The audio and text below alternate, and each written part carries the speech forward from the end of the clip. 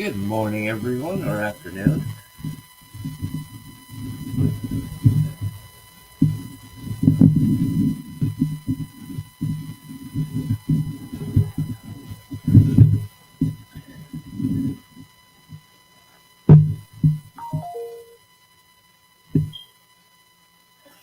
All right, sorry, let me get this gain adjusted on this mic.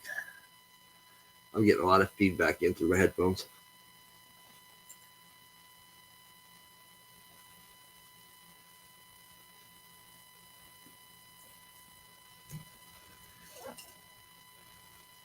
All right. Well, hopefully we don't have no internet issues today like we did last week. Let me hit the mute button. Nothing more than I hate than hearing my own voice playback. That's why I don't. That's why I do live streams and not record and edit. I can't stand the sound of my own voice.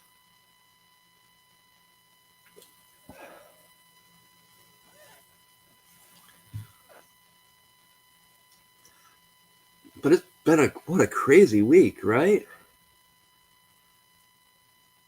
I mean, I really haven't been on top of everything. Actually, I've been on top of a lot of things here of late.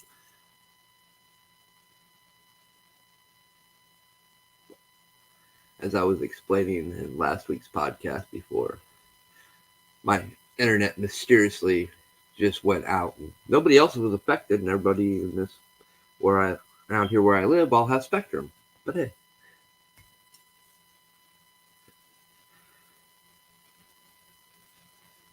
I haven't figured that one out yet. So, but I completely lost all internet in the whole house, including to my phone. So,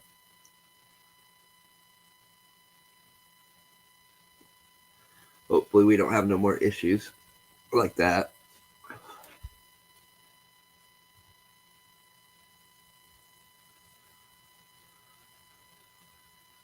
But hey, we're even doing good. Email notifications went out. Surprising.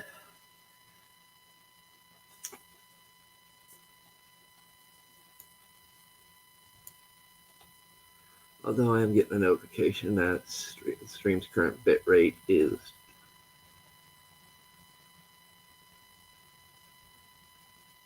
I don't know how they consider that low. That's actually on the high end. Oh, let me adjust something.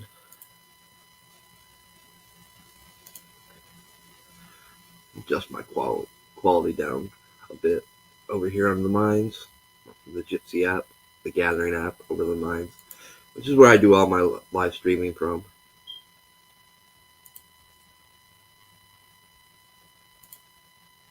There's a lot of, it's simple, easy. Just put in your stream code for whatever streaming platform you're using and stream right away. Don't need to mess around with XSplit or I don't even have XSplit on this computer, but I had the other one. I can't remember the name of it. Oh, Streamlabs, which is not Streamlabs. It's OBS.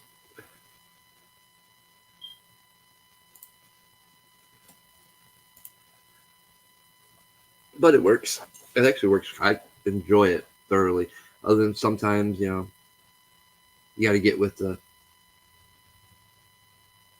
text guys over on the mines and let them know when it gets a little buggy.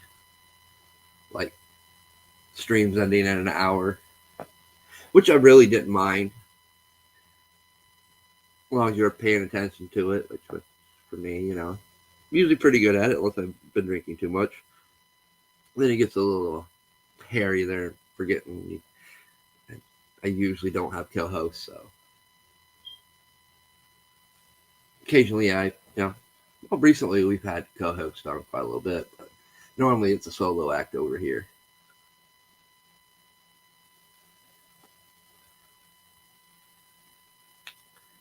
Probably might be an advisement to Bree. You might want to keep a solo act today over here because there's a few topics that I might want to talk about that she might not want to. So, and that is something I am debating on venturing down. Actually, get a couple people involved with that one if they agree to it.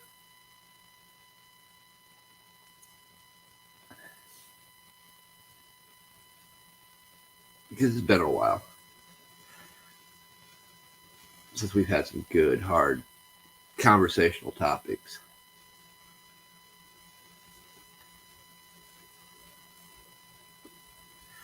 But, we got the FBI running amok, as always.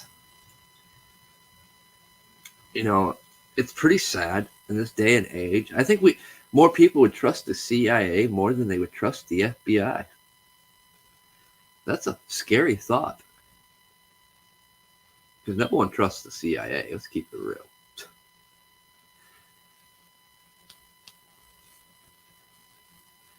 But I mean, the FBI, Ruby Ridge was a little before my time, or I was too young to actually remember it, whichever the case. I think it was before my time. I might be wrong. I know very little about Ruby Ridge.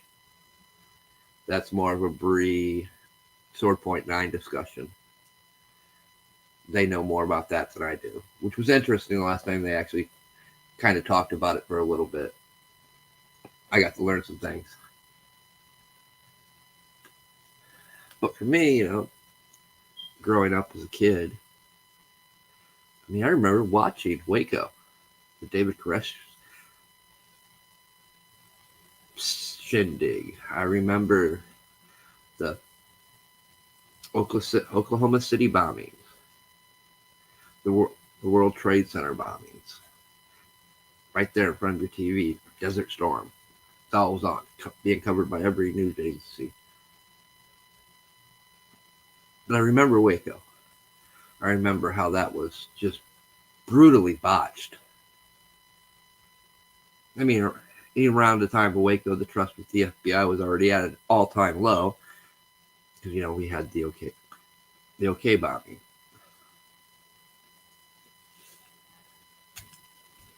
Which is still, up for debate on all that lovely stuff. And the inner workings of how it happened. Was it this? Was it that? The conspiracy theories, which I use that term loosely.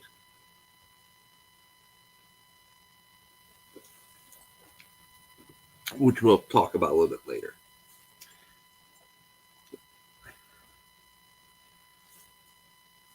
But I remember those things. I remember watching them unfold. The area I grew up from, northern Ohio.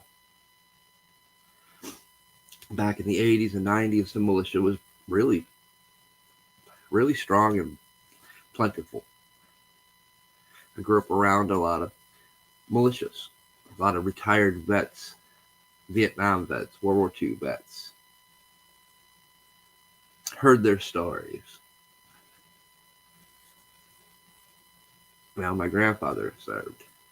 His two brothers served during Korea.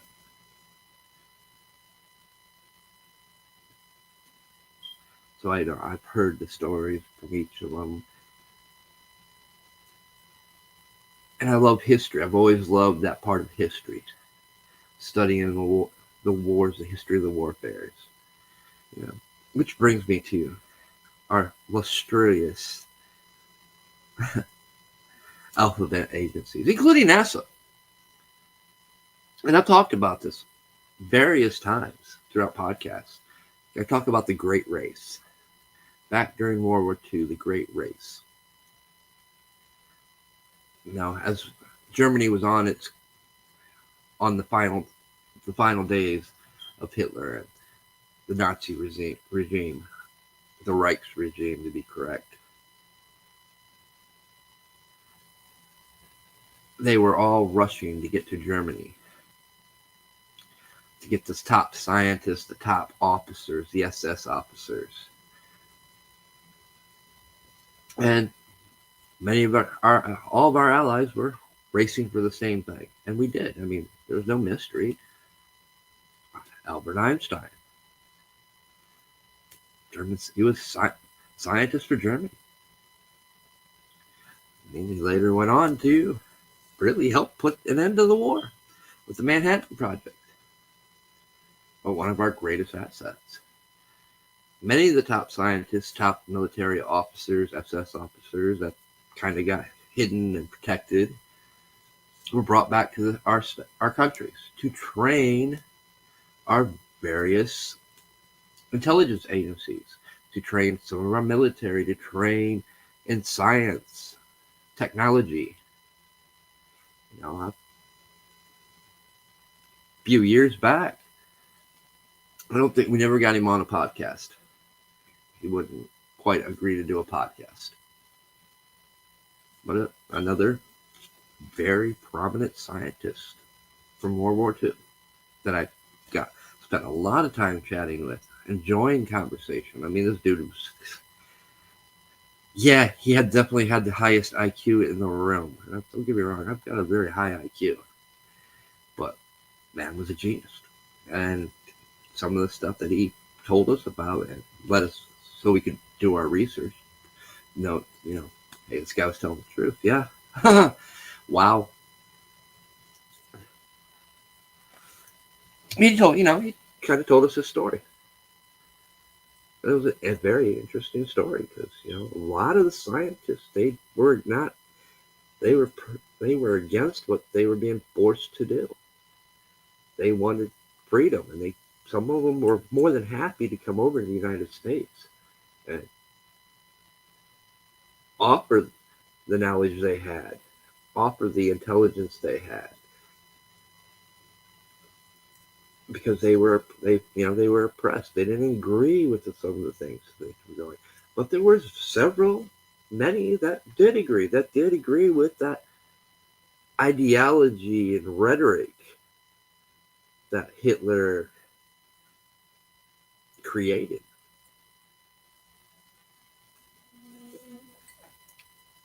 So, I mean, spade to spade, right? I mean, our FBI was trained by Nazis. And if they're going to act like a bunch of Nazis, I mean, why not call them for what they are? And that's not, no, let's be real. It goes back to that old adage, right?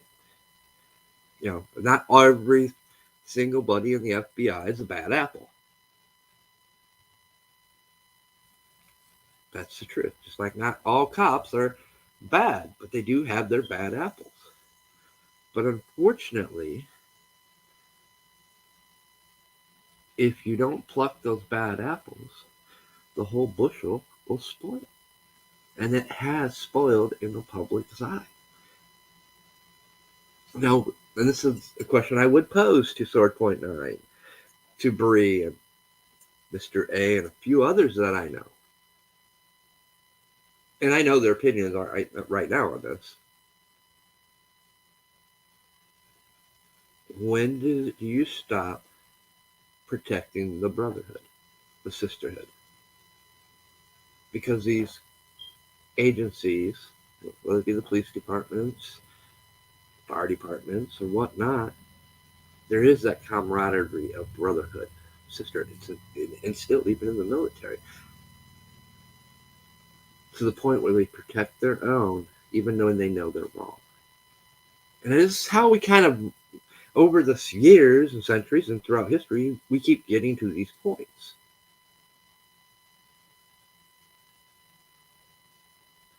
They created laws to protect them, to punish them if they become whistleblowers. It's a fear tactic. If you tell what's going on, you will be punished. You'll be charged with crimes. Snowden, for example. Not that I agree with everything Snowden did. It's more what he did afterwards that I really disagree with. But he did what he thought was right, and it forced him to flee to other countries, and some of these countries we are not friends with or allied with. That's where I disagree with the Snowden issues. But he is being sought to be persecuted, to be charged with a crime because he told the truth. But in a sense, he committed espionage by leaking that information. Even though it was to the meant for the American public. They don't look at him as a whistleblower. There's no protections for whistleblowers. In fact, they want to charge them with crimes. I mean, clear down to some of you citizen journalists out there, you streamers. There's cases where some of these guys went to prison and went to jail for exposing sex trafficking rings. Or hackers who hacked a system and exposed a sex trafficking ring. Is doing more time than the guilty. And all he was doing was exposing the truth. They do that to instill fear, to make the public and the people fear speaking out. Conspiracy theorists are meant to question things. They don't want you questioning things, so they turn conspiracy theory into a label of hate, a label of misinformation, a label of false truth. When the fact is, it's just people asking questions, questioning the narrative, questioning the status quo. But they don't want you doing that. You can't believe nothing the mainstream media tells you or speaks or says because of the executive orders that Obama signed. But let's keep it real. I'm a direct descendant of John Rutledge, signer of the Constitution, president, used to be a former president of South Carolina, defied military orders to abandon a fort, later was nominated by George Washington to sit on the Supreme Court while they were waiting his nomination, because his nomination was a shoo-in, but it was not a shoo-in because he defied, yet again stood up for what he believed and questioned things, to the point they labeled him as a Jeffersonian, a sower of treason, a sower of rebellion, because he opposed the treaty with Britain, which he was right. Many opposed the fact that we were allowing the Loyalist Party, to even take part of our government,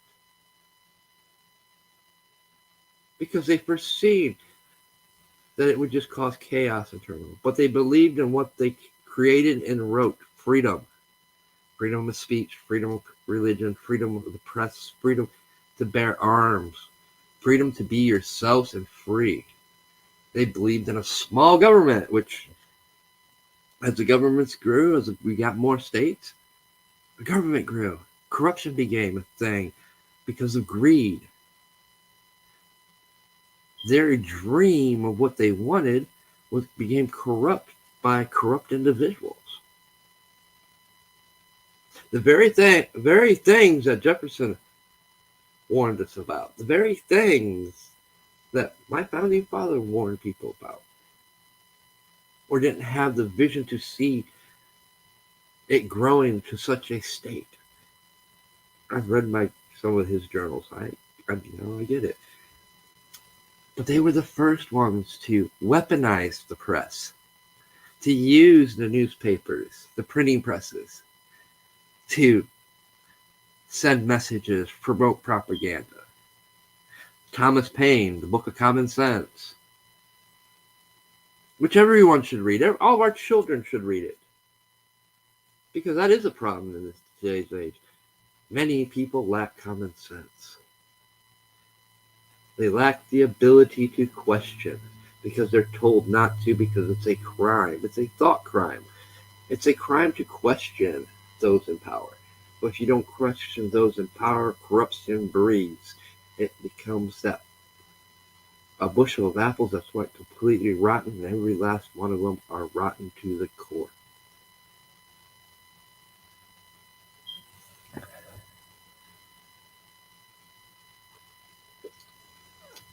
this week we had something never happened in the history of the United States. A former president having his house raided. Why? Because they fear him. It's plain and simple. They fear him. They fear that they know the gig's up coming election time. So let's get him up on something. Let's trump up some charges. No pun intended. Let's make something up, anything to get him in a courtroom so he can't run for election. Or maybe even it's more ghastly than that. We've heard the talks, everybody. I mean, for the last 5-6 years, everybody's been throwing the CW word around. Civil war. Maybe that's their intention. You know, because many of these people, they fully believe in the scorched earth policy tactic. They can't have it, burn it all. And no one can have it.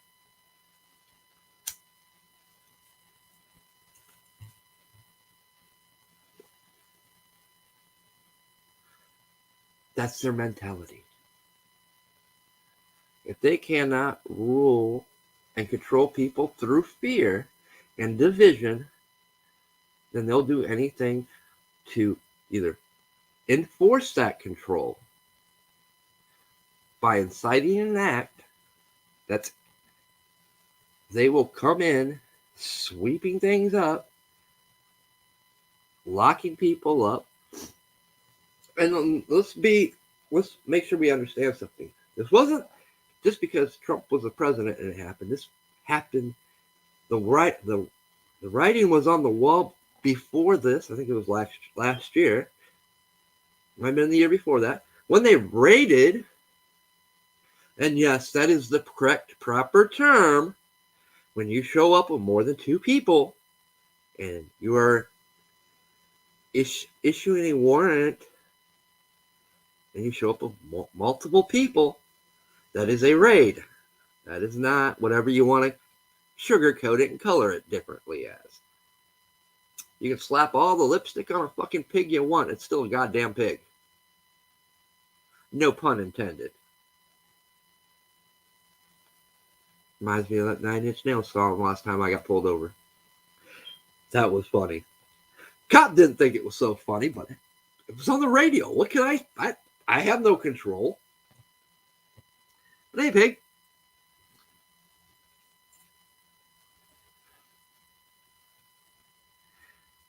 Afterwards, we both got a good laugh out of it. When he actually realized it was the radio. It's like, man, I didn't do it on purpose. Coincidence, but yeah, hey. He's like, yeah, that was. I'm like, no, I got more respect than that. You're just doing your job. By the way, why am I getting pulled over anyway? Taillight out. What? No, it was the headlight that went out. Dirty bastard got me for a radar detector too. That wasn't plugged in. That was actually laying over in the passenger seat, not even mounted in the window. It was taken out because it's going through Virginia. You can't have a radar detector. Come to find out, regardless if it was plugged in or not, it has to be in your glove box, which I couldn't put it in my glove box because I was moving back to Ohio and the whole front of my truck was full of stuff and couldn't access the glove box. But I did abide by what I thought the law was, unplugged it, took it out of the window. No. I'm probably sure I could have fought it if I felt like driving 7 hours to go from Northwest Ohio to Withville, Virginia to, but here's your money. It's not even, I guess it won't even hurt my insurance, so I don't care.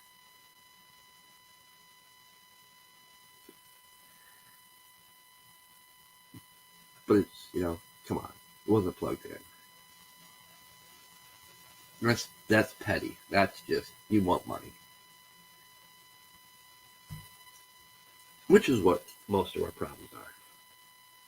It's all about the rich keep getting richer, getting greedier, taking more and more, and treating us like slaves. But it's worse than that. A lot of people think, well, we'll never have a 9/11 again.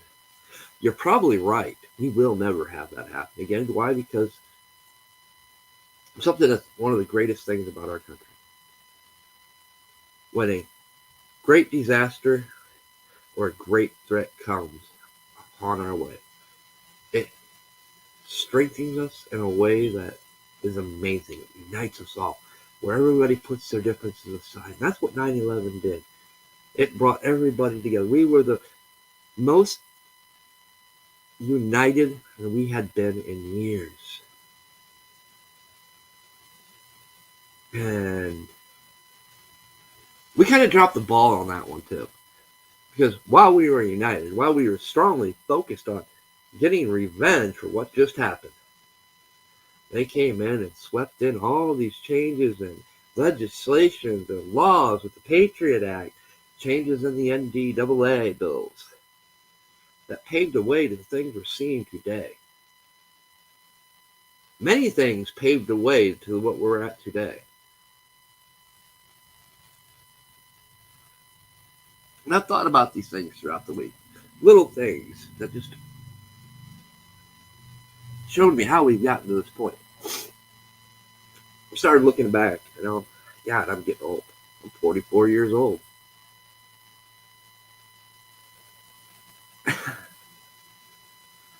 Be 45 in December.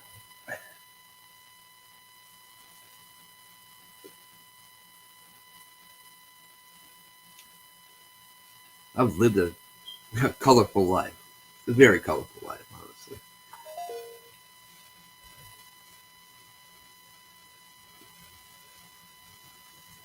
And I've shared some of those things on here with you guys, and some things I haven't. I've met a lot of amazing people through the years, from different religious people, different ethnicities, different organizations of people. Use the term loosely.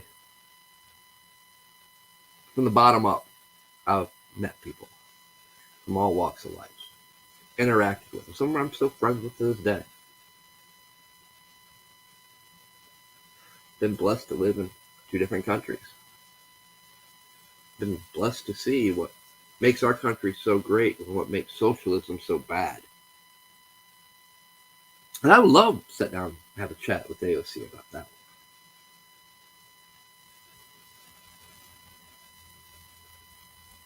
Or anyone that thinks socialism is so great. I can see why AOC thinks it's so great, now that she's basically an elitist bitch. Wealthy, because in a socialist country, only the wealthy prevail at the cost of the poor, the ones that are underneath them, the ones that don't get a proper education, the ones that are slave labor, the ones that will never become doctors, never become anything but laborers. Most of them won't even know how to read and write by the time they're graduated high school in the public school system.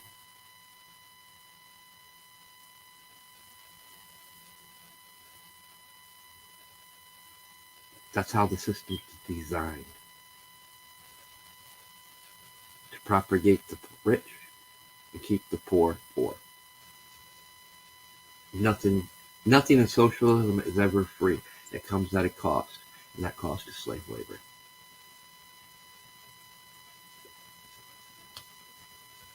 Sure, they might get their free health care until they're just not suitable to be a laborer. They get shoddy health care, if any at all. The police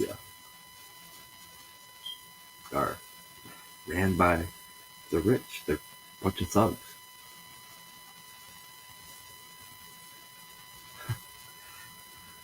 I seen an article about in Brazil, I think it was Sao Paulo or Rio. Somebody was bragging about this elite force. They're in the favelas,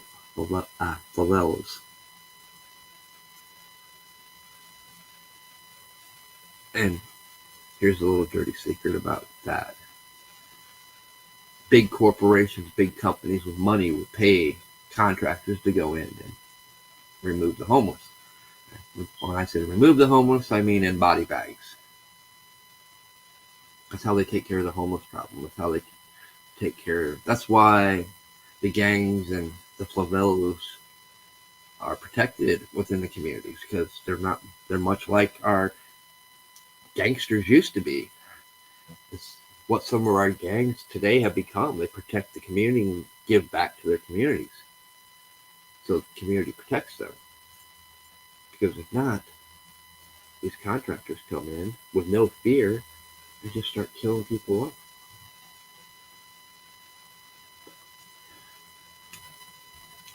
Corruption is in every country, and it's at our highest levels.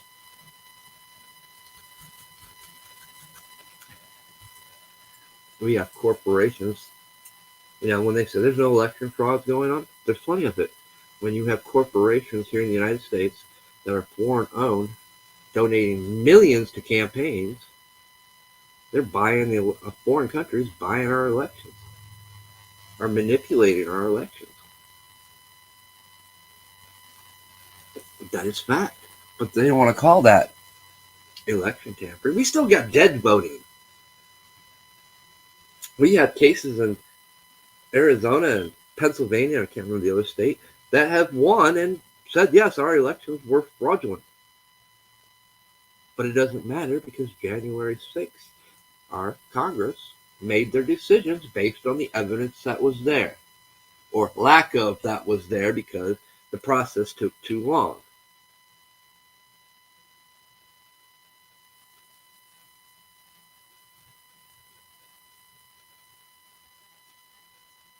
When we have some idiot shit that happened in Cincinnati, I don't even want to go there. Didn't even bother looking at it, because you know what? It's pointless. They're going to use him as their scapegoat to try to pass more legislations on guns. Going to go after nail guns next? I mean, sorry, electric nail gun, garbage. Air gun? No, that would have been impressive. Anybody's used either one, you know the difference. You know how much power an air gun has, because a lot of force coming out of that with the PSI and pressure from the thing. So yeah, not so much with the electric. In fact, most electric ones you only use finishing nails. So kind of thought that was fucking hilarious. A for ingenuity, though, but why? That's dumb. Obviously, you got to be fucking mental, or the other, to do something stupid like that. Nobody in their right mind would even attempt something like that. But I tell you what, propaganda wheels are going to be spinning on that one. We're going to see more tougher actions to get the AR out of the fucking hands of the American people. It's an assault rifle, and it is fucking not an assault rifle.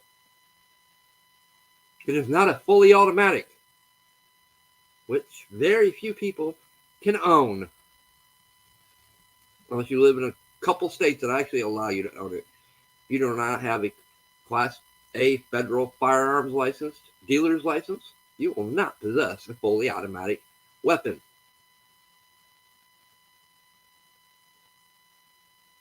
I'm sick and tired of hearing them talk about these things, when the truth is,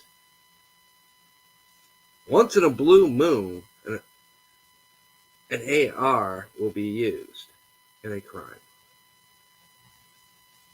Shotgun's way more deadly, so is a pistol, and it's a lot easier to carry and conceal.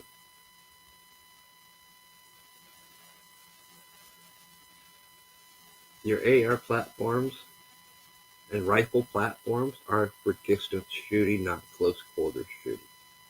Although some might argue that fact. I actually heard Crowder break it down a little bit. Yeah, I get it. We got away from the M1 Garand and the Springfield in Vietnam, created the AR-15 and its bulky ass, heavy ass state. It's nothing like our ARs today, but they're still not practical in a home defense. They're still used for long-range hunting. Now, your AR-10 platforms, yes, those are more compact, but shotgun, handgun, by Judge, I'd go to those before I'd go to the AR in a home, in close quarter defense situation. And more than likely, before those, I'd go to one of my various knives that are laying around. Because it's close quarters. Don't bring a gun to a knife fight. Now, if you're out 100 yards, go ahead and bring that knife to a gunfight. You're not going to get past that 100 yards. You see what I'm saying? But let the politicians tell it. It's a completely different story. But wait. What about all the private security these politicians have? Armed security guards, armed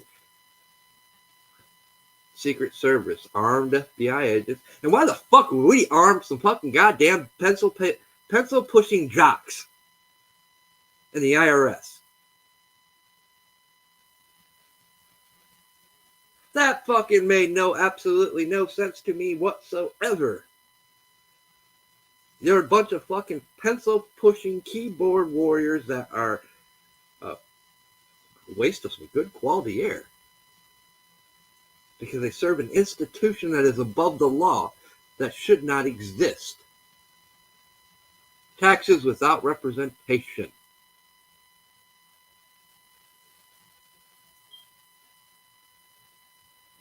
That even goes against our Constitution.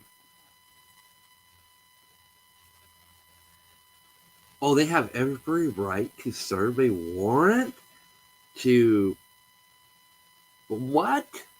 Hell no.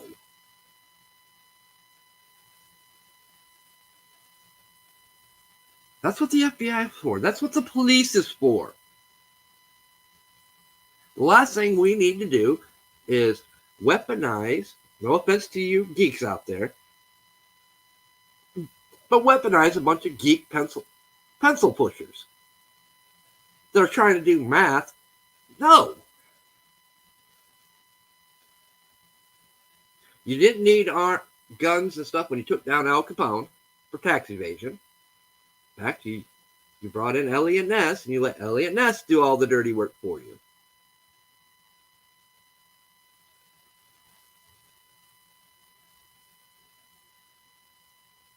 This is how out of control our government has gotten. And our government doesn't have no say or insight or anything over the IRS, which is a sham in itself. But let's not forget how many times was Congress bugged and they got caught. Not the IRS. Talking about our lovely other alphabet agency.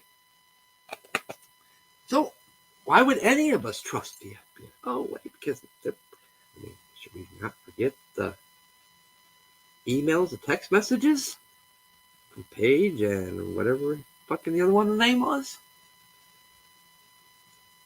I'm sorry, if you're going to have positions in these places, your political views, you should not have a political view or side. Your job is to uphold the laws and letters of those laws. Not fabricate or create, but uphold them based on factual, strong, proven evidence. Not hearsay. Not illegal, violating people's constitutional rights by wiretapping, spying them on through their smart devices.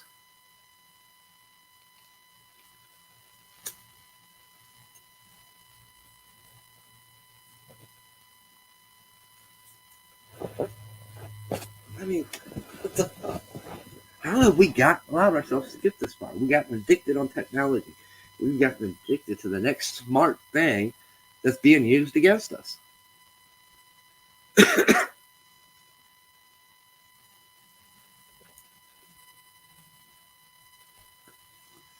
We have President Biden and most of the Congress, that Senate, all approved that new bill to help deflate recession, or whatever it is, increase the economy. But yet they swear up and down we're not in a recession. And if you say otherwise, you're lying.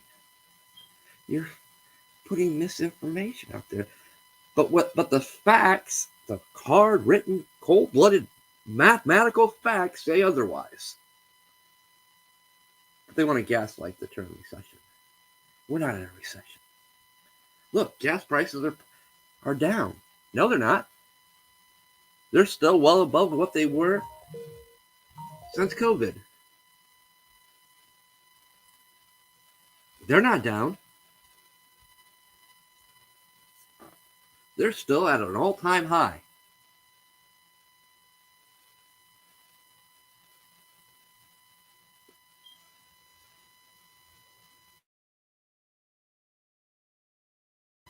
But I digress. I'm rambling, right? Yeah, I'm rambling. What is rambling? I can't mind. I can get away with that, right? But nonetheless, I digress. I've lived a long life. I've seen the world many times over for what it is. I've learned not to trust. I've learned to question everything, not to take anything at face value. Research it, question it, get other people's perspectives and opinions on it.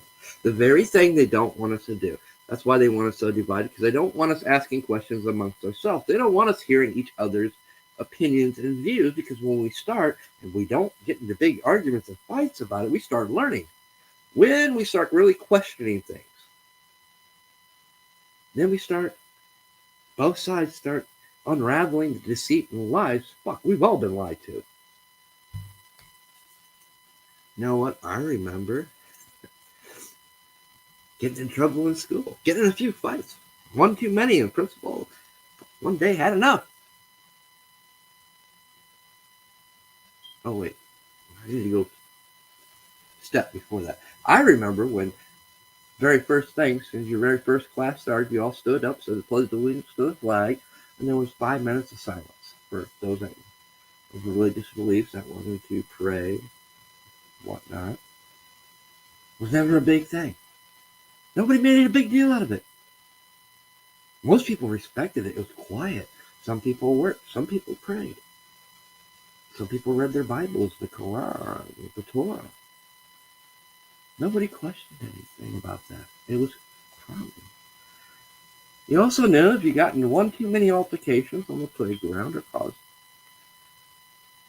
one too many fights, you know there was a good chance that, that wooden paddle behind the principal's desk there might come into use. Granted, it's the school system I went for, that was between the parents and the principals and the superintendents of the school system. If they could corporally punish the kids or notify the parents would deal with it. It was in the latter category where, hey, but they got rid of that. Well, then they got rid of the pledge of allegiance, the prayer.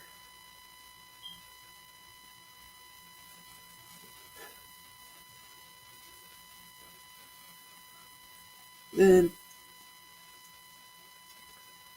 what is it? Let me see here. I'm not sure I get this right.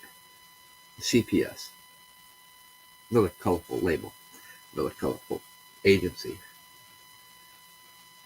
That eventually struck fear into parents to where parents were scared to punish their own kids because somebody might call Child Protective Services on them because they left a bruise when they spanked their kids for the kids misbehaving. I'll tell you what. I was never a fan of being spanked, punished, grounded. Grounded never worked for me. It was the belt. And my grandfather got me with the switch once. What a valuable lesson about the switch. As any of us have had that option, go pick your switch. Thought we'd be smart, grab the thinnest switch out there, right? Oh boy, was that the worst mistake ever, right? That shit hurts. Wooden spatula. Hey, I went to a Catholic school while I was in Brazil. Those fucking penguins know how to use that fucking ruler. That shit hurts.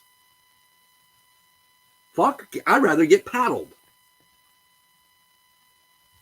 than smacked in the hand with a ruler. That shit hurts. And they know how to use it. Damn penguins.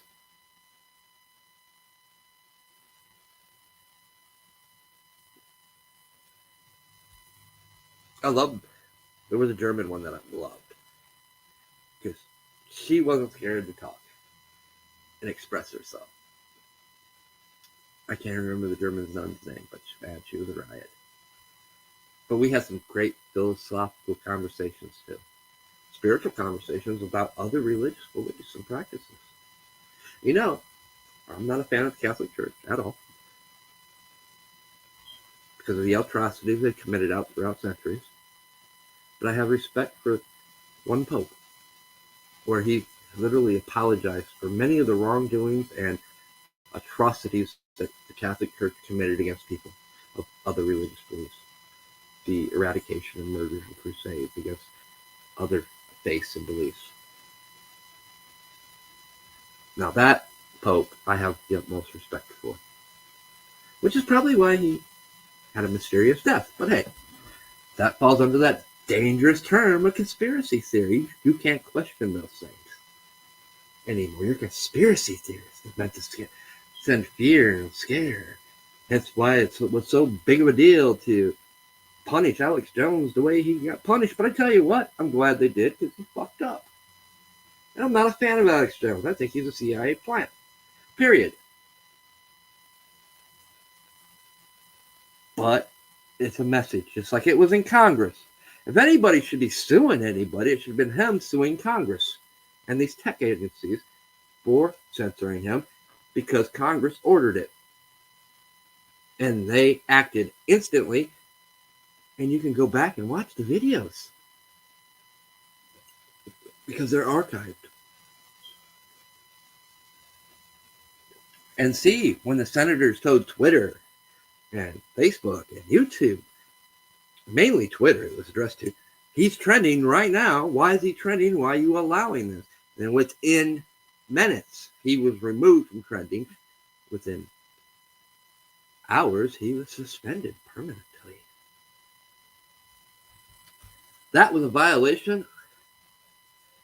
That was an ethics violation that should have immediately been dealt with. That was treason.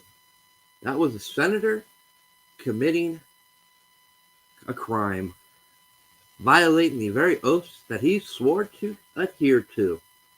And many of them did that day, and have done since then and before then.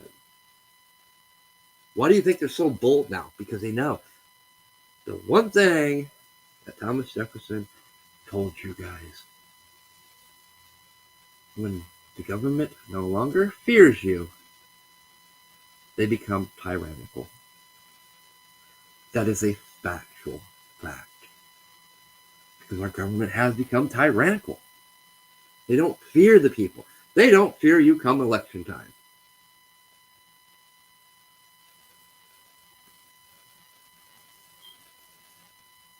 And that brings out the true conspiracy theorists to me. Why don't they fear us come election time?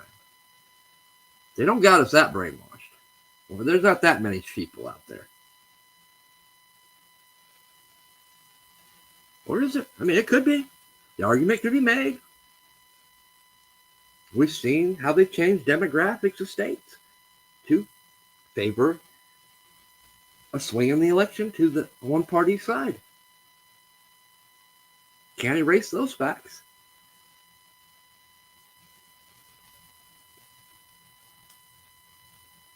We've seen how they use immigration, illegal immigration, to gain another seat or another electoral vote for their state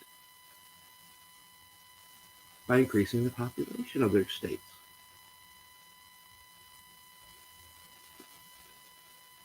That's why Trump had it right.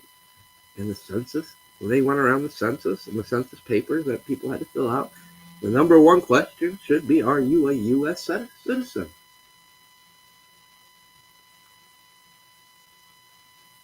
Because only U.S. citizens can vote on our elections.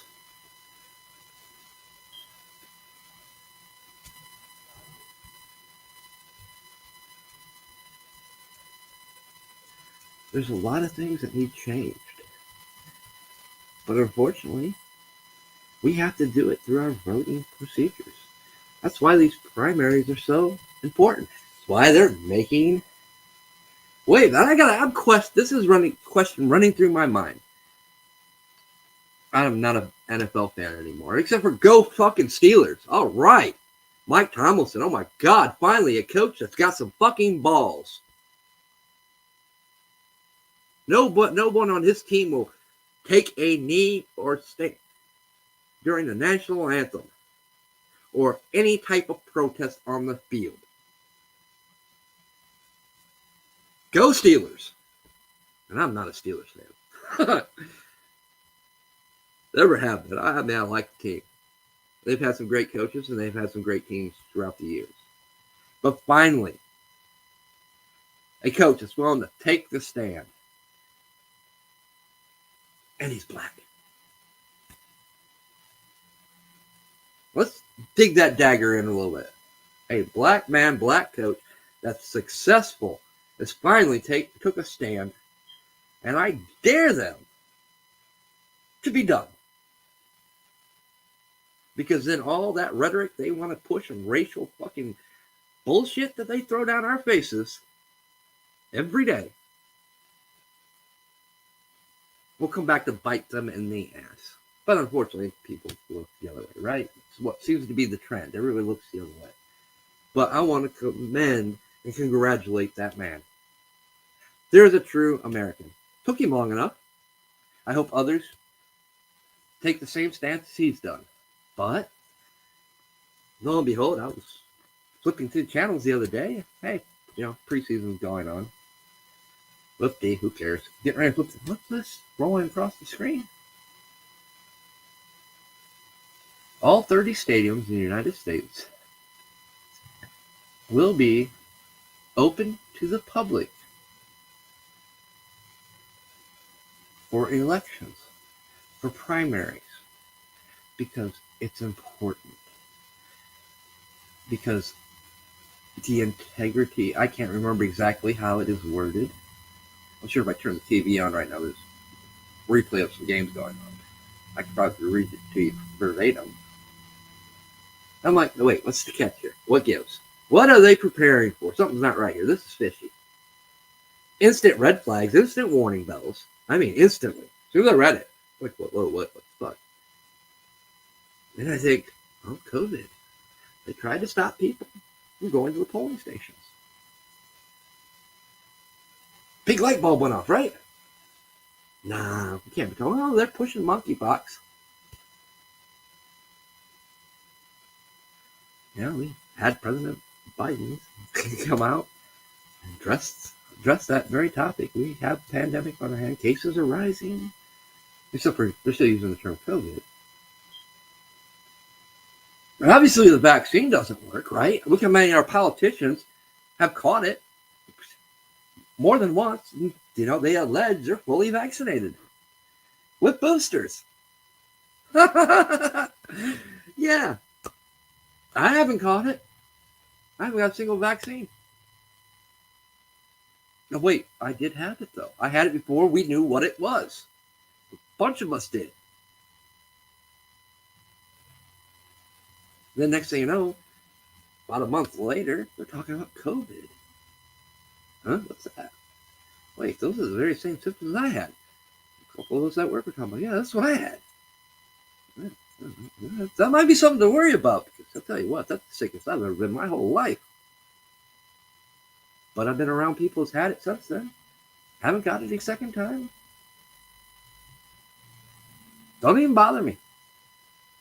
Some of that goes, pretty healthy, I eat healthy. But yeah, I've suffered the repercussions from it.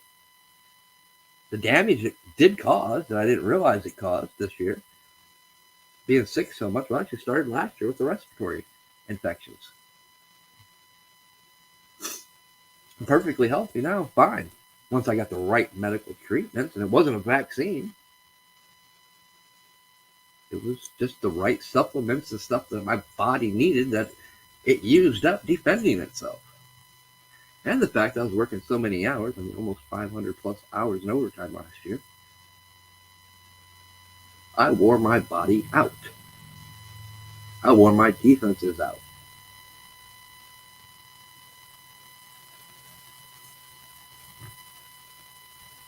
Probably on the same track again this year. I mean, I'm not going to have nowhere that many, but I'm still doing 11-hour days. Well, yesterday I pulled 12. Mainly because I didn't realize when I was chatting with one of the foremans and head of quality about some things. And he got to chatting, I got to chatting. And stuff started piling up at the scales, and it's like, I got time. It's been a boring night anyway. Yeah, no, I didn't have time. I had about an extra half hour worth of work to do before I could get out of there. I mean, they were already turning the lights off in the shop. It's actually the first week they didn't work overtime. Or first shift didn't work overtime, I should say.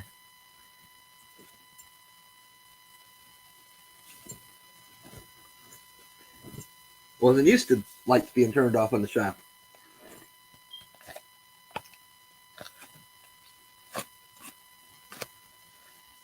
But I mean, there's just so much going on. You know, and a lot of people say, oh, yeah, prices of stuff's went up on food and stuff. But we really haven't seen the shortage, guys. It's coming. Yeah, that wasn't a threat that they made. That's a reality. I mean, farmers this year did not, at least in my area, and I'm talking about Indiana and Northwest Ohio, did not have a good year this year to plant. Many didn't plant corn. Many places where I've seen corn, they didn't get it planted because it never dried up enough for them to get out to plant. Mother Nature was not in their favor this year. You know, some of them got it out. Some of it, yeah, it's looking good right now. But, oh, there's so many fields that are still, there weren't anything they didn't plant. And the ones that did, they planted soybeans or hay and wheat. At least so they can get something. We're going to see that come fall. Not so much really in fall, it's come the holidays around Christmas, winter and January, December and January, where we're really going to start seeing and paying the price for that.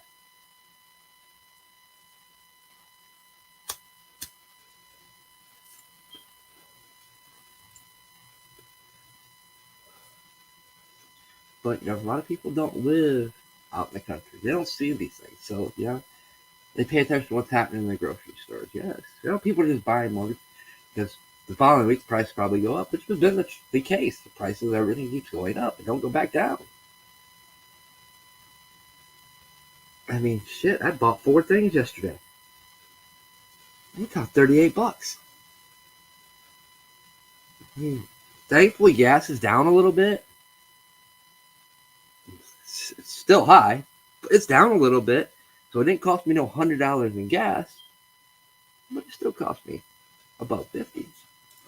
But 50 is better than 100. That's $50 less, right? But you know, shit, 4 items at the grocery store, $38. Yeah, right. Glad I only live here on the weekends.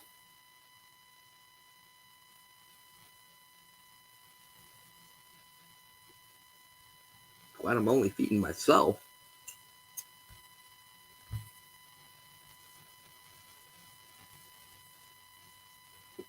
Glad I can afford to lose a few inches.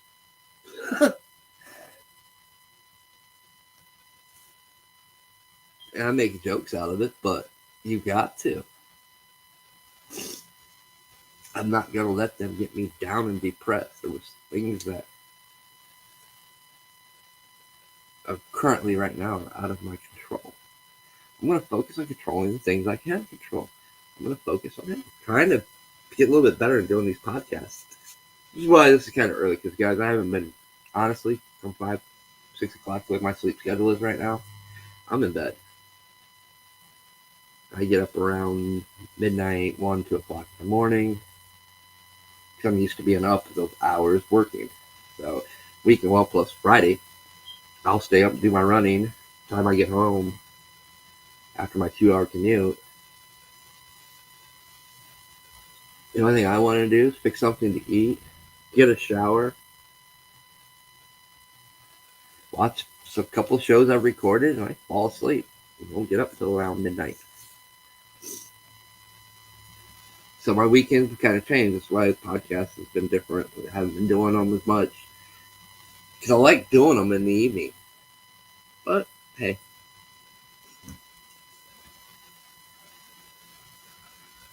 And I see they haven't fixed the hour mark thing yet. But hey, nice to know it's an hour.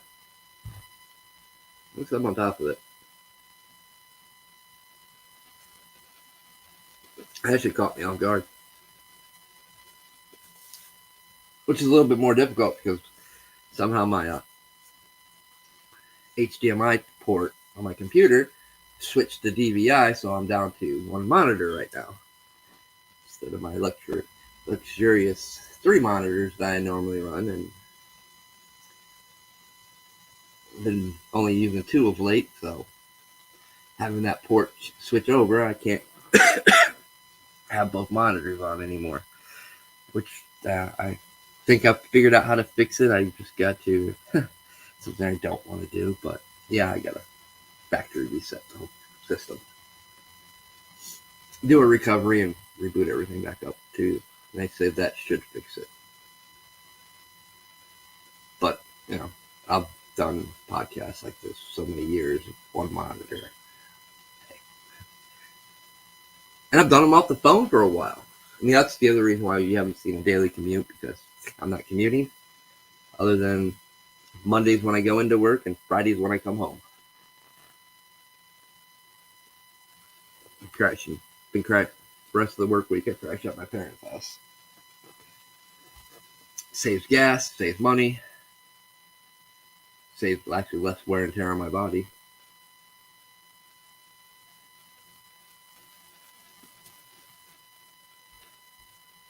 Plus, it gives me a chance to help my dad and mom out time to time when they need it, as they're up there in age. It gives me a chance to give back. But I got off track again. I rambled on again. Fear. I mean, we all wonder how we got to this point, right? I mean, I came from the generation that was, hey, no fear, ride or die, skaters, rollerbladers, fast cars, lots of drugs, right?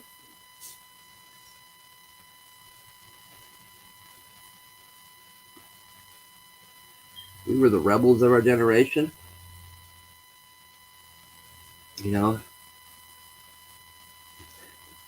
Fuck the police generation.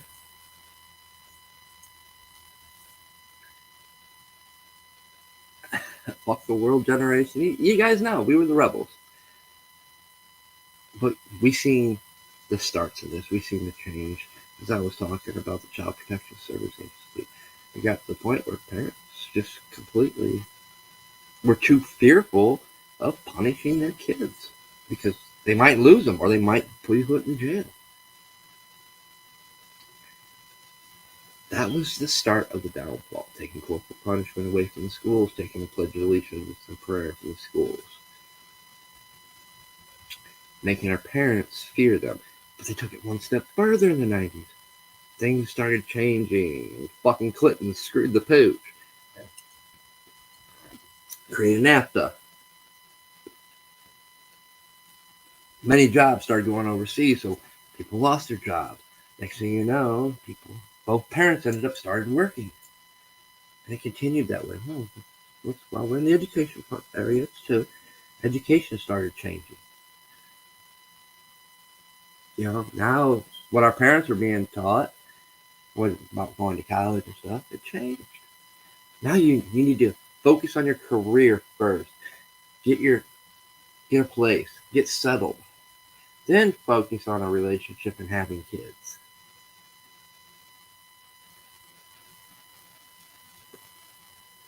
had to be a hard sell to my generation because my generation was the irresponsible ones. Teen pregnancy was at an all-time high in the 90s, mid-90s. A whole lot of unprotected sex going on. A whole lot of partying. Now, it wasn't the Dazed and Confused era, but that's part of my generation too. They had the good stuff. We had the cheap knockoffs.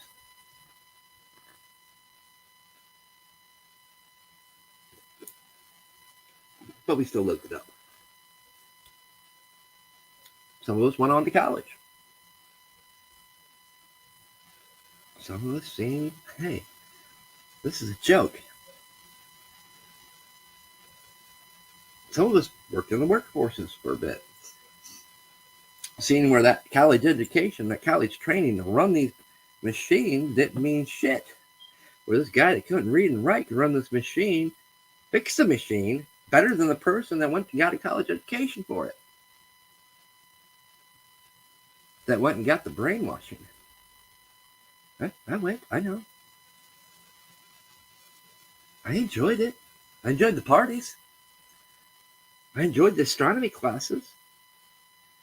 I enjoyed the conspiracy theory of when the world news on every news channel came on of this asteroid's going to hit the Earth or come within close proximity. They even had the scientists on explaining it. We were all in instantly because we had astronomy that night. It was on a Tuesday. It was the night I had astronomy. We were all instantly in the lab, getting this data. The very next day, the retraction came. It changed. It's going to miss it by this many miles. And the scientist just disappeared. Never heard from him again. All the data points changed. All the data that we have printed out no longer matches the new stuff that just miraculously appeared over a 24-hour period of time. Just kind of odd. I mean, at that time, hey, computers were at its infancy then. But hey, it did. And they retracted their statements on the nightly news. Yep. That's the day that I learned not to ever trust the news. Then it was reiterated on 9/11. That's what everybody was. They were glued to the televisions. I mean, we all remember where we were, what we were doing, where we were at. That was at my darkest point in my life.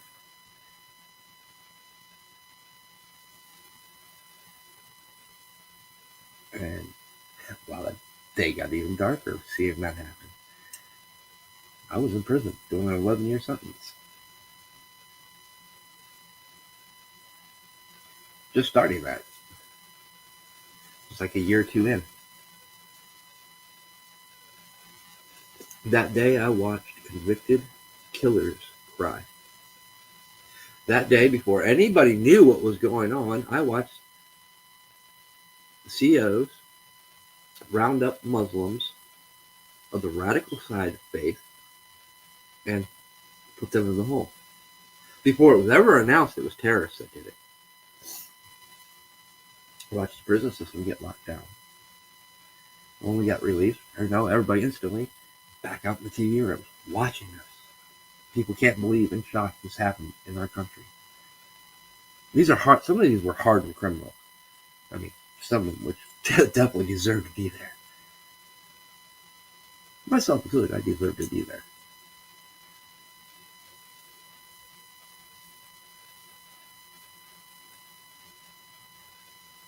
But that's the day where I've seen what people consider the worst of the worst crying over what took place. Can't believe what just happened to our country.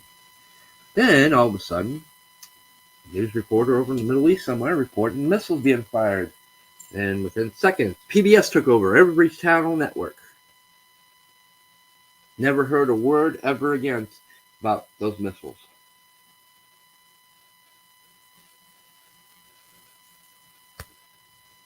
That was around 4, 5 o'clock. PBS ran on every major network until, which mind you, PBS stands for Public Broadcasting Service. No, it is not, as they like to showboat, funded by we the people. It is funded by our government highly, heavily, more money by our government than we the people ever donate to PBS.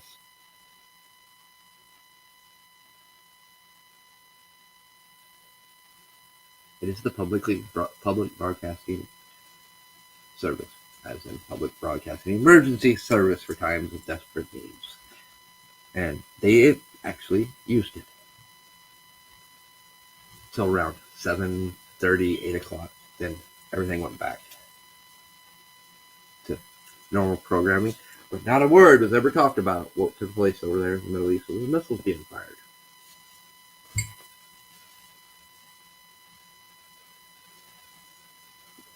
You know, and we're approaching the remembrance of 9/11. We're also approaching the first year anniversary and remembrance of the 13 soldiers that lost their lives because of a president that is not qualified for his job, that failed our service members and their families by not listening to people in charge. He got American soldiers killed.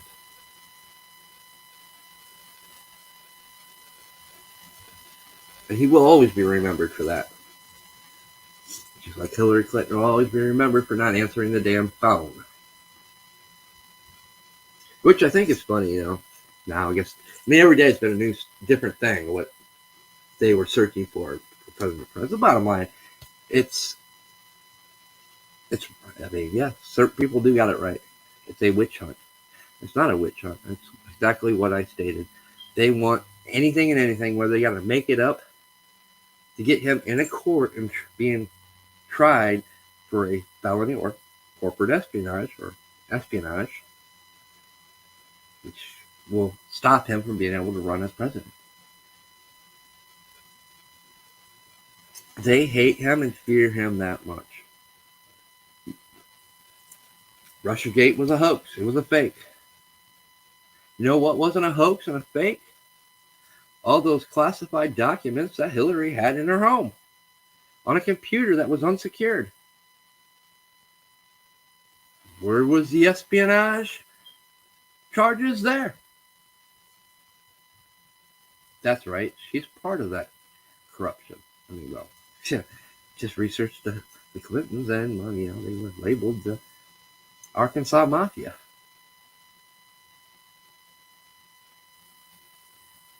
Their ties with the Fast and the Furious, and oh my God, I don't even want to go there. The corruption and the body count that goes to that family's name, but it's just not them.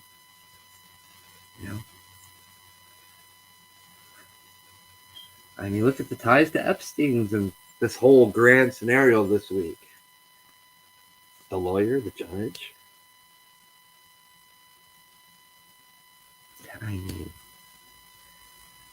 The sealing of the little black book that would get at least some justice.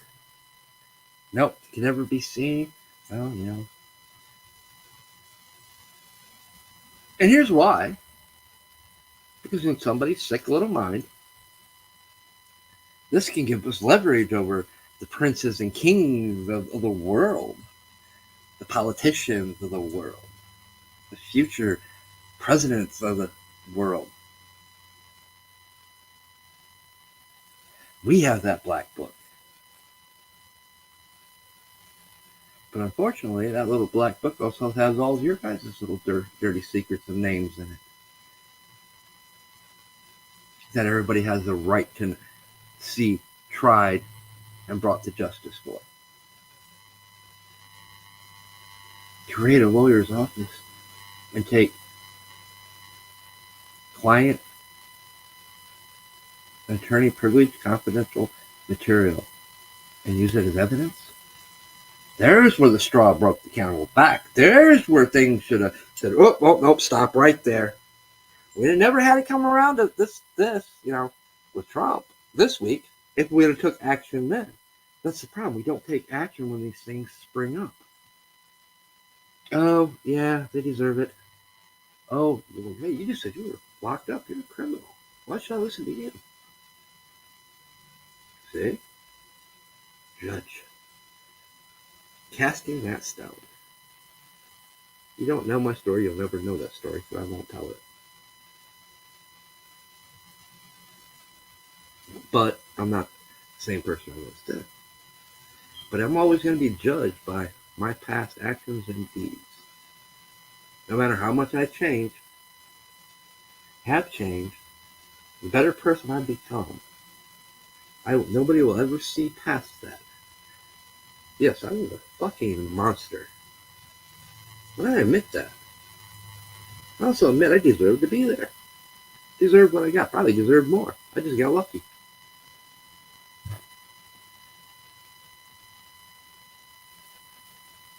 I was out of control. Let me tell you. That's all you need to know. Yes, I was out there.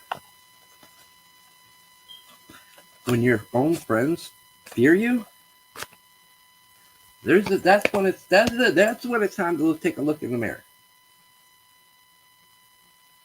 Not continue to proceed down the very dangerous pit to death.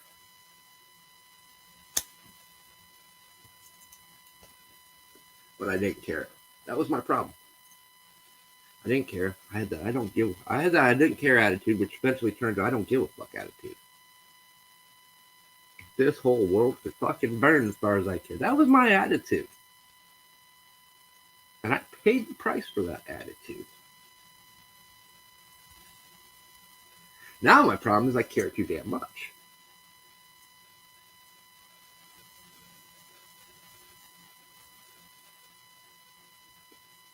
Now my problem is I'll help people that shouldn't even be helped, that don't deserve it.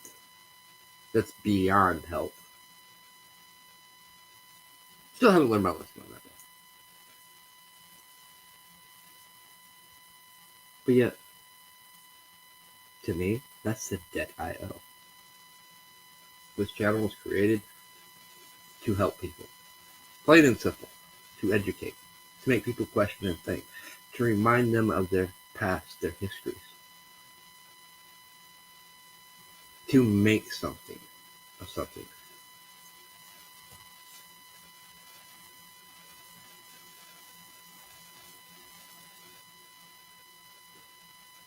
To give back. I can't even become a firefighter. I tried. I wanted to, me giving back to my community. Doing what you're supposed to do. So when, Congress and them want to talk about prison reform, fucking liars. The prison system is a revolving door that's meant to be a revolving door because it's a multi-billion-dollar corporation. Once you're in the system, there's the 1% that get out. I'm one of those lucky 1% that actually got out. It took me forever to get out because, trust me, I was breaking laws and in the system since I was 13.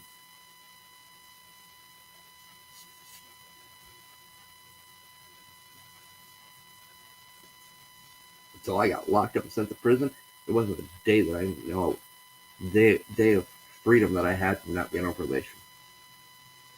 Because the system was that screwed up. You couldn't get out.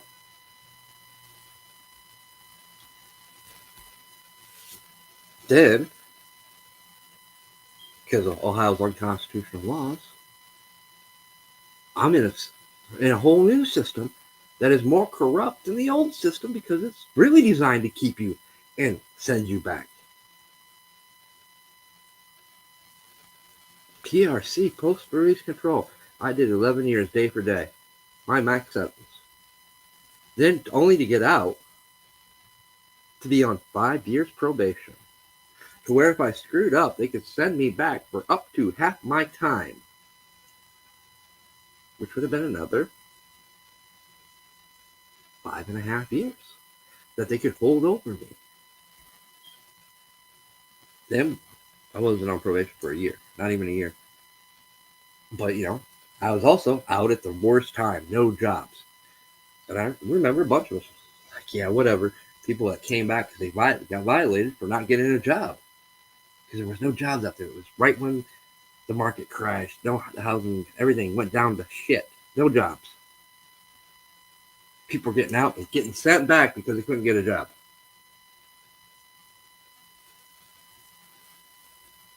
Back for 90 days, 6 months, or half their time. After they served their full month. And then a lot of these guys never even got out on PRC. Which is post-release control. Do half your time and get out. If the judge grants it. If not, you do your whole time. So I also know what it's like not to have rights. Because many of my rights I still don't have. That it would take me thousands of dollars in lawyers to go back and maybe get them reinstated. Because they added laws, changed laws. I was incarcerated 9/11, therefore I am also labeled a domestic terrorist. Because I was incarcerated at that time. Then anybody that gets incarcerated after that was labeled a domestic terrorist, whether it be for just a punk-ass domestic violence or DUI.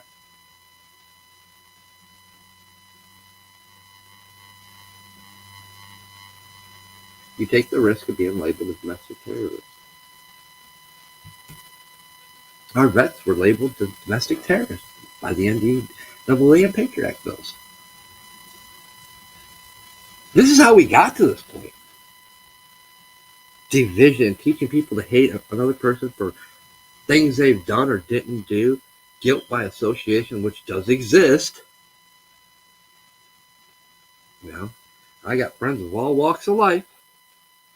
Been seen with them. Some of the, shadier side of things of life. Been labeled, hey, whoa, you're friends with this person. He's such and such. What the hell? I'm not going to use the term, but use your imagination. I don't care. It's not why I'm friends with him. His beliefs and ideology has nothing to do with why I'm a friend with him. It's something about that person, their energy, how they act, what I see, and what draws me to them. That I'm friends with them. Not because they're such and such of this organization or such and such of this religious faction.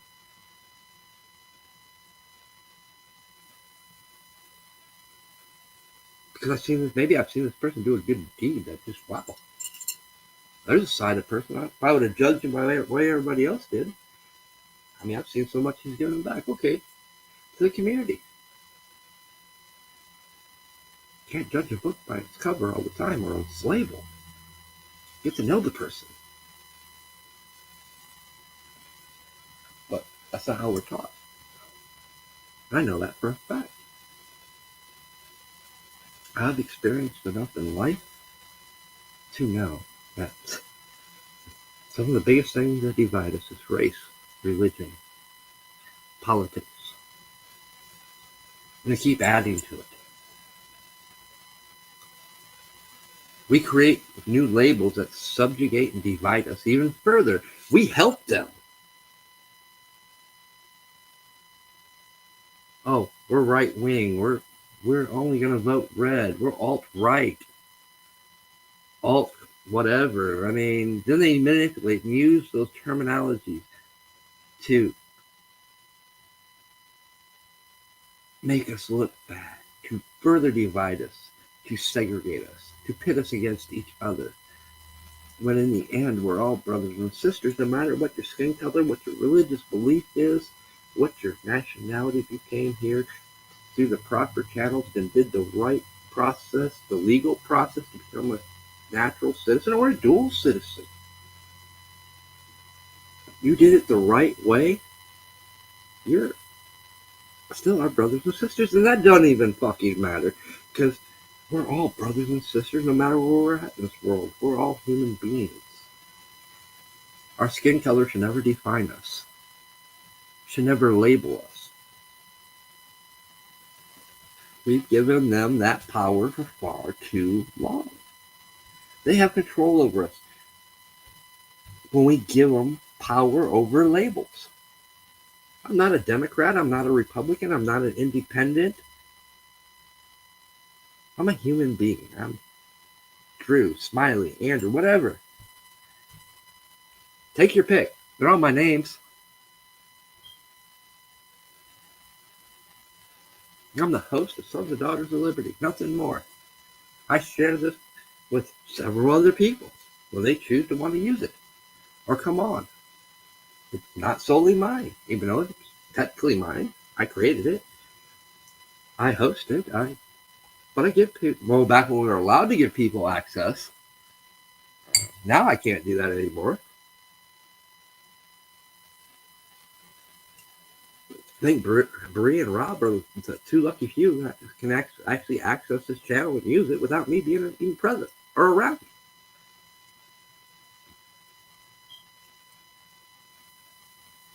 Which worked out great when I didn't have internet for a couple months because I was behind on bills.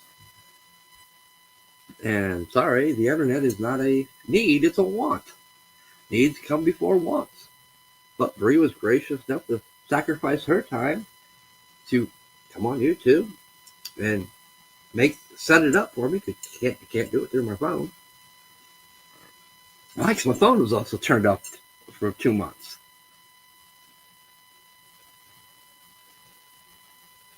Yeah, it's like, I get it. The struggle's real. Everybody's struggling. I missed well over a month and a half worth of work from being sick. Then got punished for that. You know, I had doctor's note, but that's their rules. That's their policy. I can't argue it. Well, I could rebel, I guess.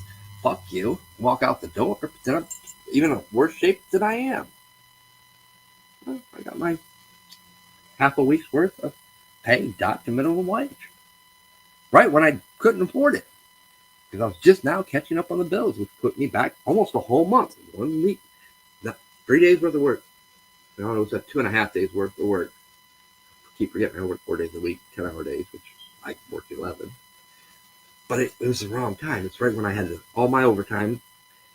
Because it's like, okay, this is going to put me with the new pay increase. Now I'm making 18 something an hour. That's going to help me out. It's going to give me close to $800, $900 paycheck take home. I'm going to be able to get caught up. Oh, no, that went right out the door. And right then is when our overtime ended. So I got punished the worst out of that. Oh, I was mad. I'm still mad about it. It's still a touchy subject. I don't think companies should be allowed to do that. But it goes back to they make the rules, not us. We want to make the rules, and we need to do something about it. And they're making it harder and harder for the average day person to advance themselves and become part of the rich. Because they don't want you part of the rich. They don't want you making changes. They don't want you to have opinions and views.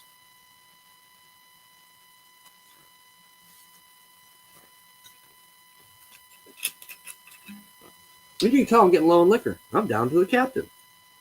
Well, captain's good, though. He's a good friend. Actually, I could afford a bottle of Crown right now. But no, I can't. I got to build up my cash. Build back my bank account. Savings back up. So no, we're still dealing with needs and over wants.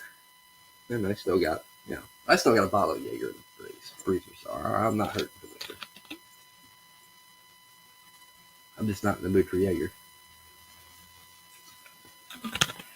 Probably shouldn't be drinking the Captain because it's the high proof shit. At least I didn't go cheap on that when I bought it.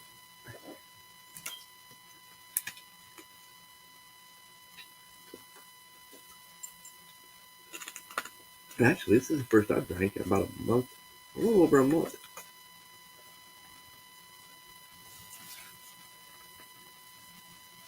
Mainly because I just didn't want to get into any of this. For obvious reasons. It don't taste that bad. Still strong though. But it's my weekend.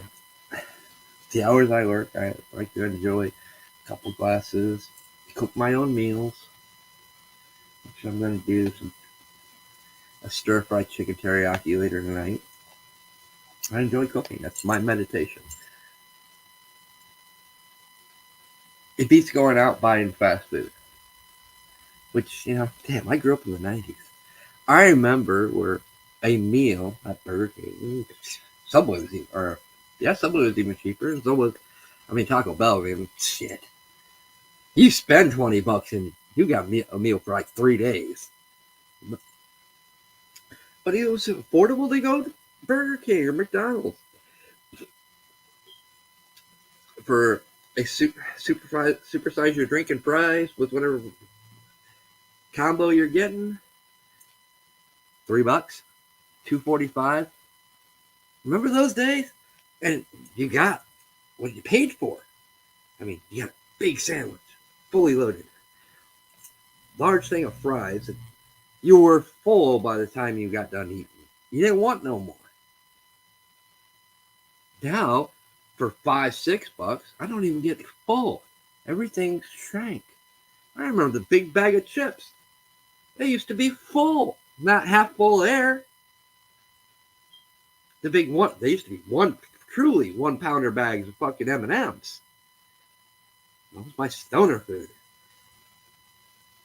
1 pounder bag of peanut M&Ms, or the Butterfinger BBs.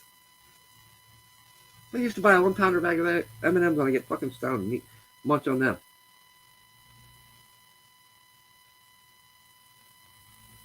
Now, that bag's like $10. And it's not even a true 1 pound bag anymore. Everything's gotten smaller. And we pay more for it.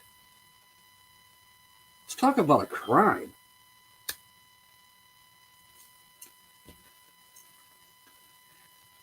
Now, of course, pretty much still talking to nobody, because I haven't seen anybody, no current viewers, so. But hey, somebody will stumble across this, they always do.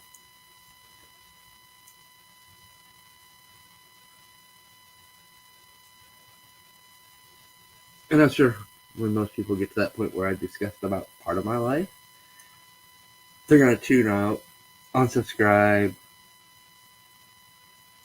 I've seen it. I've watched people do it. It's like, wow, really?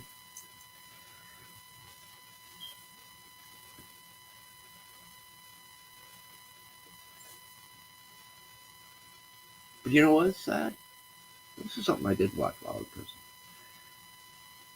And this is what none of us understood. You don't want to be a chill monk in prison. A child molester or any such degree of anything around that. They don't get treated well. They're the ones who extorted. Once they can fight and not afraid to shank you, which is only a few of those, most of them are cowards. But they're the ones who were getting PRC and released before they were even eligible for PRC. They were getting kicked right out the door. Well, people in there for drug offenses. Back when we seen the impact of OxyContin and meth, because that was the big intake. People that were addicted to the oxys. They were doing stupid shit. Or then when they get back out, they go right back to it. I was also there for when they completely took out the education system in the prisons.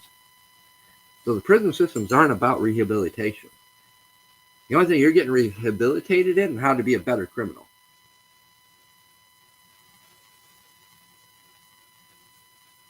How to walk out worse than what you were when you came in. So they completely removed anything a form of education and rehabilitation from the prison systems. Why? Because that hurts their bottom line, that hurts their wallets. Because if you get out there and you actually succeed, we give you a trade and you actually succeed in that trade and don't violate, we lose that money for when you come back.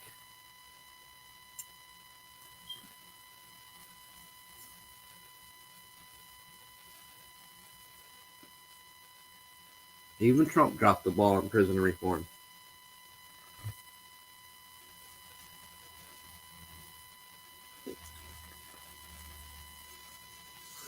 The problem is they don't go to people that have that knowledge, that experience, who've seen the system for what it is. They rely on the paid advisors. And these advisors are being paid by the ones that are making the money, the ones that are guilty for the system being broken. And we have a lot of broken systems. Some of them are simple fixes. Some of them aren't. Some are very complex and will take years to fix. And I do agree with people. There's still a chance to do it the right way. I am not as bleak to think we've reached that point of no return. We haven't crossed the Rubicon yet. But we ain't far from it. There's only so much people will take. There's only so much oppression people will take before enough's enough. You've already crossed that line during COVID when you shut down people's places of worship. Made them close the doors, which was a straight violation of the Constitution.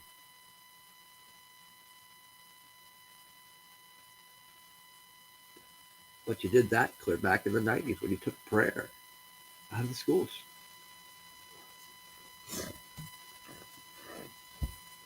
Some people, I know, and this is where the divisions come. Well, we don't want our kids being taught other religions. This is their religion. They don't need to be taught. You know what? Yes, they do. In the end, it's your child and your kid's going to make the choice. That's how I was brought up. I was brought up to be open-minded and question everything. My parents might not have liked some of my choices. They really didn't like when I got excommunicated from the First Baptist Church, but hey, I've heard enough hate and preached out of that fire and brimstone pulpit. If you're a homosexual, oh no. Yep. There was at least 2 sermons about that every month. If you're a Catholic, there was about 3 or 4 of those. No. It goes completely against what the Bible said. I questioned those things. I have made it my purpose to experience every religious organization out there that I had access to, and I did. I already had Catholicism and Christianity marked off the books, and I stayed down that path. Pentecostal, Methodist. I kind of did like the Pentecostal. I mean, wow. They got fired up in a different way. Speaking in tongues. Different energy. It was amazing. But when it came time for the pulpit, there was that same dogmatic bullshit of division that I kept on hearing all the way down the line. So let's venture out down the occult side. Why not?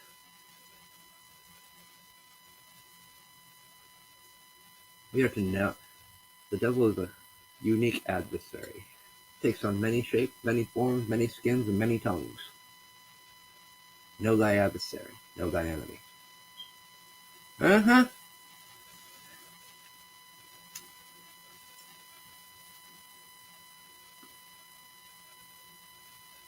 But I delved down those. Many of those. Then I stumbled on more of the Kabbalistic side of things. Got back to some of my Native American roots, my Druidic roots. Family was German and Irish descent. Actually, only 13 people married outside of that descent. My dad being one of them, married my mom, Brazilian. Another relative married a Blackfoot Indian.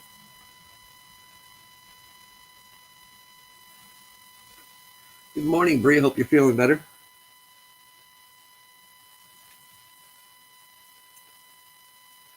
I can show you pictures of our family crest.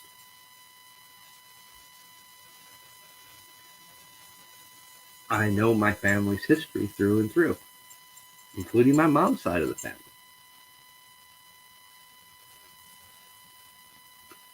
Which almost all my cousins, nieces, nephews, they're all either doctors, lawyers, dentists, business owners, politicians,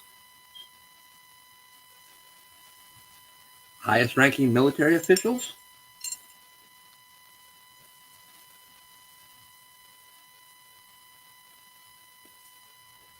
But I also know their story. My grandmother was a public school teacher. My grandfather, he was a Catholic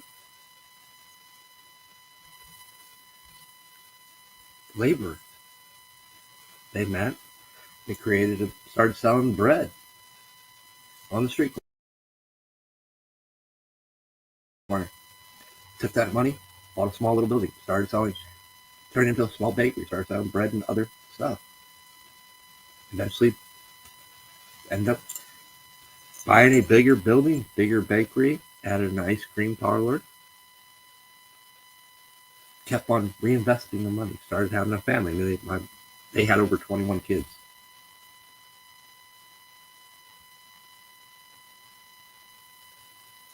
They were before the socialists took Brazil. Because what they did, you couldn't do now in Brazil. You couldn't dig yourself out of poverty to become what they are now.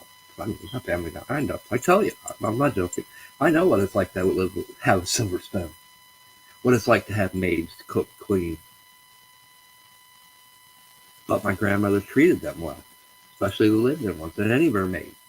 They had to get an education. They had to go to school. Their homework came before their job.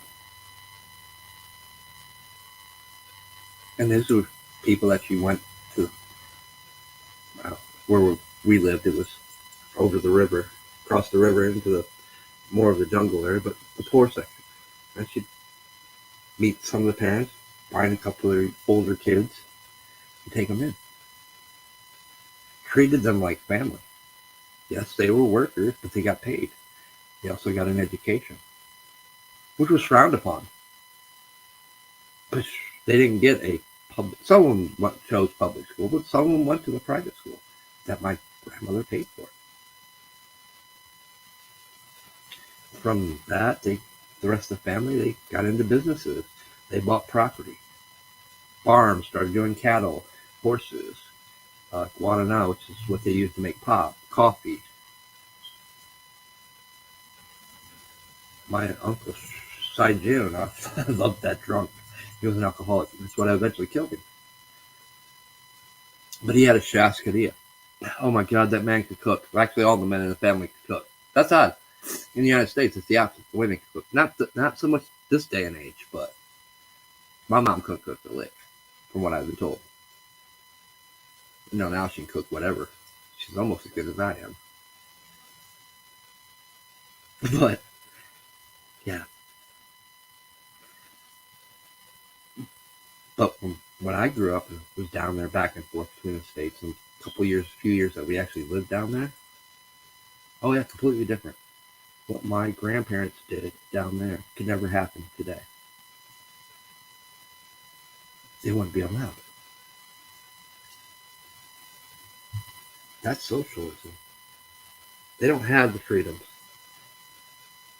I remember I was locked up when it happened.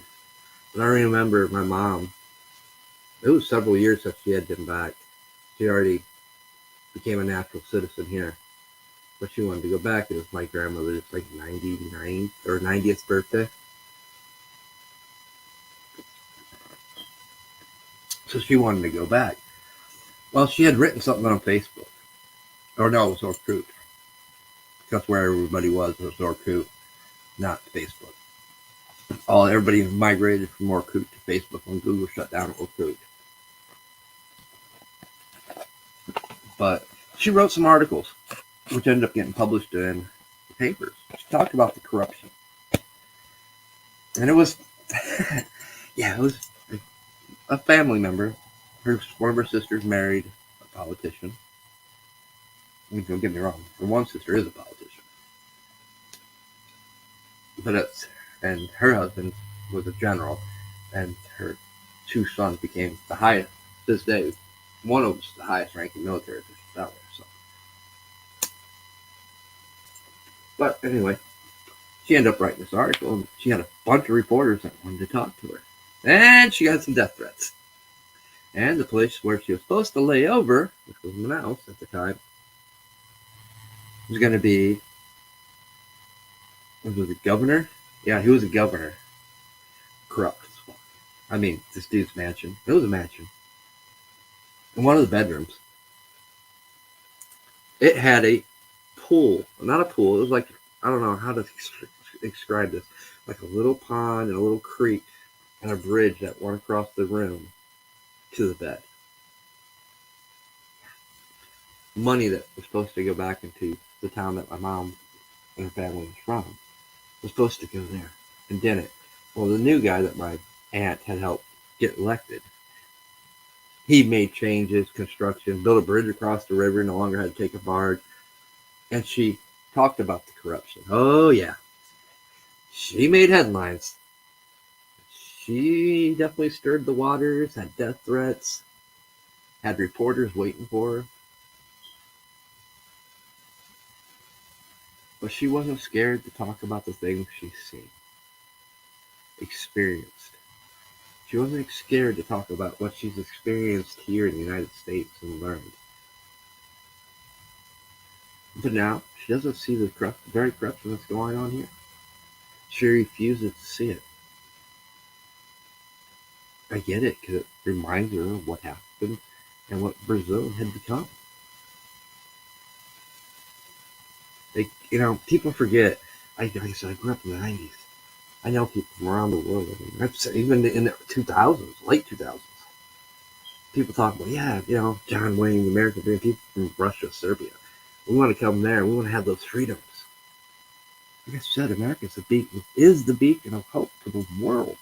People want the freedoms we have, the very freedoms that we've been given away, allowing a corrupt government to take away from us.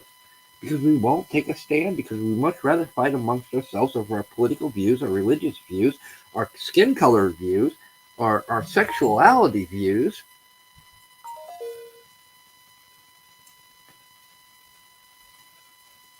It's sickening, the amount of division we've allowed them to create.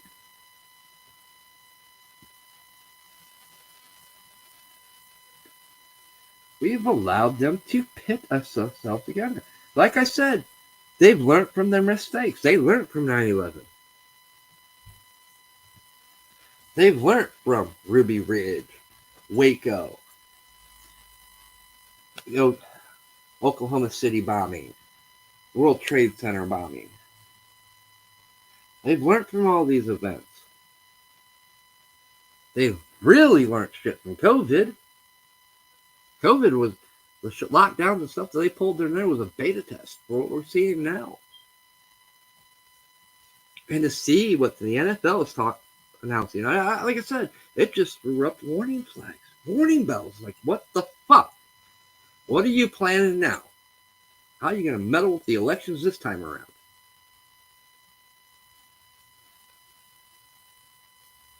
Let's keep it real. The NFL does not have a good track record with the American people right now. And hasn't had. Ever since they allowed the kneeling, the disrespect, by people that went over somewhere in the Middle East and said how hateful and ugly America is. American citizen, mind you, NFL player. Very first one to kind of push the envelope by taking a knee. He ruined the NFL. He ruined people that actually did truly speak up for their communities. Because there was plenty of NFL players that actions spoke louder than their words because they took part. Any chance they had to talk about it, they talked about it. They didn't take a knee. They did something about it. You won't see LeBron James do something about it. That coward bitch ass. He went from poorville to rich and forgot about how he got to where he got and the people that got him there. Now he's just no more than a fucking overpaid prostitute that'll prostitute himself for the money to say what they tell him to say. Shame.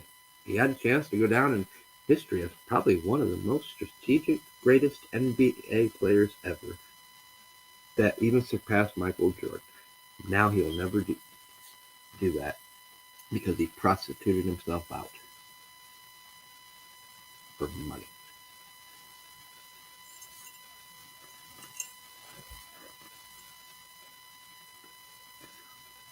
I'm not a fan of any overpaid athlete. They're not role models. They're not heroes. Or Hollywood celebrity whores aren't heroes, role models.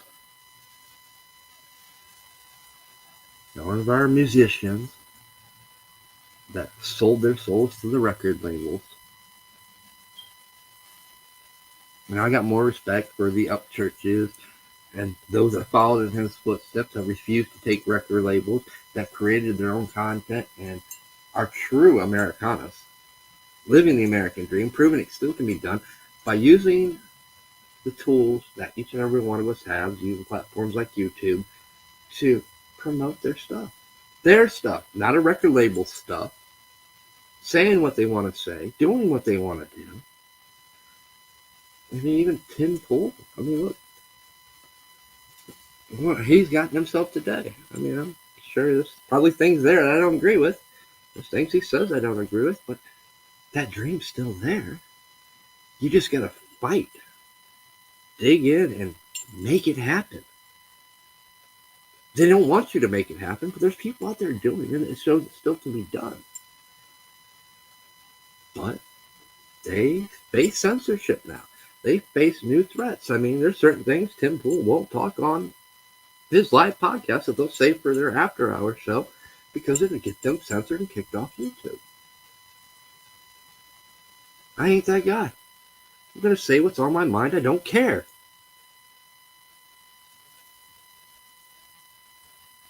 And everybody should be doing that. That's how you fight back. You don't fight back by running to every different platform that creates. I'm actually shocked. I've seen a couple people come back to YouTube when they swore up and down D-Live was the place to be. We're not doing anything over on YouTube anymore. It's all D-Live. Well, look who's back. Fuck off. You're part of the problem.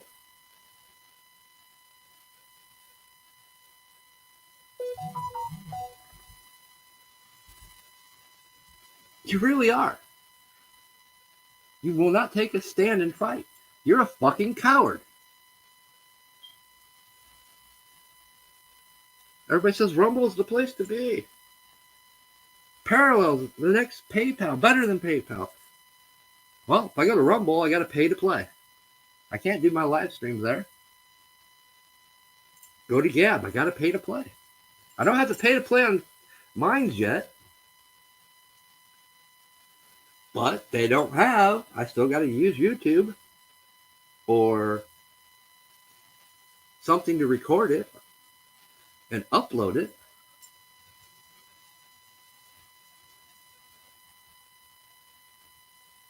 You must know who I'm talking about.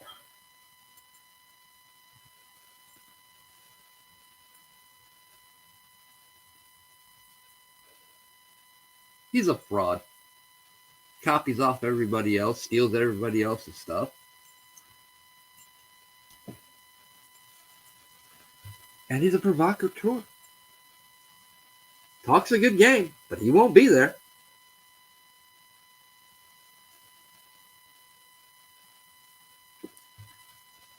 Alex Jones talks a good game, but shit ever hit the fan, in his own words, I'm going to Mexico. I'm going south. I don't need people like that. I'm not going to endorse people like that. You're definitely not going to be part of any of my circles. I don't care if you're starving on your very last breath. Fuck off. Yeah, I'm that kind of person. Which everybody should be if shit ever hit the fan and came to that. Your survival, your family's survival, and the people that you are entrusted to you, that trust their lives to you, are the ones that matter.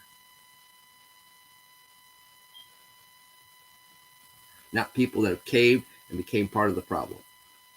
That, oh, you'll bail me out when shit hits the fan. I did these things. No. See, I may forgive, but I never forget. And don't take my forgiveness as weakness.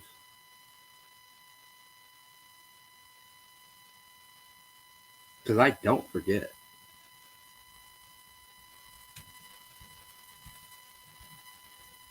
There's some things I'll never forget. What these politicians have done, I will never forgive that. What they've done to this country, how they've sold this country out, how they've let an illegitimate so-called president ruin this country, I will not forgive. You're lucky I can't vote. There's a privilege that was taken away from me because of my choices in life. But if I could, I wouldn't be voting for you.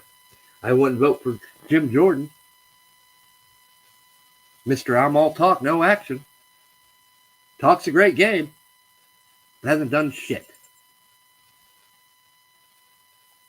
Marjorie Taylor Greene has done more, and guess what? She's part of the problem. You go on to people's echo chambers that reaches a small audience with a message that everybody should hear. But I get it. You're scared that if you tried to pull a stunt like that on CNN or MSNBC, they'd cut you off, and they would, or they just wouldn't air it.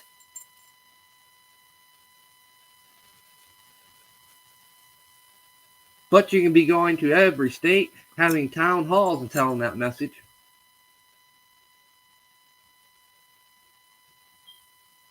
You could be out there like the town crier you should be and crying it to the street, to the public, to the crowd that will eventually become the mob, because hearing that message will infuriate almost every American citizen who was privy to the fact. But hey, then again, there was no such that Congress was never supposed to be in closed-door sessions. Everything was supposed to be done inside of Congress with people watching. That's what that rotunda was for. That's why the seats are up there.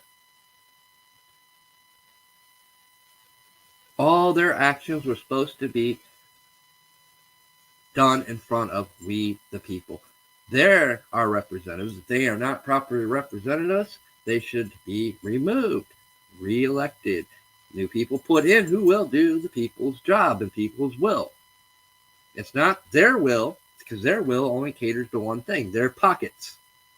The corporations that bought and paid their election.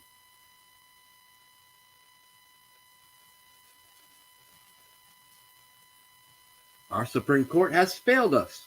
They failed us probably in one of the biggest cases, which is exactly what allows these corporations to spend billions and millions of dollars in campaign and election tampering.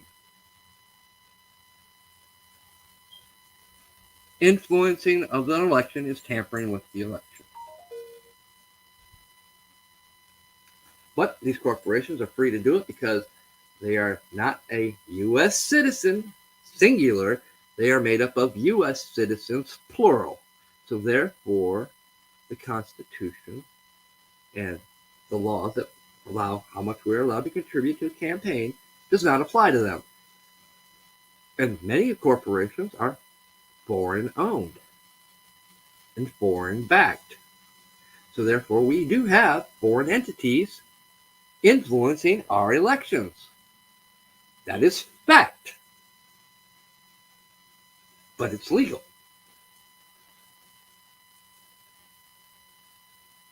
So therefore, we'll play on words. We'll do whatever we want. We'll gaslight them. Do whatever colorful terminology we want to use. We'll say, well, that's not influence. They're allowed to do it. What they're doing is no different than what we do when we come on these platforms. When we talk about these things. We have just as much as right as they do. Oh, you're not an LCC. You're not a corporation. So therefore, you don't. Whatever happened to we the people? Not we the corporation. Not we the overlording dictator tyrant government, who many have sold their allegiance to other countries openly.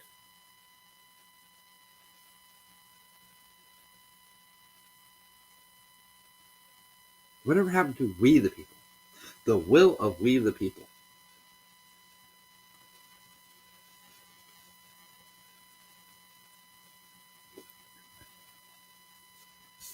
They don't care.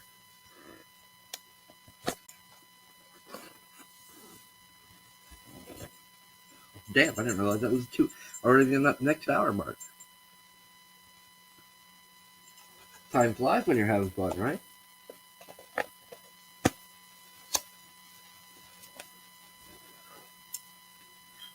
But I mean, the writing's been on the wall. We just chose to overlook it. We chose to ignore it.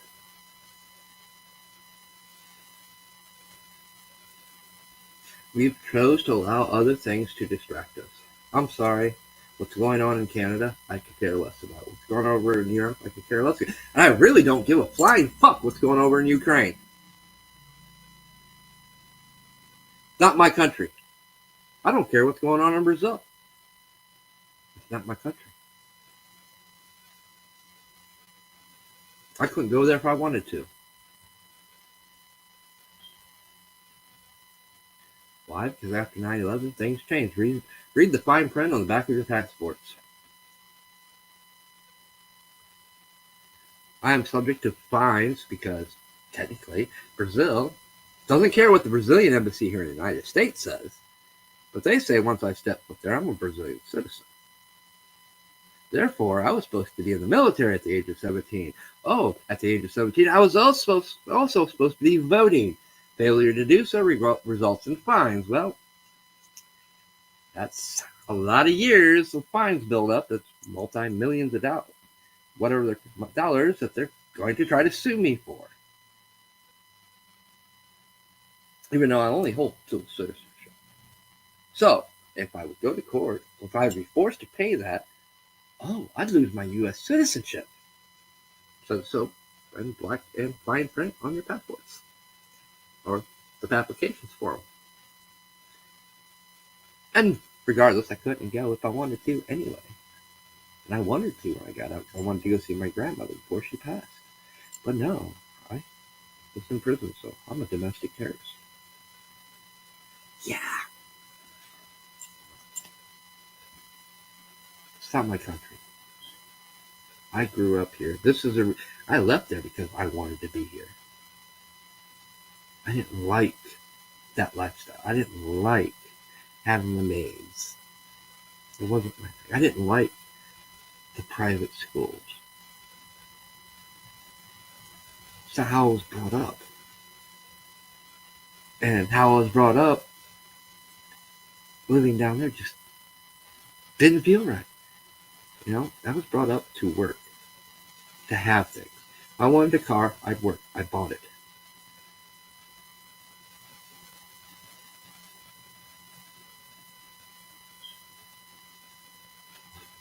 Parents probably regretted that little teaching, but they taught us that. They taught us the value of working for the things we want. Putting value on your work.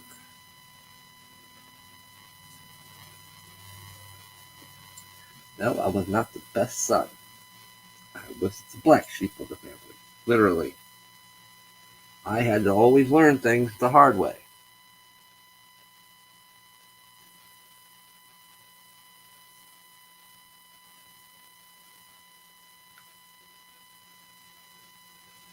And I did. Not so much anymore, because fuck that. School of Hard Knocks suck. But I'm also the type that me and simplicity don't get along. And I love simplicity, don't get me wrong. I love the simple things in life. If you give me something simple to figure out and solve, fuck, we'll be at it for a while. I'm not even going to repeat the joke that my friends created because probably get me in trouble. Probably get me, people knocking on my door talking about, what are you talking about? What are you talking about this? But the irony is what they said is true. Fuck it, I don't give a fuck. The inside joke is we was locked in a room and our lives depended on it to get out. And all you had to do was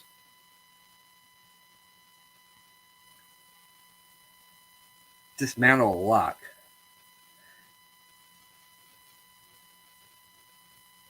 That was so simple that a 5-year-old could do it.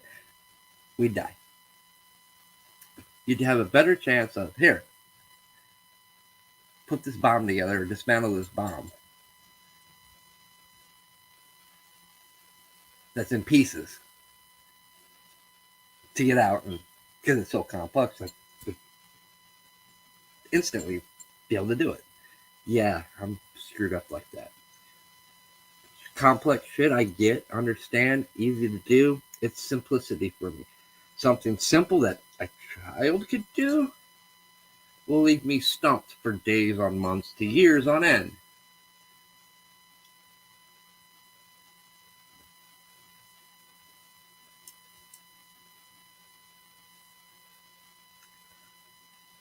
And I'm sure I butchered that joke because it's actually kind of funny. But it does suck me out. I mean, I got a high IQ. I got a real high IQ. I was never stupid. I'm a jack of all trades. I've learned so many things, and I continue to learn. I continue to strive to learn. If I see something that interests me, I'm going to wholeheartedly step into it and learn it. I might not be great at it, but I'll learn it. I mean, fuck, I got 2 guitars set here, like acoustic and electric guitar, that I've been slowly learning for years because I just don't take time to sit down and actually learn them. It would only take me probably a few weeks and to a month to actually learn how to do. I've been, procrastinating. But I learned how to build websites. I learned how to code. Because honestly, when I got out, internet wasn't what it was in the 90s. Everything changed. Cell phones small.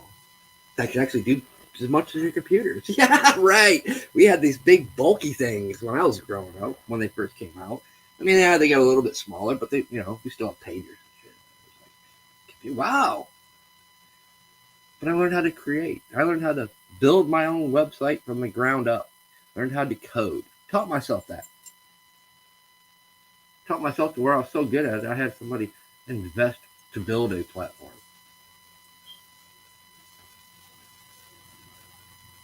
And I learned how to do it. He actually didn't think I could do it. I ended up hiring somebody who screwed him. Which that's still going on. Still court case going on in Canada over that one. That's where I also learned different laws. It's also where I got read the Riot Act by 7 different attorneys from various different, from constitutional attorneys to business attorneys to, an international attorney. Yeah, the whole concept that we had, that we wanted a platform where we'd have free speech, be able to do what we want to do, doesn't exist. Can't ever exist. Governments of any country will never allow it.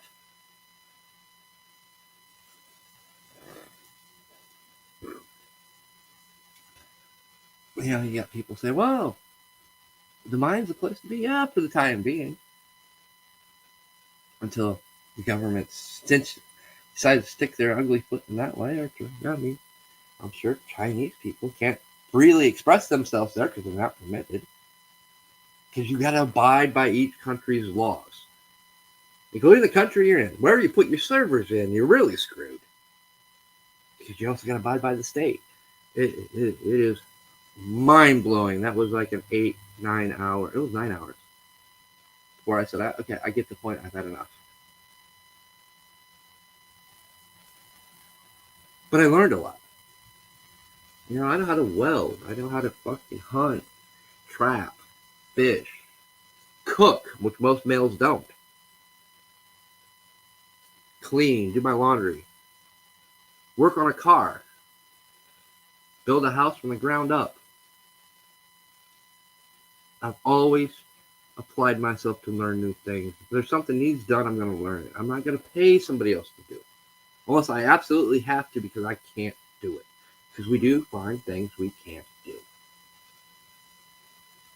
But, you know, I was always taught, live your dream. If you think of something, try it. Don't be scared to fail. Because you are going to fail. Many times over. But learn from those mistakes. Don't repeat them. And you may find that this is just not a skill that you can master or do. Don't be scared to realize that and venture down another road.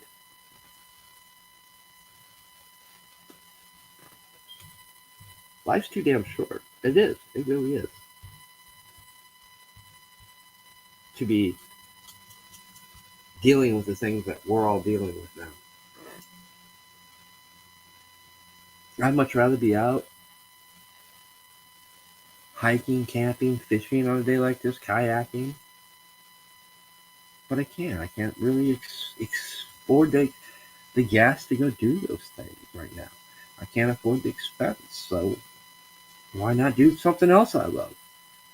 And honestly, I hate having my picture taken. I hate being on video. I mean, honestly, my school photo to the time I dropped out, yes, I dropped out, was like my 7th grade picture, because I would not show up for yearbook pictures. I wouldn't show up to get my pictures taken unless I was forced to. Honestly, up to that point, other than my driver's license, my mugshot was the last picture I ever had taken until I got out. And when I got out, even getting on these social media platforms like Ning, that's where I got my little start with on Ning platforms. That's where I created my first site, ran my first site. It's also where I started running other sites, helping admin clear down to one of the two hugest sites on the internet, which was Pagan Space and International Style, which had millions of people on their platforms that I helped admin. You know, I always had an issue with, you know, content of, you know, policing content because, you know, I believe people should have freedom of speech. But there were some things, no. Then that was one of the first times we learned a valuable lesson about dealing with corporation platforms such as Ning and FBI, because there was this 13, no, it wasn't 13, it was like 9 on a Ning site, which was an adult site for gays, soliciting himself, putting nude pictures of himself up.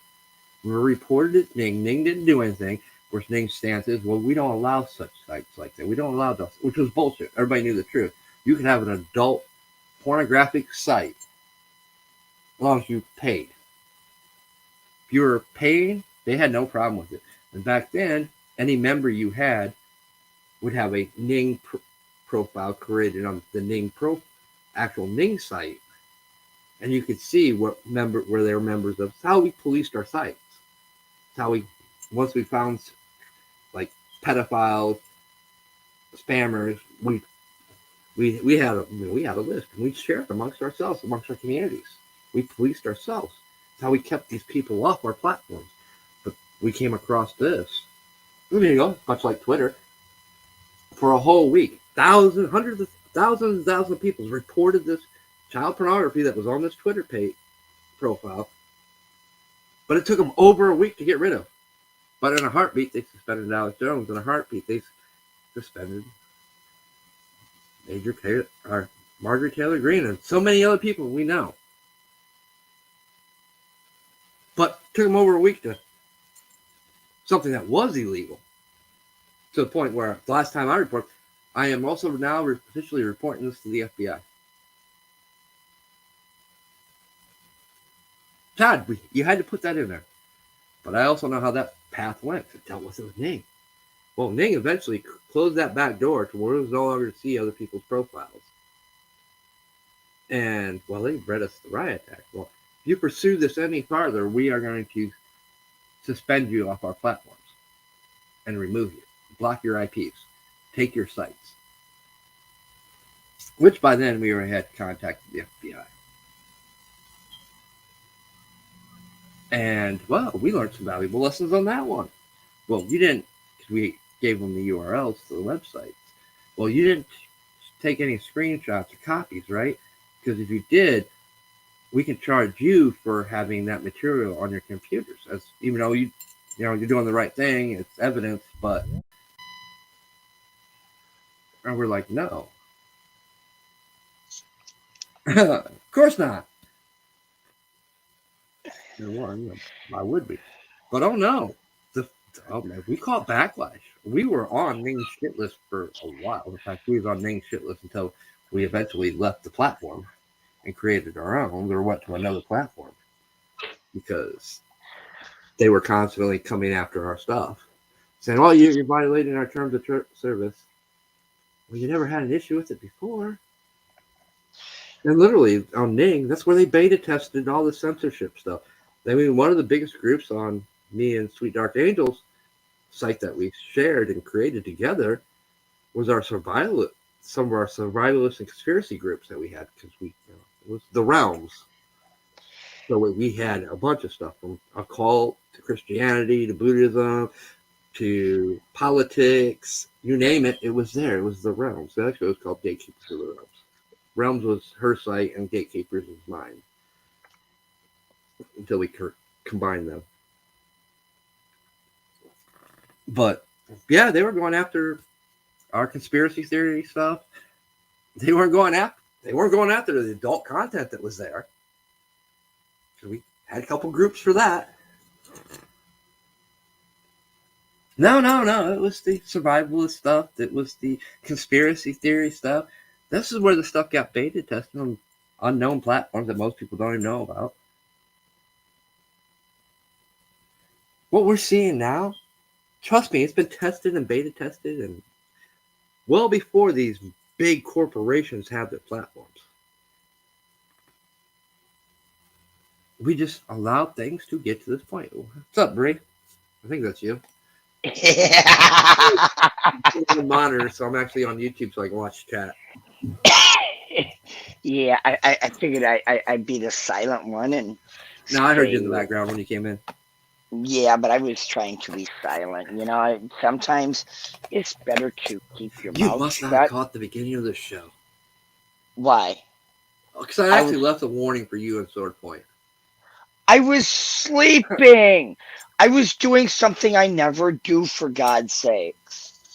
I What's that? slept I slept till noon. I mean, come on, when was the last time you heard me say that I actually slept till noon? You never, me? Well, maybe. I'm lucky Right. if I get 8 hours sleep, actually. I was just going to bed as a robin made the mistake of making noise outside my bedroom window. It won't make that mistake again. But Yeah, yeah, it's like that flock of murderous crows at my parents' house. Yeah, won't make that mistake ever again. yeah, blunderbuss out the window. Needless to say, they're not around anymore. Like I said, they're gator bait. But how the hell you Go doing? spy on somebody else. Uh-huh. It's funny you word it that way. I was out. I think it was last week or a couple weeks ago, and he brought up a couple other um buzzwords. Seems. I'll apologize right now, folks, for my really shitty, crappy voice. It's been a very stressful last 2 weeks. but I ain't even gonna go into that. But somebody asked me is there even such a thing as birds anymore? Are they all just like um little spies or whatnot? I'm like, I've made the comment before. Um, all of my conspiracies have pretty much uh, worked themselves out, for lack of a better word. And then we got talking about the AWB and a few other things, and Okay, then AWV. 1808. I'm having Uh, too the many drinks. Refresh. um uh Yeah, I'm actually uh drinking something a lot stronger than I normally drink. oh fuck. Okay. The assault weapons ban, Oh, okay. 1808. It's very similar to the 1994 bill and whatnot. And I'm like, and they were talking. They're like, well, is it a good time to get something now or wait and see where that goes? I'm like, You there's haven't got never it a yet? bad time. I was like, there's never a bad time to go and buy something unless your children don't have any food in their belly, your car isn't straight or something like that. Then it's you should have a high functioning uh, safety tool. And That's but exactly what a gun is. It's a tool. it It's is not a weapon of mass destruction, as they want to say. It's a tool. It's a tool um because if you have that, there's food that you can put on your table.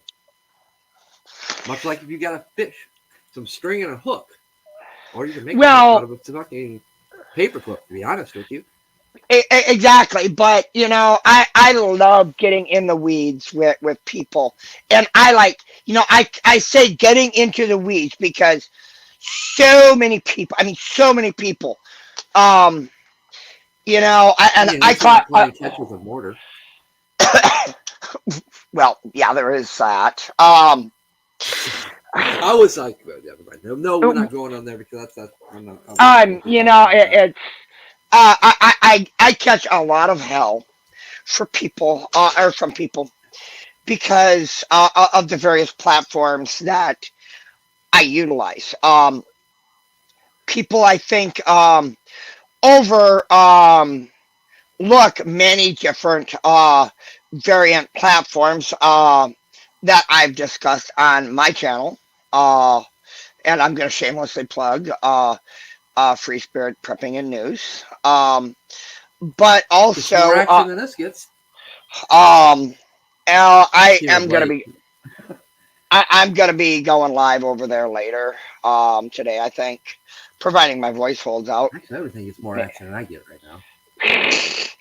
And I'm I am definitely gonna be going live over there today, at least for a little bit, just because the audience over there needs to know what's going on with me. It's been a long time, um, and I owe it to them. I've had a lot of new people come there in the last week, and I owe everybody an update video. But besides that, so many people, they get caught in this pissing match that, oh, 22 is such an overrated, or an it's just an ineffective rifle. It's an ineffective candor, and somebody's got their hand up. Oh, my bad. I hit the wrong Um, button.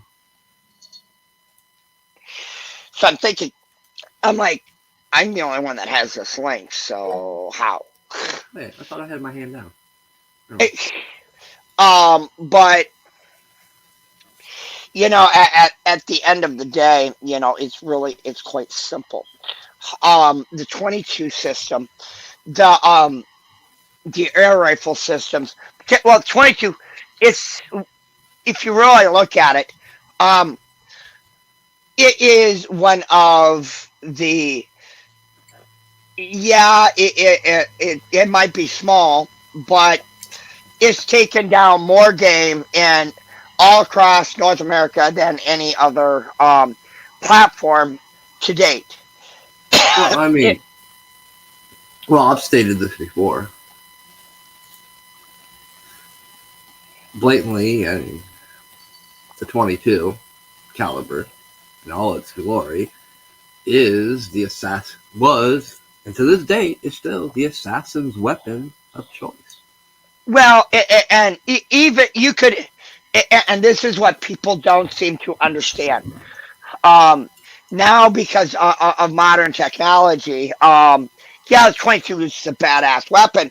But if you want to even go more ultra quiet, I've shown you what some of my other tools are, and Yes, don't but think for a fucking minute those tools are not used. right, but it also goes back to what I've stated about the difference. Well, it actually goes back to what I stated about the difference when I talked about it earlier, probably before you got up. The difference, one, the misconception of AR being a weapon of mass destruction or assault rifle. It is not, because it's not fully automatic. Two, yes, depending on the AR platform, most people prefer the 223, which is nothing but a 22 on They steroids. all three are a fucking 22, 5.56, a No, 223, not all. and 308 the is not. no but the AR itself 5.56, 223, and 22 LR. They're all it's a 22, just more powder added. Yeah, It's the same diameter, just a little it's bit the more. 22 Hornet on steroids. Yeah, steroids, speedball, and crack. The only difference is it's got enough velocity to actually go through you, where a 22 caliber does not. But it's more deadly because it will get in you, not exit, ricochet off of everything, turn your brain to Swiss cheese, actually The turn your brain to fucking jello, you and know any the, organ to Swiss cheese. and that's the very premise But the of the five difference five of it six is is. no. The premise isn't different. Here's the difference. This is the only fucking difference. An AR platform is not for close quarters combat. It can be used if you're on an AR-10 platform or Correct. better, but they're still a rifle. They are a distance, more for distance than a close quarter situation. Close quarter situations, you'll want your handguns or your shotguns or your fucking knife, especially if it's really close quarters. Okay, so let me ask you this. I'm going to And ask that's you. actually when when the rule does not apply about bringing a knife to a gunfight. Don't So draw bringing a gun to a knife fight because, well, if you're over 100 yards out, well, my little fucking rifle is going to be the exception to that rule. But once you get past that, once you get past the 50-yard mark, then it's a whole different story. Don't bring a fucking gun to a knife fight. okay, so I'm going to ask you a question, and I'm going to ask the class, and I'm hoping we can get some chat or comment. If you have a choice to go from a standard 3x9 by 40 reticle wide view 40 millimeter can for a scope, or would Well, you obviously, go this question doesn't apply to me. I or suck with scopes. I prefer iron sights. That's what I was trained or or brought up on. or would you go with a uh, a LPV LVPO not enough coffee, a low powered variable optic, you typically 1 to 6, uh where you're still setting your zero at 36 yards, and it's still going to remain true at 100 yards. It's going to remain true with a little bit of variance out at 200 yards, 300 yards, 400 yards. You want my answer And to this one? what? It doesn't matter.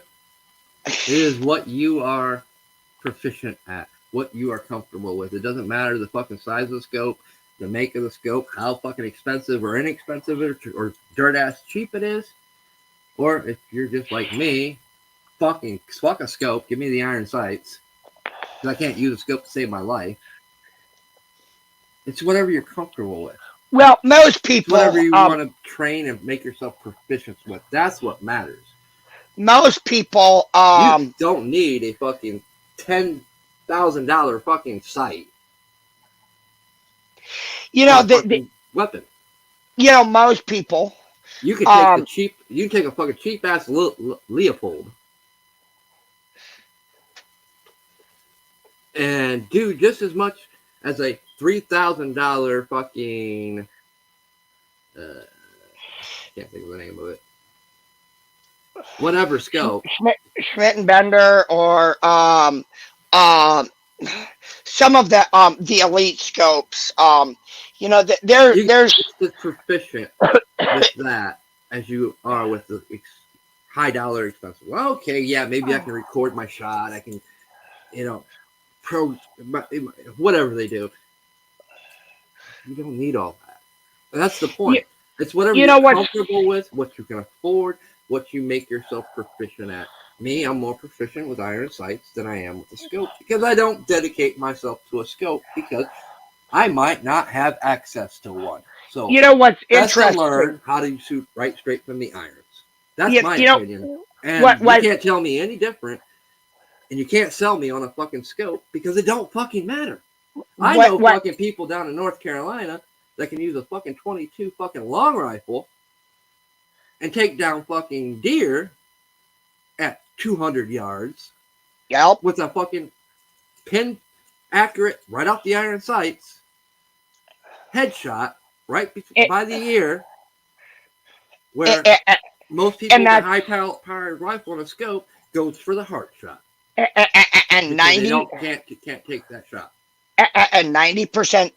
I was just talking with my student last night, which is why I didn't go to bed till the sun was coming up today. I was talking with my student, and he was thoroughly under the impression that a 22's max end was 100 yards, and I'm like, No. no, no, I was trained by my father, who was a Vietnam veteran. May he rest in peace. Um, I was trained to drive nails, iron sighted, at 750 yards. Iron sights. And so I know what iron sighting is, and it really is a lost art. Very. And and what's more is the availability and that ability of um, if your primary goes, which would be like for me because I'm blind as a bat without my glasses, um, that ability to still have your iron sights on your system and set them at a 45, so that you can still go and use in a minute. You can still use um, that tool if you need to make that shot at um, 200, 300, 400, and bring your dinner home. Most people don't know how, and I was showing my student uh, yesterday about this, and it's like, really, you need to learn. You have to learn this. And I looked at his hunter safety certification, and they're like, they didn't teach you this very basic premise of uh, what the actual efficiency and the actual effectivity of something so common, so simple, so basic, something that has been around um, since like the 1850s. I think is around the age that the 22 came about, was the 1850s. Um, I'm like, I've seen good. longer than that. It was before that. They found it was eight shoot. It was a fucking eight shooter. It was weird looking, but it was like from the 1700s. 22. Oh, that's right. There was a French. Yep. There's a French, and that was actually 16. It was a roulette. The French roulette. Um, it is actually the pistol that you're referring to. Is the That was it was, actually one of the what they consider one of the first Dillingers. yeah, it was 16 shots. It was a French roulette. There was an 8-shot version that the ladies carried. The men carried the 16. Um, and that goes back to 1768. But when in And doubt, grab a blunderbuss. yep, yeah. You And pack whatever in it. I actually seen a modern blunderbuss the other day that is being manufactured by Savage. Oh no. A modern day blunderbuss. I mean, that's the ultimate privateer's weapon. That was that's what we back at the I very mean, antithesis. honestly, it was the actual what it was designed for: naval fucking and naval combat for boarding ships. That's why it was that famous for pirates. well, not just in the days of the pirates, but Well, that the that privateers, because that's what but pirates actually are. They were privateers, either paid by the crown in Europe or Spain or whatever, or hey, rich fucking fucks that wanted to go fucking pirating legally by having a country sponsor their piracy. that the sad thing is that Gotta love history. um, that was also used very much in the very early days of fighting for our freedom. And as I was Well, talking yeah. with my student, I mean, a and, blunderbuss is our equivalent to our mortars now. right, Yeah. and I was I talking wish I with could my actually. I don't know if I could. She kind of I said was that to me in private. I'll probably keep that to myself. I was talking to my student, and my student's very very constitutionally minded, and we were discussing things about his new tool and whatnot, and he's like, I thought about doing a video about it, and I'm like, no, no, because I would be the videographer, and I said no, just no, um, and I said, Well, it, honestly, I agree with you there because I'm not a fan of that either. well, there's more to it than the obvious tracking type Well, shit it's not the about tracking; it. it's showing people what you have. Well, yeah, and that was In one of this the day things and I age, we explained. don't want to be showing people what we have. Well, I did explain that, and I said, but in reality, um, there is no such thing. Freedom of speech is like understanding the concept of control. And since we are under the moniker of ramblings of the chaotic mind, this does fit. I was trying to explain the illusion of control. I says the illusion of freedom of choice, and this ties into what you were talking about with that individual. um, you know, freedom of speech has become just that. It is a fucking illusion.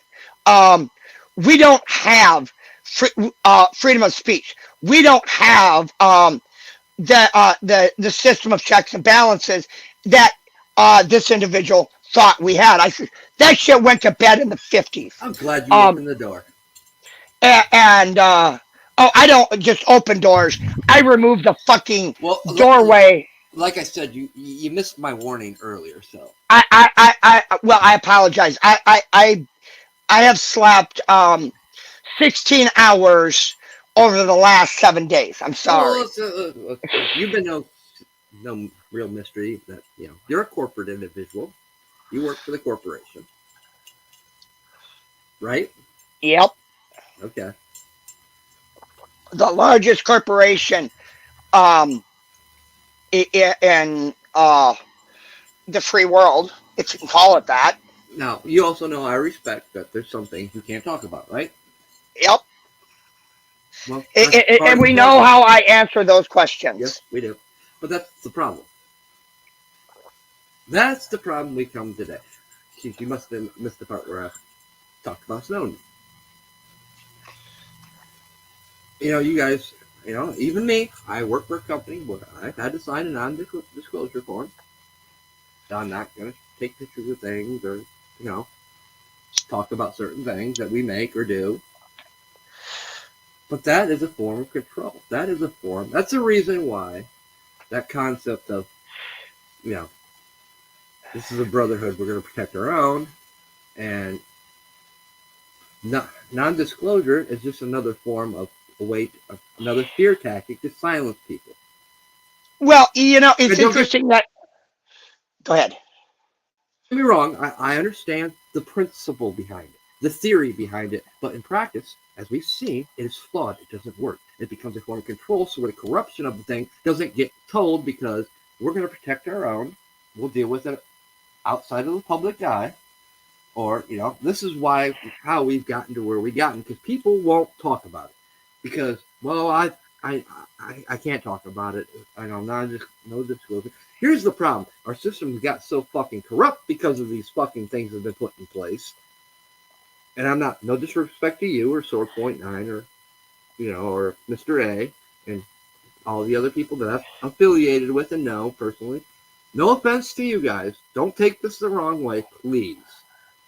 But understand, this has become a problem that if we keep going down this road, because of your guys' fear, and it's a control mechanism of fear, if you talk about these things, you will be punished.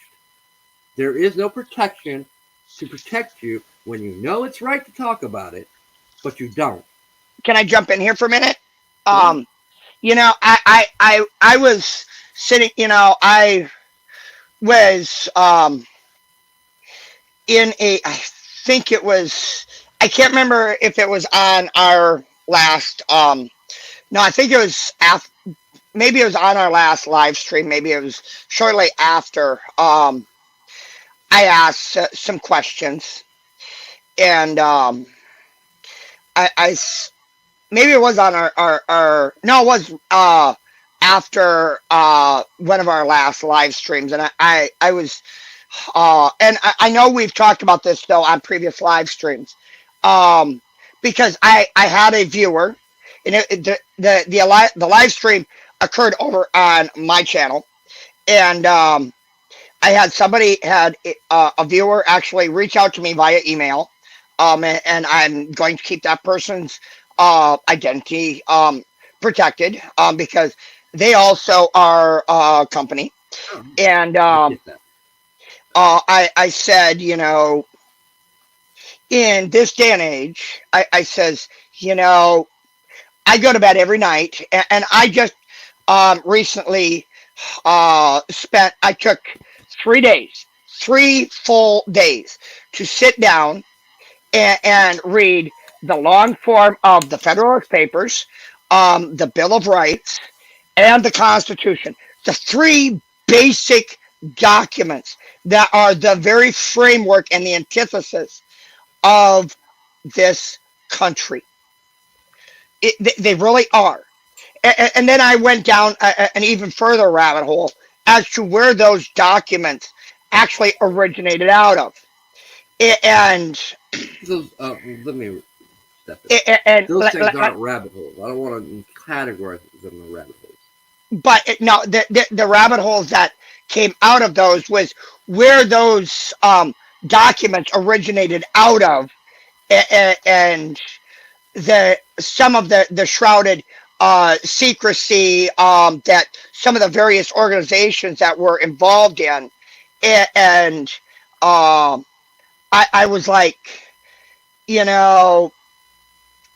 because I was asked pretty much straight out, how my how do I view my job as being within the framework of the three documents, and I says, this is something that I've struggled with over the last few years, and I've said, um, we can go all the way back to the very early churches of the world, particularly the Templars and such. Um, that there's always been an equalizing entity out there. I says, but within the framework of our founding documents, um, I've found myself at times struggling, but where I'm at, you know, it's and I've had this several doctors now over the last few months ask me, why do I not just retire? Well, anybody who knows, anybody who has worked in or been a part of like air, we're just going to pick a few here. um, Delta Force, Air Force Special Forces, Special Intelligence, MARSOC, SEAL Team 6 type. You get to these ultra elite squads. There is no retirement. There's only one way. Once you are in, there's only one way you retire out. Yeah, that's one of my biggest fears right now.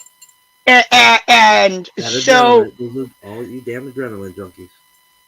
and, gee, thanks. You're welcome. And, and I'm not lying though. well, I told the doctor real simple.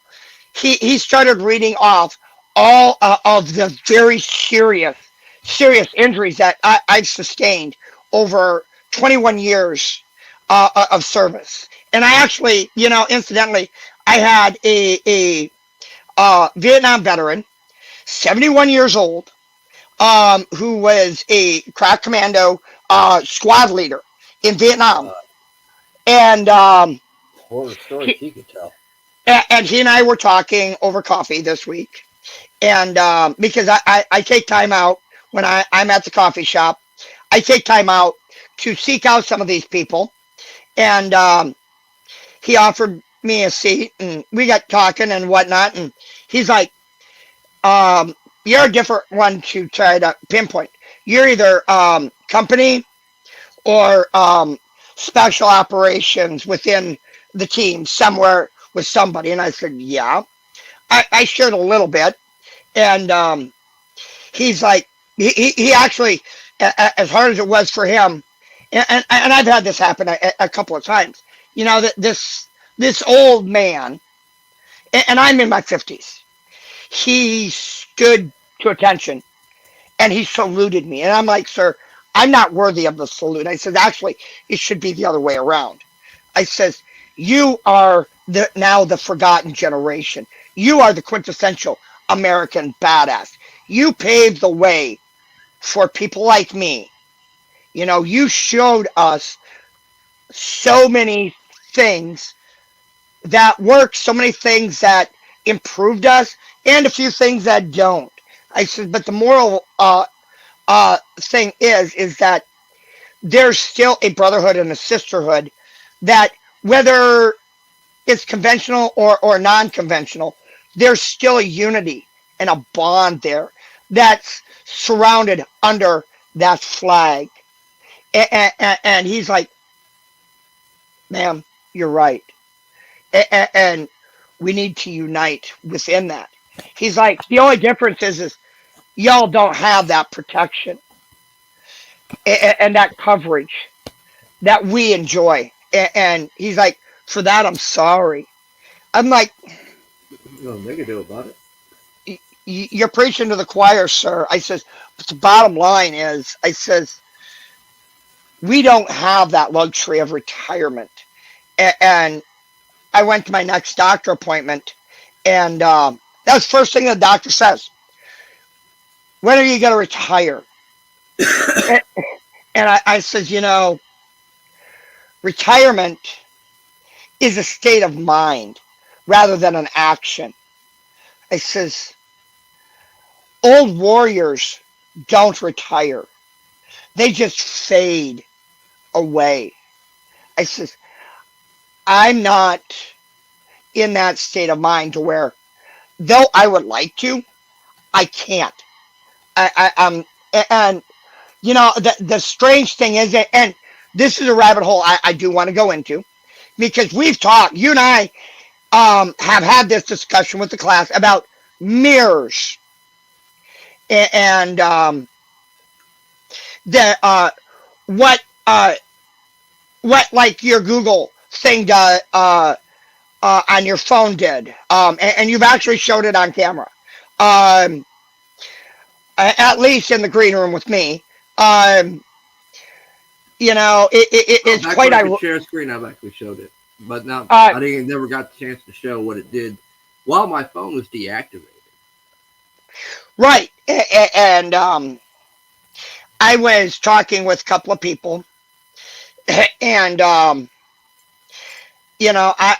don't operate on on the Android system at all. I Well, can't. Apple's actually worse than that Um, being Android. So and I got talking with um people at the office about it, and they were like, um, "You really need to slow your roll." And I'm like, "Why?" I says, "Because I was raised by people in a time and in an era that if you don't ask questions, you're an idiot, and you'll be punished for not asking questions." I'm sorry, that's how I'm wired. If I don't see the writing on the wall, I'm gonna ask the questions. well, now Um, it's the opposite way around. Now, if you ask the questions, you're punished for asking them. and so I ask him a very blunt question, and I already knew the answer. I mean, I've been around for a very, very long time.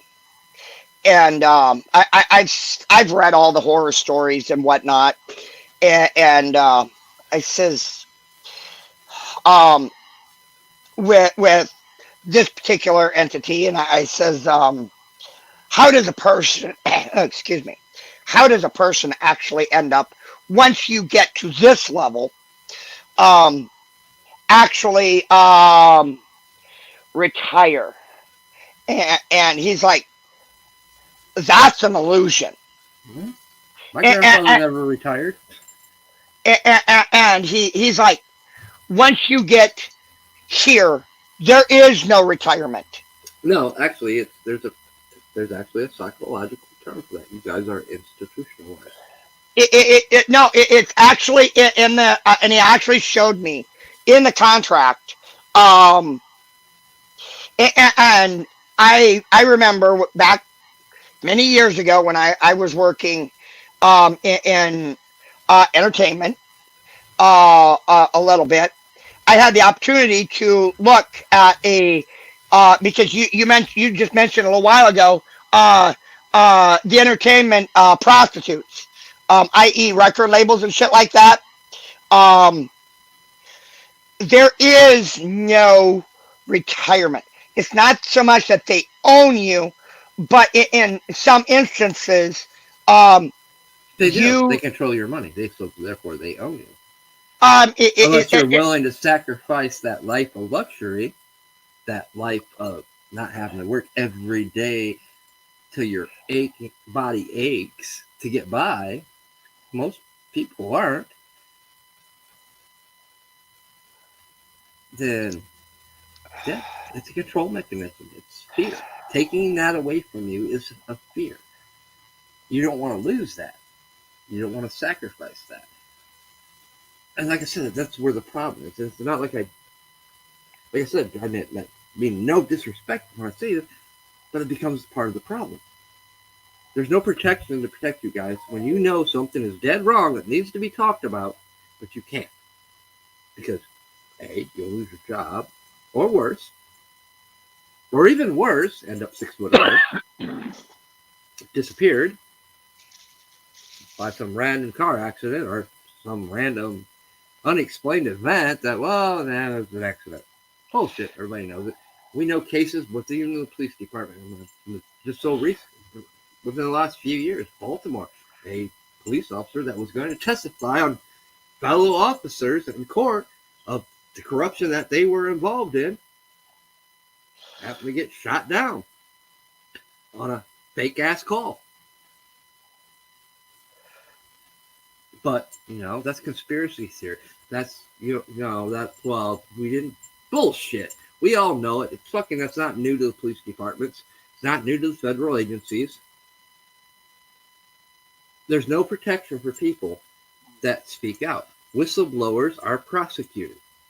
Even YouTubers and hackers that will prove that these people are committing sex trafficking with the children are prosecuted and end up doing more time than the criminals.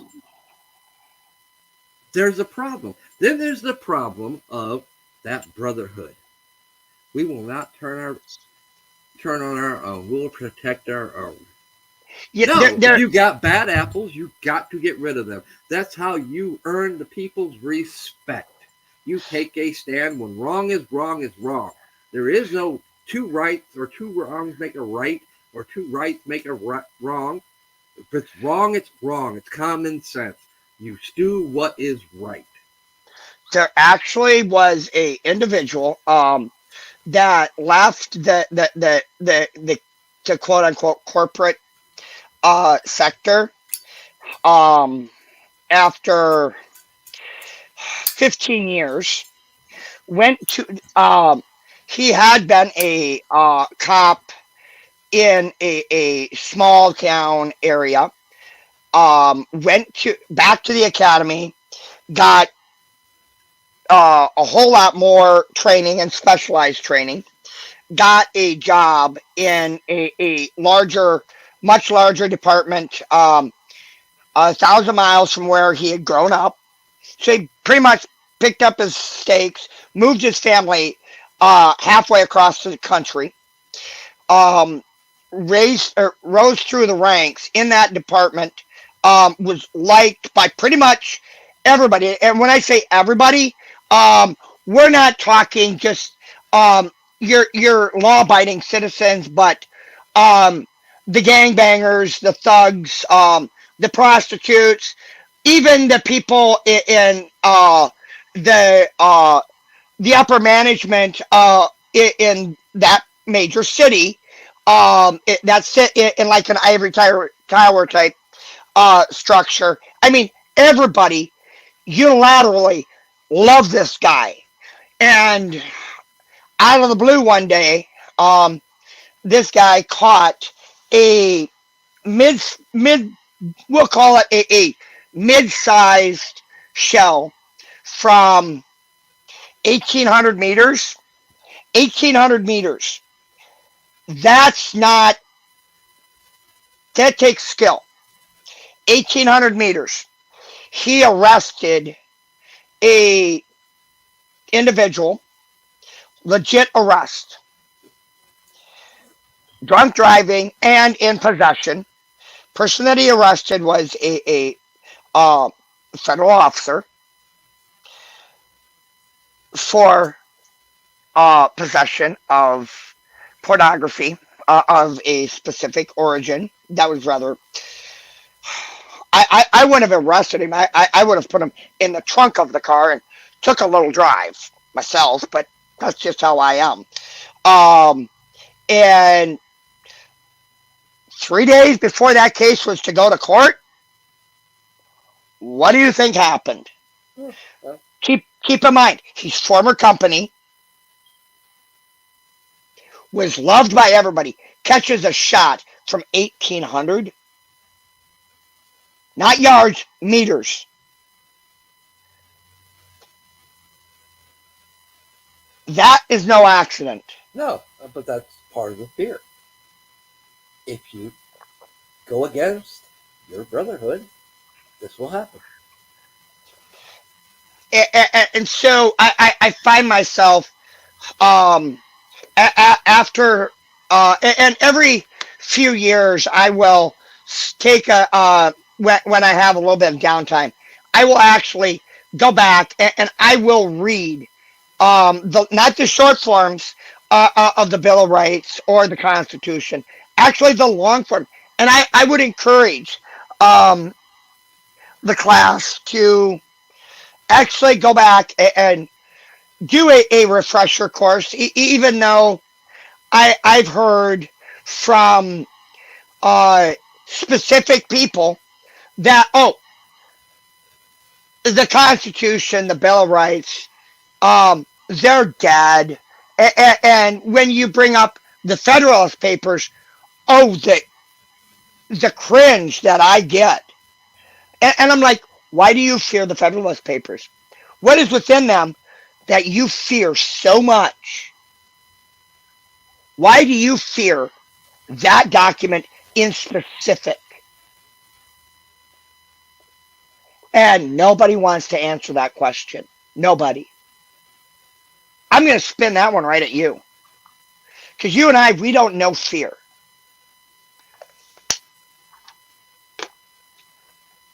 Well, no, I've been taught through my esoteric teachings and stuff to conquer fear. I mean, everybody used to be taught to conquer their fears.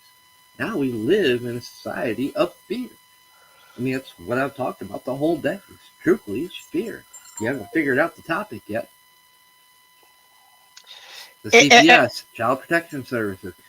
That's how we've gotten to this point. We've allowed our governments, our states, to control us through fear. We're going to take your children. We're going to lock you up. And we've seen cases and cases where it's happened. In the state of Ohio, this child was obese. Parents couldn't, no matter what they did, they couldn't stop him from eating. You know what they did? They fucking charged the parent, sentenced the parents to 6 months in jail because the child was obese. And you know what I heard?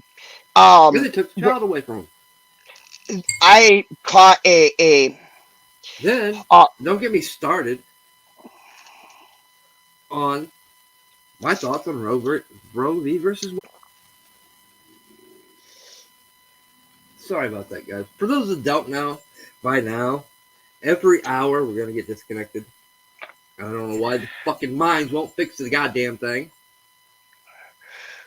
But what is so interesting, I'm going to toss this one at you too. Go ahead. No, go ahead. I forgot my point.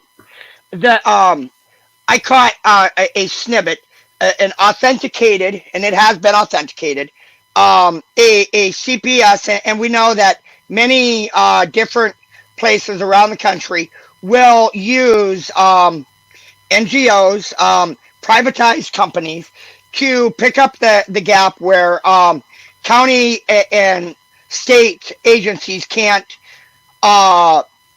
take up all the do and reach every single case. So they use private companies. There is an agency based out. It's coming out of Detroit that on their phone, their hotline, it says, "You make them, we take them." Well, yeah, there's a lot of good agencies out there. I mean, my personal case in particular, I never knew that there was active lawsuits going on against the state of Ohio, or cases being filed to the Supreme Court to overturn rulings of their bullshit fucking PRC that they have. That, like I said, I did 11 years day for day, got out and had to do 5 years probation. If I violated, I'd get sent back for half my time, which was 5.5 years they held over my head. I didn't even know I was on a list, that somebody took my name because I was in the system.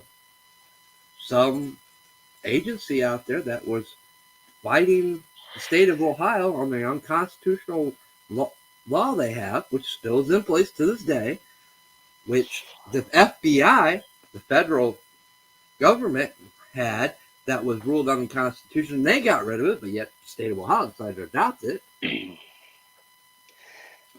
And that's what I actually forgot to finish telling that story. But what I actually, for once in my life, had a decent PO. Damn. But I was doing everything I could to find a job. Couldn't get one. Like I said, got out at the wrong time. Right when the housing market and everything crashed. There was no jobs. But yet, I was one of those people that was like, yeah, bullshit, laughing at the people that came back because you were just too lazy to get a job. Yeah, I was eating my fucking words. They were telling the truth. And it was 10 times as harder for a convicted felon coming out of prison to get a job because why are we going to hire you when we can hire somebody else in a jobless market as it is? I got lucky, and I got real lucky. I remember it was actually January 6th. PO called, well, I need you to come in my office. And I'm like, oh, fuck. What'd I do? Last time I got one of these phone calls, I got violated. Of course, that was back, when I was a teen. But, yeah. He's like, and I was half asleep. I was actually fully asleep. I was half awake. I'm like, well, I'm supposed to be in tomorrow. We can do it tomorrow. What? He's like, I got some paperwork from sign your probation being terminated. Like, oh, okay. I'll be in tomorrow. Supposed to see you tomorrow. Hung up the phone and then sat there, laid there for a second. Like, then a dog was like, fuck, I'm free. Fuck. Picked up the phone. It's like, hey, I'm coming right in. Oh, I'll be there in 10 minutes. And this fucker had the audacity, because I was going to be a statistic in his book, because he knew I wasn't going to do anything to fuck up and violate for 5 years. So I was going to be one of his success stories. He had the audacity to not only try to keep me on probation by calling Toledo, because I had 2 cases from 2 different counties, and had 2 different convictions, which they ran wild. That's the 11 years, 8 years, and 4 years.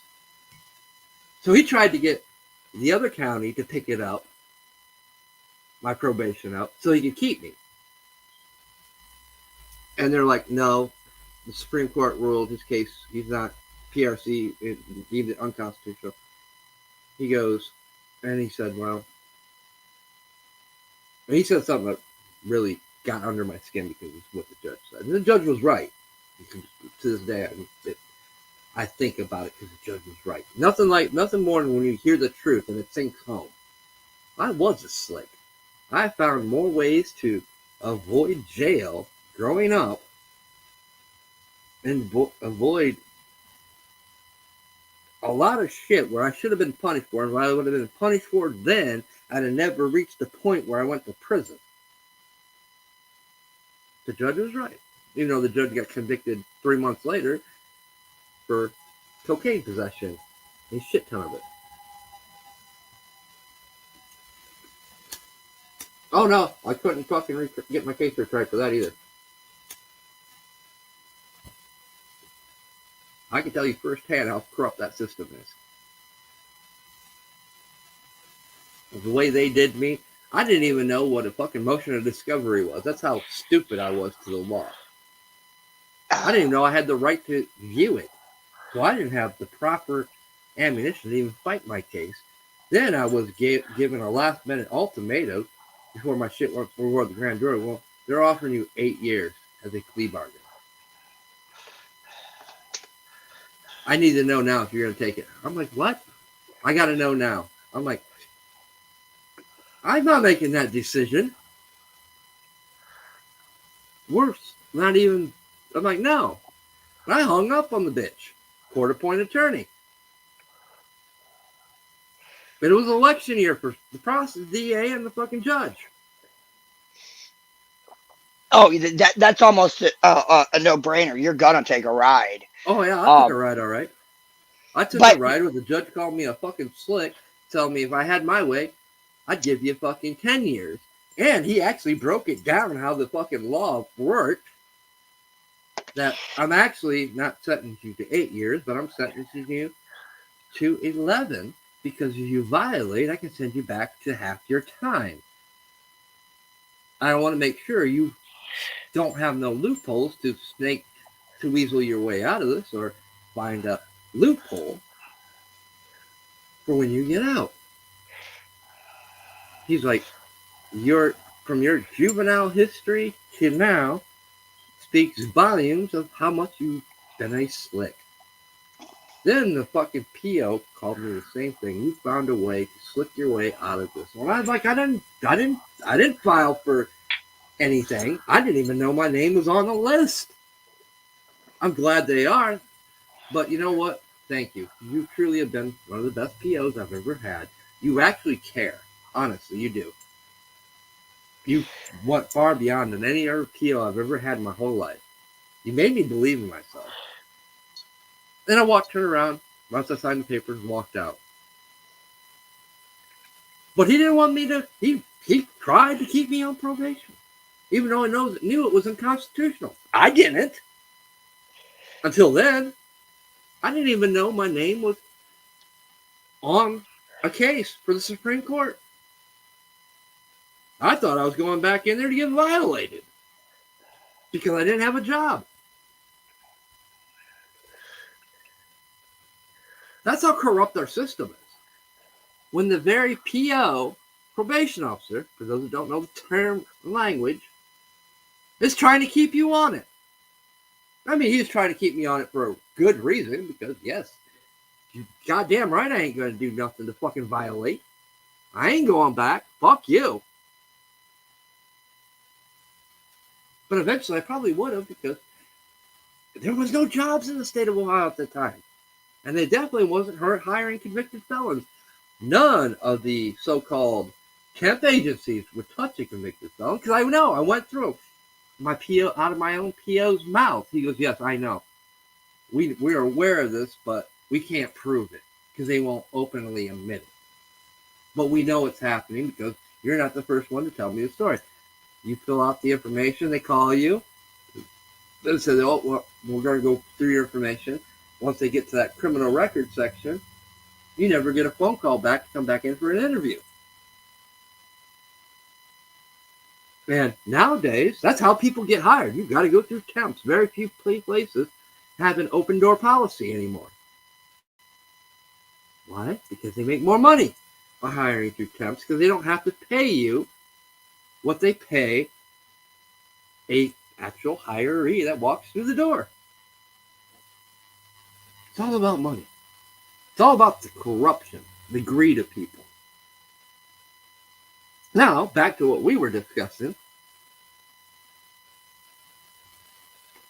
Same problem exists. There's corruption within the systems.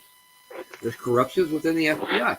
Does it mean that all the FBI is bad or all the CIA is bad, all the military is bad? No. But yes, you guys are guilty. Just like I'm guilty for all the fucking secrets I know and things I know that I don't talk about. Why? Well, some of those secrets could endanger some people's lives. Some of those secrets could get people put away for a very long time that have changed that don't deserve it. Could endanger their families. Yes, there's reasons why we don't talk about certain things. I respect that, I get that, and I understand that. But the problem is, a wrong is a wrong. Too long have we protected people within our groups, our brotherhoods, our sisterhoods, whatever you want to use the fucking colorful label for, and not told the truth. Well, because why? When you tell the truth, or when you get labeled a conspiracy theorist or whatever, you're punished. You are labeled. You're no different than me being a convicted felon, which is taboo enough. You know what? That's the problem. We're giving them control. I didn't give nobody control when I got out. I did, abided by the law as I was expected. I went far above and beyond what I should have to appease people. Why? Because I didn't want to go back. Fuck you. That's not the life I want. No, I learned my lesson. Fuck you. I've seen way too much shit. No, I'm not institutionalized either. Fuck you.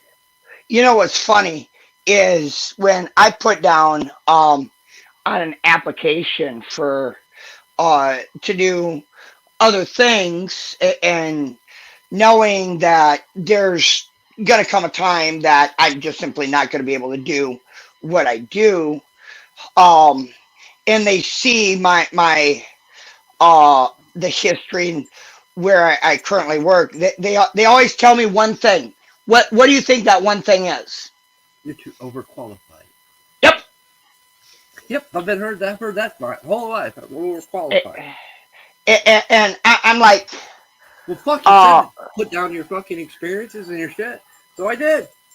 and I'm like, you expect me to tell you the truth, and all this. So I tell you my qualifications, and I put down for a security job, um, because that's kind of how my mind works, and for a casino, a Oh yeah, casino got it. that deals with um, uh, lots of money.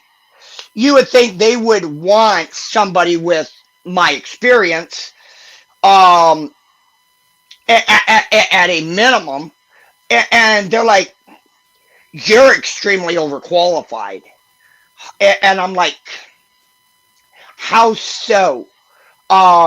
Because I'm trained to see, notice, and identify um, specific things.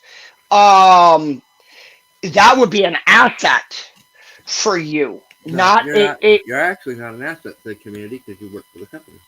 You have a, military a experience. You're actually a threat to that company. and they're like, no, you're you have too much experience, and I'm like, what? So that I can retrain the people that you have, um, to a better standard and a higher standard, and not just to that end, but actually teach them a higher standard of quality of life as well. Are you Oh no. afraid of that? Now they're Um, afraid that you'll fucking see the corruption that goes with inside the system. exactly, The and, casino, the gaming situation has so much. I mean, it's just like every system. It's broken. I mean, but it does come back um, to that fear, and we know that fear, it is they try to use fake emotion, this fake emotional state, so that it would appear real. And to some point, it is real, but they're using a psychological mind fuck. So in essence, yes, it is a fake emotion I love a appearing good mind real, fuck. um, but most people don't understand, um, when I use that acronym of for fear as a fake emotion appearing real. Um, they can't wrap their mind around it, and I'm like, sit down and think about this shit. And they're like, you overthink everything too much. And I'm like, do I really? I says, look at everything that we've experienced over the last 3 years. And then everything that I said in the decade leading up, and um, put everything that we just experienced over the last three, and then everything I said before. And I think you're going to be a little bit Oh, stupefied. okay. Well, fuck, I thought I just got banned for Twitter. Your account is permanently banned due to multiple violations of our community guidelines. You can also download your data logout. No, it wasn't me. It was actually it happened on. This happened. Something happened. This is why I don't do TikTok. It is. I was going through some of my threads on Twitter, and this is actually copy and pasted picture. But the way it popped up, it looked like that was popping up on my screen that I just got banned from Twitter. It's like, huh? I haven't done anything. I've been quiet on Twitter for the past month. kind of.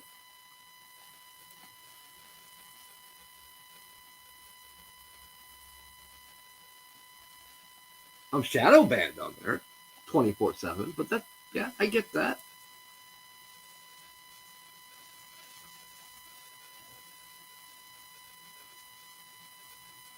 It's just, it's censorship. Censorship is another part of fear. People are scared to lose their shit. I mean, yeah, I get it. I'm the opposite of everybody else. I don't care about numbers. In fact, I've worked pretty damn hard not to get my numbers up there on YouTube, because once you do, you become a bullseye. But also, there's plenty of videos that I've done. I've shown you guys that their analytics is bullshit. It's a lie. I've shown you videos where I've gotten thousands of impressions, thousands of views on various different sites that don't reflect statistics on YouTube. But it's a form of control. They want you to think that you're not reaching people. And I'm telling you that you can. You got to break away from the cycle of fear. You got to break away where you don't think you have control of your kids. You got to take back control of your kids. I'm not a bunch of person for the fucking the dogmatic Christianity, but I tell you what, my parents didn't spare the rod. I turned out to be a bad apple for a while. But it wasn't from the lack of them not sparing the rod, because they definitely didn't spare the rod.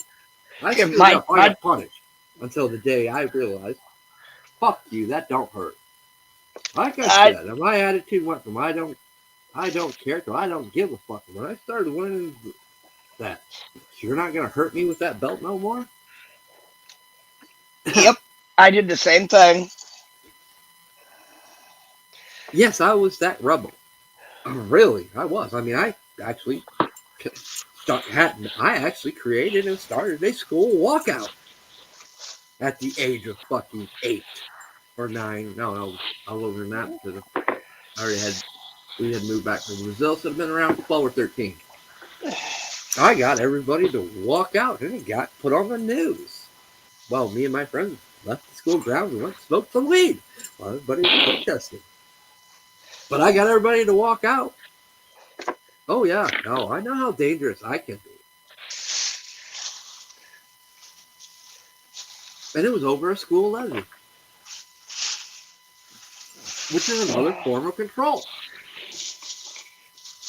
Yeah, I wasn't very well liked at school either. Why? Because they're going to take away our sports. They're going to take away our art, our music programs, because if you don't pass this levy, and every so many couple years they need a new levy, need more money, so they want to increase their school taxes. It's a control mechanism. They're going to lose that. We can't have it. You know what? I'd have been happy to lose that, honestly, because I got education. I got real education. But we taught people that, well, some people, mainly in the projects in the inner cities, they're never going to get out unless they become these superstar athletes. That's why we pay them so much. No, you need your education. Because many of these superstar athletes, once their career's done, they end up broke with no fucking skills to sustain the life that they got used to living. They don't know how to invest properly. There's countless stories of the NFL players that's done that. Very few. You know what? I'm going to continue my education. It's a control system that is broken, that's meant to control you, keep you enslaved, give you false hopes and illusionary dreams that only 1 in a million ever achieve, because they've been selected to achieve that, and they sell their fucking souls and their free wills and become fucking prostitutes to the money the people are paying them to be fucking endorsement figures. Not all, most. There's a few out there that have fought against the system, that have done things slyly, smartly, but most of them sell out because of greed. They got greedy. They've forgotten who they are. They've forgotten where they come from. They've forgotten what they've been taught. And some of these, well, this day and age, they haven't taught shit because they don't fear their parents, because parents can't punish them. They don't fear the schools because schools can't punish them. They have no patriotic views or values because Common Core took over that part and erased a lot of that history from the history books. They don't do pledge allegiance in the school. That stopped when I was a kid. Did like the first 15 minutes of the school day. Yeah. First thing when we came in, no matter what class we were in, there was the Pledge of Allegiance, and there was another 5 to 10 minutes, depending school you was, of silence, where people would pray, where they'd get together, have a little Bible study, whatnot. Like I said, I'm spiritual. I think spirituality has a place, religion has its place in every form or system, until it gets used and abused. Something our four founding fathers understood, because America was created mainly because of the persecution of the church. The separation between fucking the Lutherans and whatever. Pentecost, what was it? It was the Lutherans and the Martins? Was it that? Yeah, something like that. And the control of the Catholic Church, where if you posed what the Catholic Church thought, you were labeled a heathen, heretic, and pagan. You were the enemy of the church. You were evil. You were a criminal. You were a criminal for thinking and having a free thought, for questioning. That's what our founding fathers understood. That's what they fought for. That's why they created the Constitution and worded it the way they did, so we would have those freedoms, not a bunch of labels, or to where we lived in fear. Oh, they're going to call me a conspiracy theorist. They're going to suspend me and violate me because I spoke freely my opinions, my views, and it offended somebody. Good. I'm glad it offended you. I should. It should happen. I should be offended from time to time, so I sat back and questioned things. That's what happens when you hear the truth. Truth hurts. It makes you think. It makes you question. We should be questioning everything that's taken place to this date for the last 30 years, 40 years, 50 years, or the last 100 years. Because every step has been a stepping stone to where we've gotten to today. Every step has been a stepping stone that has slapped our fucking founders in their faces and changed to where our system can be so fucking corrupt, blatantly in our face, and they get away with it. They fear Trump so much, they'll do anything to make sure he can't run for an election. They fear us so much, they fear the fact that the Democratic Party is probably going to lose massively come midterm elections, that they're even using the NFL to promote their stadiums. You'll be allowed to come vote here in our stadium. Have you seen that yet? Nope. Yep. Tune into any fucking preseason NFL game that's going on right now. There'll be a little scrolling thing. They're opening up all 30 stadiums to the people to come in for primaries and to vote in November. Which begs me to question what the fuck's going to happen between now and then. The last fucking shindig was fucking COVID. And the Democratic Party, Tim Pool's actually got this one right. The Democratic Party, mainly cities that control those electoral votes of those states, that could easily change them. They were out there door to door doing what they should have done, what the Republican Party should have done, which didn't, with the mail-in ballots. What? But I told you the truth about the mail-in ballots. It doesn't mean shit. Your mail-in ballots is only heard if the election's close. Only a portion of the mail-in ballots are read. The rest are held for in case the election is close, and then they'll go to them. First will be the fucking military that is overseas, which was what the mail-in ballots were originally meant for, or absentee ballots, was for those to vote early so they could, because they were either overseas or going to be away on and, government and business. I tried um uh somebody very close to me just did that because we just had primary out here, and uh he's like, gonna go vote, and I'm like, I don't. I tend to be a very single topic voter anyway. Um, Well, neither but of us are old enough. We remember. but You remember your parents and your grandparents. Would they ever tell you who they were voting for? Or um what party they were with?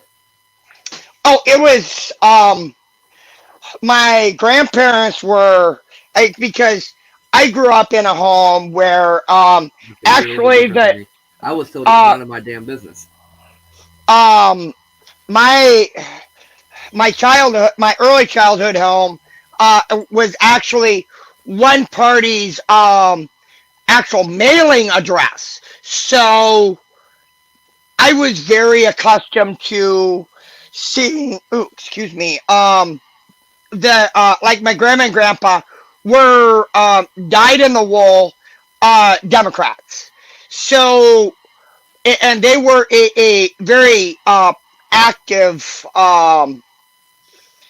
right up until their death. They were very active in that party.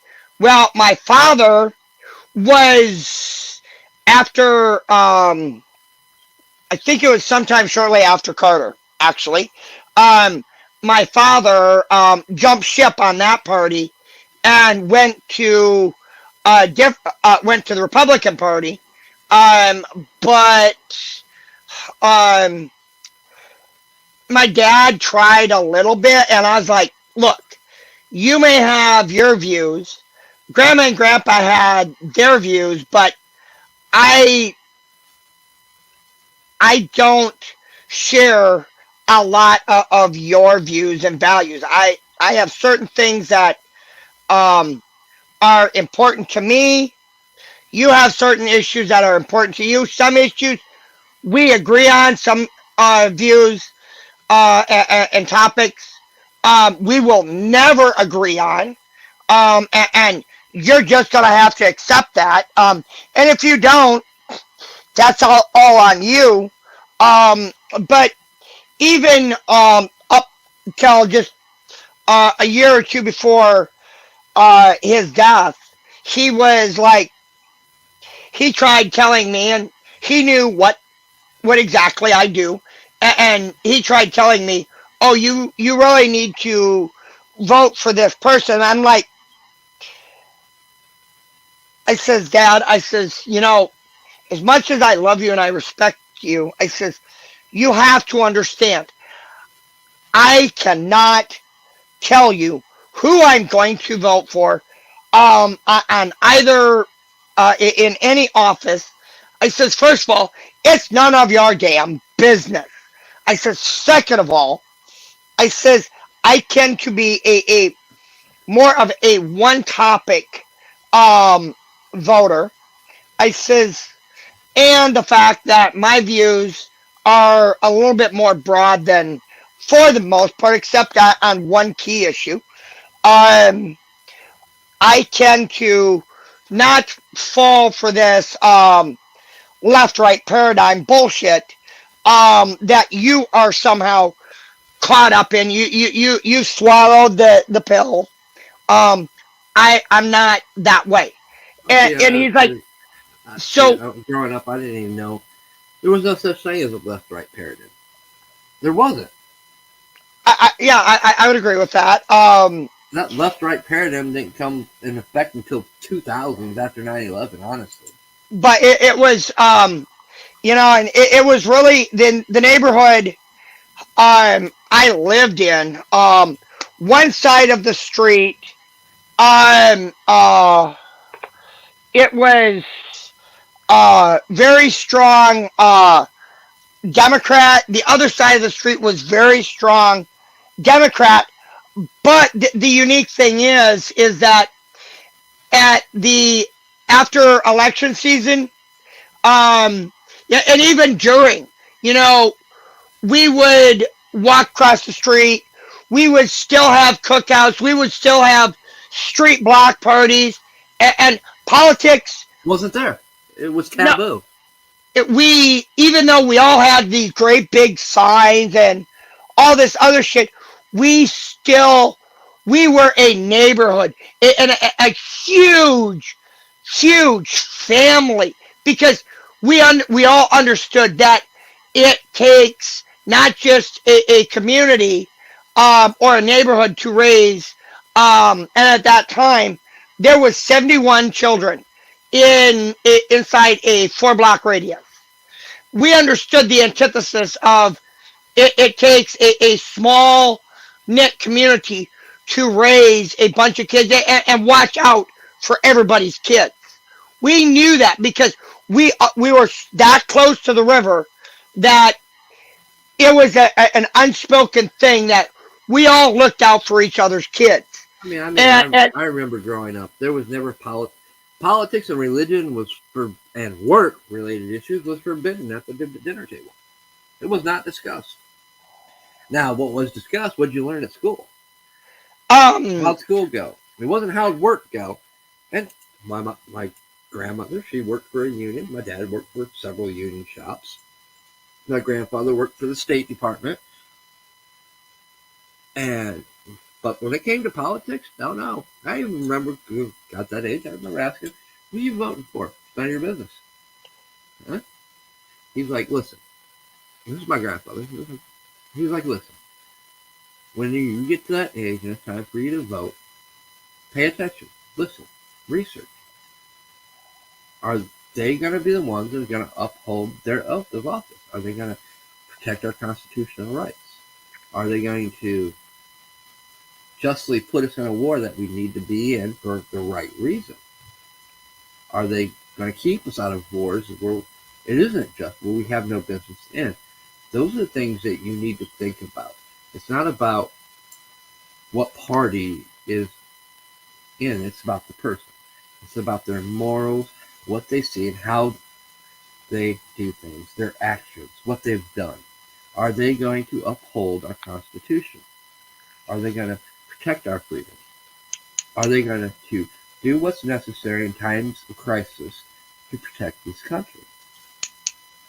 That's who you vote for. Because I'll never tell you to vote one party or the other. It's none of who I vote for is none of your business. Who your grandmother votes for is none of my business or your business. She works for a union shop. They're going to vote one way as they've always done. Or you know hide what they vote. But when it came to dinner tables, that shit wasn't talked about when I was growing up. I knew what I learned from school, and when I finally started asking questions. Like I said, my grandfather, he was a military man. He served in Korea. And like you said, it's a life sentence. It is. It is a life sentence. Because when Vietnam came around, he was told to you need to come back. We need you to train these young kids and what they're going to face. And he had to go train. It wasn't a matter of, well, I'm retired. I've been done for years now. I'm done. No, I mean, this fucking old man, at age 70, I watched him throw the superintendent across the table for putting his hands on me and slam me up against the bus. I mean, he was a frail old man. He was my grandfather. Oh, no. This man wore green till he died. Talk about institutionalized. So did my uncle or his brother and his other brother. They wore their colors. But they were fucking patriots to the core. They believed it. My grandfather even got me to make a promise, which I almost broke, to never serve. Because he served for me. He served so his sons and his grandchildren didn't have to serve. That was his mindset. His mindset on the NRA, don't get involved with it. Don't put your name on their label or their list because that's just another way for them to track you. I learned a lot from my grandfather. And then I learned the family's history. I learned clear down past the Mayflower. Yeah, I had relatives on the Mayflower. I learned the family history. I learned our family crest, what it meant. I learned what our founding father, this country, meant. What he believed in, what he did, what he, to this day is allegedly did, which I think he did. I can't prove it because it's not in his journals that I've had access to. But, he was accused of writing some papers under a different pen name, which was common in that day for Thomas Jefferson and some of the other ones to do. They did it. They're the ones that propaganda. They're the original propagators of propaganda when it comes to the news and the printing presses and books. They understood it, but they're not the original ones. Keep it real throughout century. The pen is truly mightier than the sword because those that know how to wield their pen, wield their words, knows how to sway the masses. That's what our government fears. Always have feared. That's what every fucking empire has feared, is when people start thinking for themselves, start acting, start printing stuff, start talking, things happen. Things change. If you can't control it, to this date, no empire has been able to ever control their populace, the people they think they can control through illusion, because it is an illusion. Control is an illusion. When people start to realize, when they get finally had enough is enough, they rebel. Rome, greatest fucking greatest. Not way too much.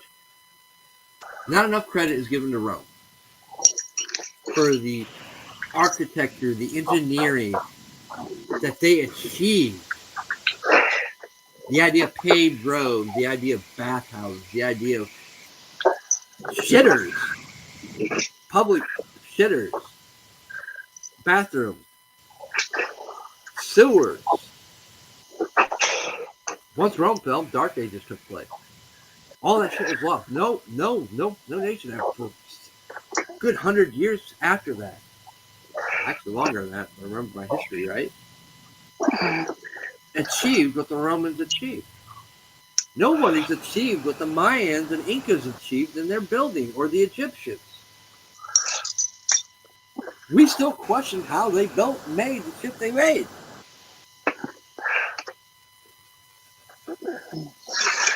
But they all fell to one reason: greed, corruption, power. The people rising up against them. Our founding fathers wrote something to change that. It was what they thought would change that. But no, here we are, present day, writings on the wall. Nothing has changed. Nothing's changed from when my fucking founding father opposed the fucking Loyalist Party. Nothing has changed from when the Republican Party became the Republican Party, not the Democratic Party.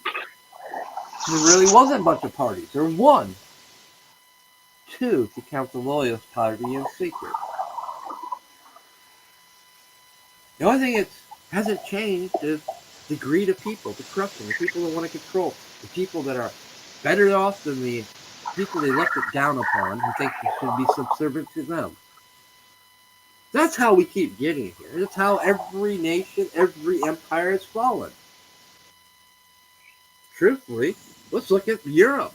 The Queen is just a fucking figurehead. She doesn't rule shit. Parliament runs shit. She's just a figurehead. To say that the monarchy still lives.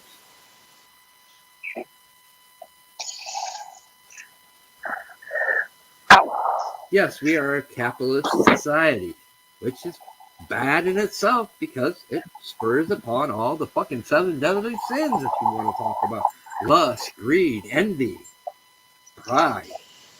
I'm better than you. Power corrupts. Money corrupts.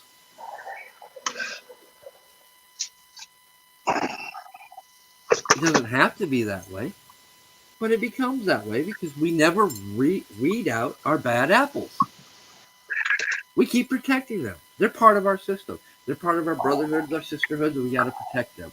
We need to break that cycle, break that habit, and put them on the spot for what they are. If our fucking senators, congressmen, state senators, state congressmen are committing ethic violations, violating the Constitution, violating our state laws, we need to put them out there.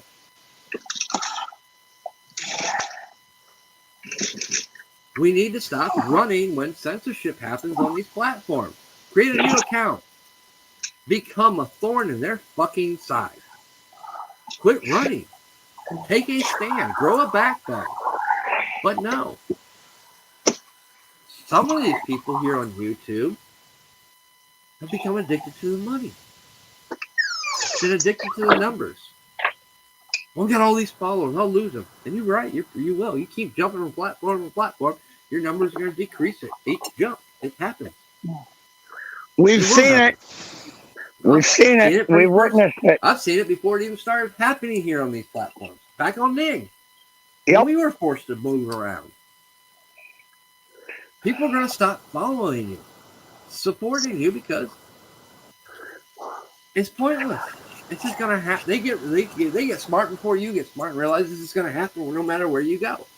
It eventually will happen on Rumble. It'll eventually happen on Nines. It's already happened on Gab. Gab sold out a long time ago. Yep.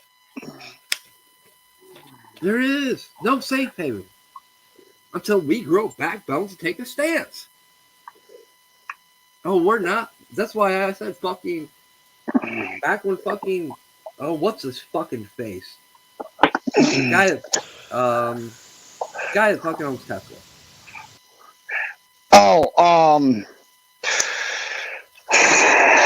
Musk. Tip of my tongue. Musk, yeah, Elon Musk. He ain't the answer. He's just another fucking rich fucking billionaire that's all about his fucking pockets. All about his inventions. He could care less about you guys. But he'll spin you a hell of a deal. For those that want to argue with me, I refer you back to the promise he made to help fix Flint, Michigan. Yeah, just ask the people of Flint, Michigan how it worked out for them. Not a damn thing. Trump's not the answer. He's part of the problem. He's part of the rich elitist bastards. That's become the problem. He's used loopholes to get to where he's at and openly admits it. But he's right. If you don't like it, change it. They're not going to change it because they do the same damn thing. That's how they keep getting rich while they're in the House and Senate. And if memory serves me right, I believe Trump also, shortly after Musk said he would reach out and help the people of Flint, I believe Trump also chimed in and said he would also be a part of that effort too, if I remember correctly. Well, no, my problem isn't that. My problem is we keep looking to the fucking rich billionaires, millionaires of this world to provide the answers. Yep. To expect they're going to do. Yes, Trump did some great things for our economy. He did some good things. But he ain't the answer. You're the fucking answer sitting there on your fucking couch or driving down the road listening to this podcast. You're the answer because you know what's broken. You know what it's like to fucking work, to struggle. These people have forgotten those things. They're the problem because they're better than you. They think they are better than you. I like Trump. Probably one of the best presidents we've had since George Washington. But he's part of the problem. We need people from our communities to take up. That's what our founding fathers originally wanted. They didn't want the rich. They didn't want the fucking monarchs, the fucking nobles, the elitists to fucking run the countries. They wanted you. The people. We the people to run things, to control things. The laws used to be if We held election in our state, and you were our representative, and you didn't deliver our votes. When you came back, you were tried and hung. Okay, Drew, I gotta bounce. I gotta grab this call. All right. All right, catch you later.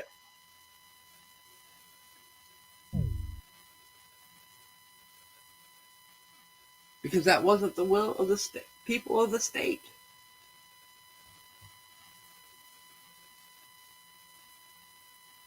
That's history. That's in our history. Yes, we have some dark moments in our history. We've done some things that we're probably not proud of today. But that's what's gotten us to this point. We learned from our mistakes. That's why our monuments are important. We shouldn't be tearing down our monuments because our politicians want to make fucking false political statements. Because they want to push a narrative that divides people. When these monuments and this history is meant to remind us so we don't repeat it. So we learn from it. We wouldn't have a civil rights movement if it wasn't for these bad things that happened.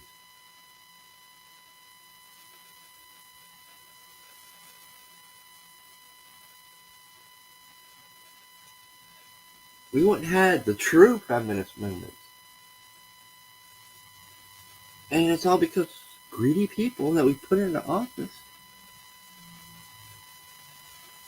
wanted to keep people under control.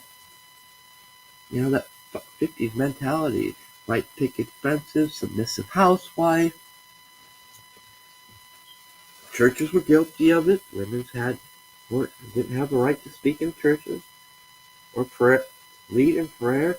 They needed something they wanted to pray about. They'd whisper to the male of the household or another. They were divorced or widowed. They'd whisper to another leading elder male to ask the question. We've gotten away from those things, which is good. We've evolved. We've grown. That's what equality was supposed to be about. Freedom for all, no matter your skin color, your sex, your gender. We should never be arguing about these things. It shouldn't be an issue. Until our government uses their control mechanisms to pit us against each other. The writing's been on the wall. We've just been so fucking blind we refuse to see it. Every generation, the writing's been on the wall from the sea. Let me tell you something. You know what the biggest secret of illusions are? The best place to hide something is right in front of your face. You won't see it.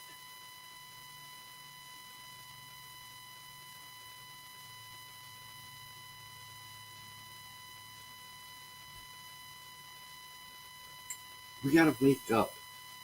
We gotta start living by carpe diem, seizing the day, seizing every moment and every opportunity we have to speak our mind, to speak our truths, our opinions, our views. Fuck the censorship, fuck the control mechanisms, fuck the fear.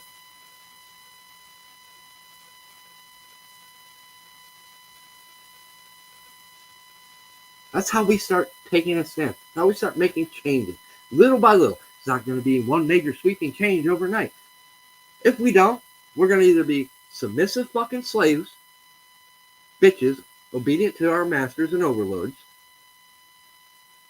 or we're going to end up in a civil war, which won't be a civil war because it'll turn into a revolutionary war because we'll find common ground and unite, topple our fucking government, which needs to happen. But it doesn't need to happen through violence. We still have other avenues. But they believe in scorched earth policies. Eventually, we'll eventually have to change our tactics. Eventually, enough's enough. We've had enough. You gave us no other alternative. But I don't think we've reached that point. I hope and pray we've not reached that point. But I see the writing on the wall too. I've seen the writing on the wall. Yeah. Not going there, but I've seen things that are coming.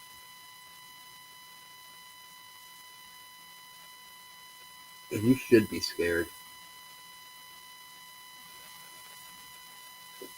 They'll make what Hitler did look like child's play if we allow them to continue down this road. That's all I'm going to say on that note.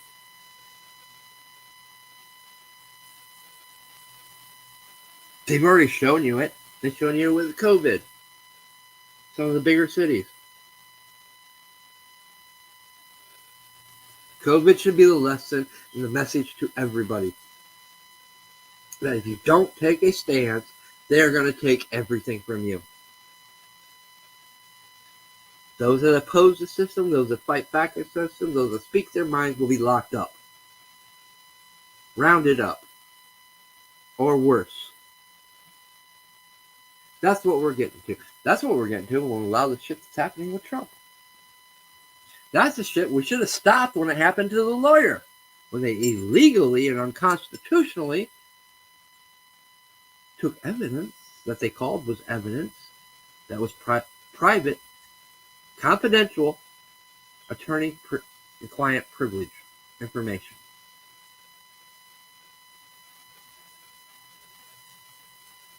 Now, all their big stories, big narratives, all that investigations that they did, all the time, taxpayers' money they wasted in the House and the Senate with these committees over the Russiagate thing and the impeachment things for something that should have never happened because it was false, it was fake. When we have real issues like Hunter Biden shit, that now they come out and admitted, there's some damning stuff on there.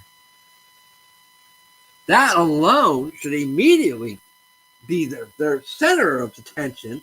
Like, hey, we got a president that could be being manipulated, blackmailed, and controlled. No. They're not talking about that. The FBI ain't investigating that.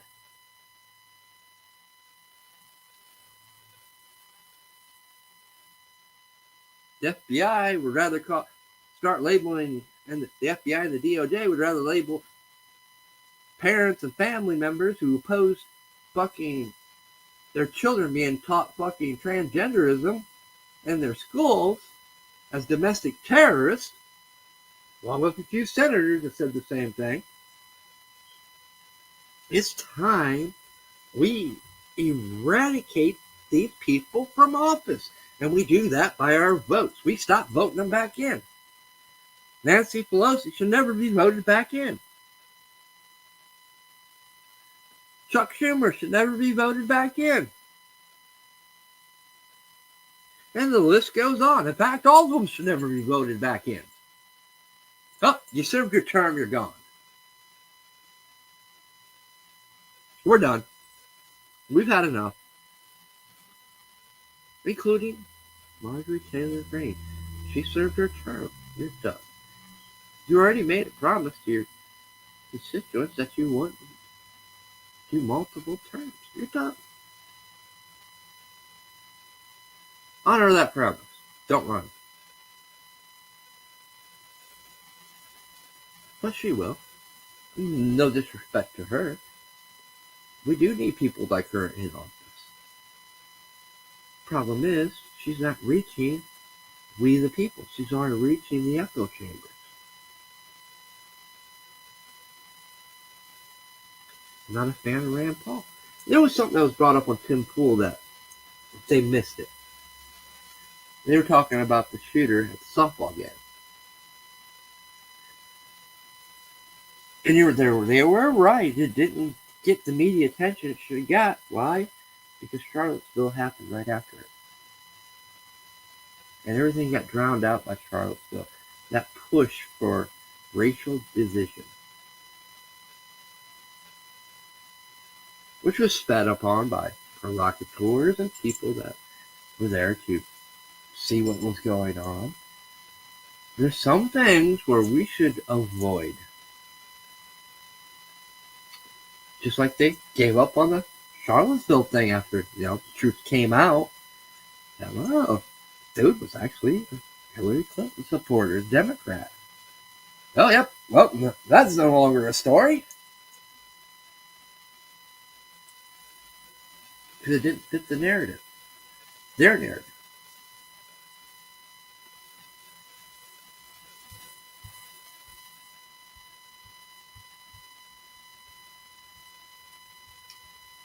But then again, like I said,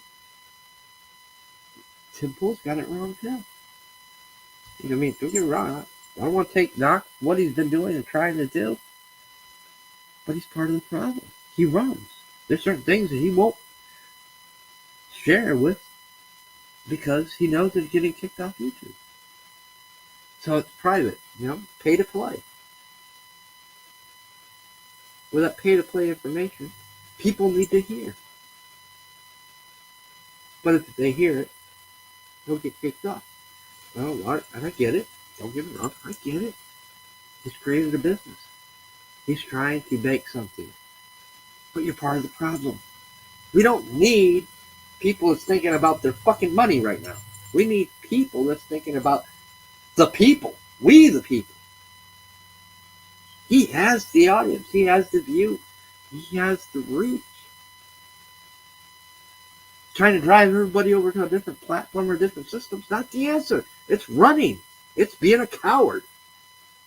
That's how we keep getting here. They keep dividing us or making us run to all these different platforms. I love what he does. Love the man for the shit he's done and what he's become. But I gotta take a stance. I gotta say what's the truth. And I don't give a fuck if somebody goes tells him. It's the facts. It's become part of the problem. You get so big, and don't get me wrong, I believe full-heartedly the man is living his dream. He's doing what the Americana dream is all about. But he's failing. He's failing the American people by not having those discussions right here where anybody can find it. Instead, you got to go pay for a subscription. Which, if you want to hear the truth and some hard realities of things, maybe you should. I'm not endorsing him because I don't agree with what he's doing. But maybe that's me being stubborn. Maybe that's me being pig-headed or just set in my ways. But my roots are deep. I'm a rebellious. My family history is rebellious. Clear down to John Rutledge, founding father of this country, signer of the Declaration of Independence. He stood up for what he believed. He wouldn't run. He took his stances, even though he knew it was going to probably cost him his career. It cost him his Supreme Court seat that he was filling in for already. Even though he was supposed to be a shoo-in. No, he wasn't a shoo-in because he opposed the treaty. He was bucking the system because he knew what was wrong. He seen what was going to play out. He foresaw that. There's some things he didn't get right that he didn't foresee. None of them foresaw. Maybe Thomas Jefferson was the only one that foresaw it. Who knows? But he was right. Our government no longer fears its people.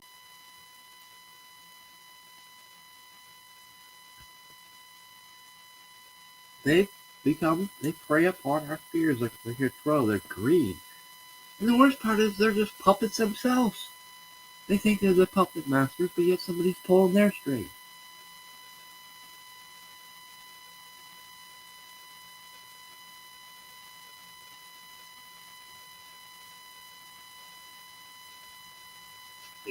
Like I said, Bree kind of slipped the questions there, which I knew was going to happen. Because I know, I understand, I get it. And believe me, I get a lot of you guys. I get what Tim Pool is doing, and other people won't like him. There's some people I don't get. Well, I do get it. Because they're really the problem. Because they're greed. And they don't care. They care about the money. And they're just shady people. There's a bunch of people like that. There is always and will always be wolves and sheep's clothing amongst us, no matter what community we're in. There will be people that infiltrate it, designed to cause corruption and designed to cause chaos, separation.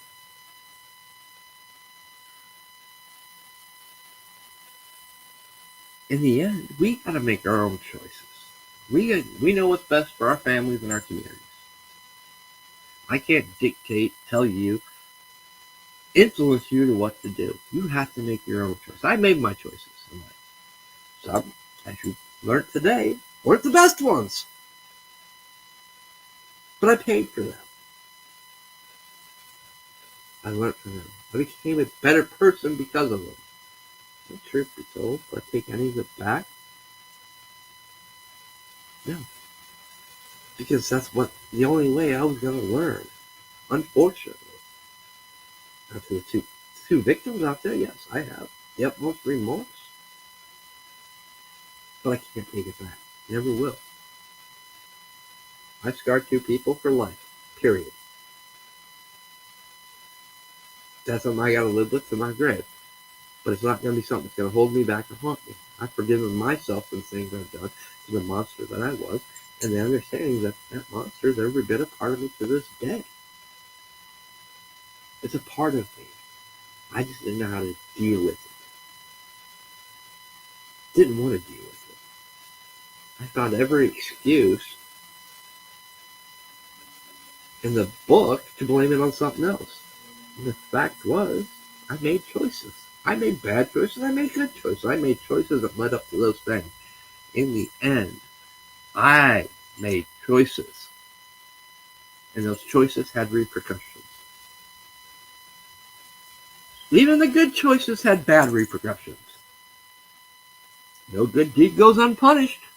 Believe that. But not all good deeds do get punished. Some good deeds, hey, just making somebody smile might not be for your benefit. But I tell you what, for that person's benefit, you just might have saved their lives and didn't realize it. We should always strive to be doing good and good deeds. We should always understand that, yes, there's that duality within inside of us. There's that good and evil inside all of us. It's part of us. It's our choices how we deal and allow those things to come out. There is a psychological warfare that's going on. Tuh, man, do I understand that more than most? Maybe one day.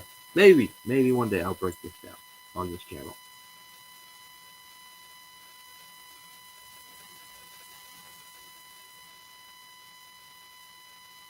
Because it is. It's all about psychology. It's all about mind control. Knowing how to control people's fear, control people's emotions, how to trigger them, how to put subliminal imagery and messages in imagery. Memes are so fucking dangerous. You guys don't even know. In fact, if you knew, you would never post a meme because it is literally chaos magic. It is sigil magic. But most of you, oh no, oh yo yes. And I could show you how to do it. In fact, it doesn't take much thought. Actually, no. Let me rephrase. It takes thought. That's it. You think it, you focus it, you draw it, you make it, you create it, you envision it, and you just did magic. Whether you intended to or not. Creating the term MAGA is a form of magic. Make America great again. It's an abbreviation. More than that. I'd say sigil. It is a magical spell formula.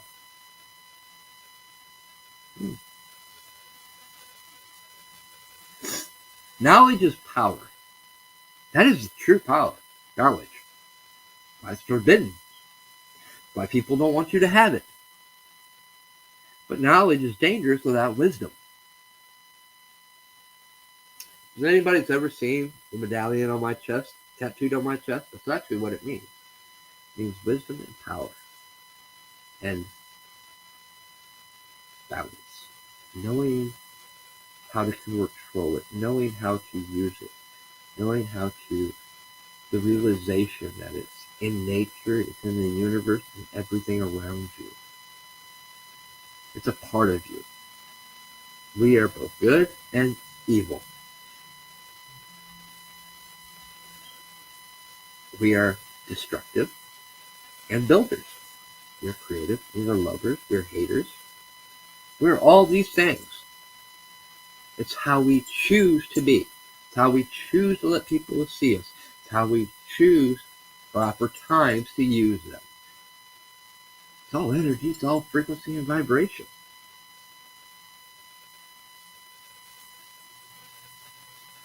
I'm not going to quote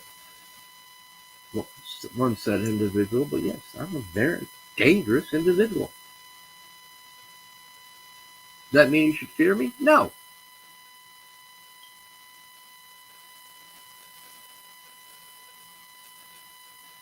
But it also means that you probably should tread carefully.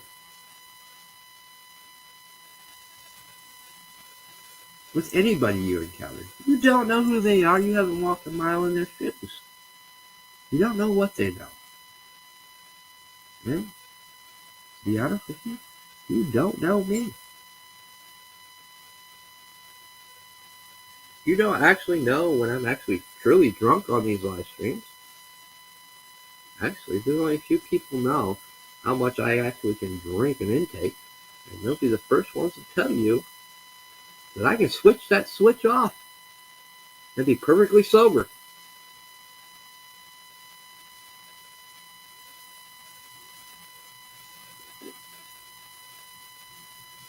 Your mind is such a beautiful thing. Hence the term, the ramblings of the chaotic mind. I want you to explore your minds. I want you to learn to use it. Psychological warfare, we're talking about our police, the FBI, the CIA, our military agencies, the brotherhoods, the sisterhoods. That is mind. They are psychologically programmed to protect themselves and their fellow brothers and sisters. They are programmed to lay down their lives for each other. Man, if you guys had just the fraction of the things I've learned in my years, and I'm still learning things. Sometimes I've actually learned things recently that it's like, whoa, damn, I've had that wrong that long? Why did I believe that? Because I wasn't ready to hear the truth at the time. I wasn't ready to accept what I heard at the time. It becomes a trigger, a mechanism that triggers you and makes you think and question things. It's like, oh, wow. Yeah, and there's that sickening pit numbing sensation like, fuck. For hearing the truth. And realizing that, fuck, I had that wrong because you weren't ready. Everybody's on a different playing field. Everybody's on a different level. Spiritually, mentally, physically. We're not the same. That's the beautiful thing about being a human being. We're all different. None's alike. Now, some of us might have doppelgangers out there. I've heard about mine. Never met him. But I've heard the stories. One of my ex-girlfriends got pregnant by somebody everybody swore was me. It couldn't have been me because I was in the county jail at the time. For 6 months. But hey, they said it was me.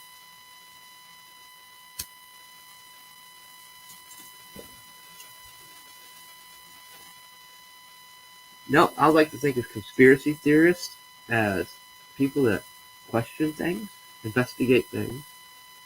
It's like like to think about, between myths and legends, between every myth and legend, there is some truth. And there is. When you start researching these things, there is some truth. Just like if you ever have the balls, the cojones, to take every spiritual book out there and read them. With an open mind, you'll see what I mean. It's not that I have anything against religion. My thing is the dogma. The thing that's meant to control their people, their masses, to make them either fear, hate, or think the other religious beliefs are evil when it's not supposed to be. I've explained this on KOTR. That the best lesson I ever had in life happened when I was locked up I was locked up. I was in the receiving unit. This old man, he was Native American, and I was reading the Bible at the time, getting back into it, because I was. And we had a discussion about religion. Long discussion. Like, you know, the whole time we were in receiving together, discussion.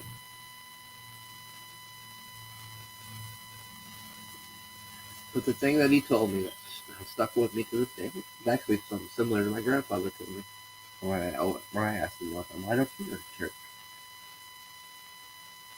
Well, I got that answer. That's a whole nother story, and that's probably not for this channel. But as I was learning my gifts, and which the Bible speaks of,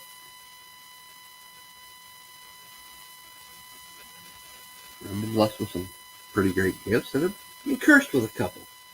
Being an empath sucks, especially one of my magnitude.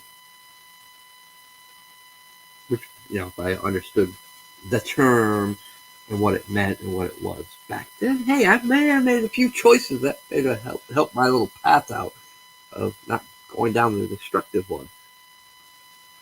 But I didn't. So I didn't know how to deal with it.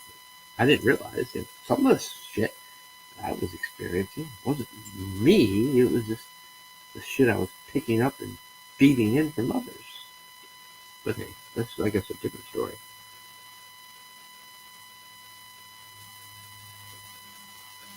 And you can't take back the things you already learned from them. Although that saying applies. The things I know now, I wish I known then, truly applies. Boy, I wish I know the things I know now. I would have known then. Things would have been a whole lot different. But then again, things were different. Some of the Daughters of Liberty might not exist. Many things that I've done since then might not exist. Some of the people that I've met might not have met because I didn't take that path. But yeah, that's a whole nother mind fucking topic for another topic. But hey, leads into another topic. Let's look at science. Let's look at physics. You have people that believe in the pseudo form of physics, which I don't think we use the term pseudo anymore, but it was considered a pseudoscience, string theory and all that. I love string theory. I get it. I understand it. But that's technically paranormal. That's technically occultism.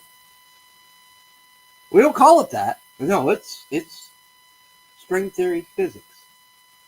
But yet, within those string theory, we have parallel universes, parallel dimensions, so much more. And it's a heated topic between the physics scientists and the pseudo-physics science. But there's two different labels. There's two different things. People don't agree. It's like, no, there's no science behind that. You can't prove that. What is science? Science is, much like scientific notation, most people don't know that they consider myself privileged being taught. I was taught that in school as a kid. Science is the unknown. It's to prove the unknown or disprove the unknown. Maybe some of the greatest skeptics and questioners of our time were scientists, trying to prove the unknown or prove their theories are accurate. That, hey, the earth is round. It's not flat. Or gravity exists. But does it? Oh. Mind over matter. What can our minds do that goes against science? That's where pseudoscience came in. That's where alchemy came in. That's where we changed the terminology to make it appropriate or to condemn those that were sharing those secrets that we felt that shouldn't be shared. Oh, there's a topic for you. This is all about knowledge. It's all about wisdom, information. It's all about freedom. Freedom to share those things that people don't want you to know. Because once you know those things, you can build defenses for them, or you become aware and they can't trigger you, or they do trigger you to be aware of those things. Hey, there's something wrong here. What do you know? These people are more apt to see psychological warfare for what it is. The subliminal message, the movies and memes. They see it instantly and they put up a defense and it's hey. Or they put up the armor of God. Oh, they're protected.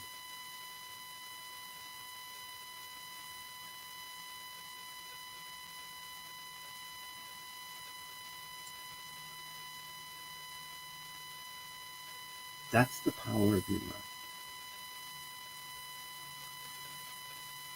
It's more than that, but we're not going to complicate things. We're going to keep things simple, the KISS method. Keep it simple, stupid. Which I have to remind myself from time to time because I love the complexity of things. It's kind of hard for me to keep it simple, stupid. Fucking acronyms. God love them.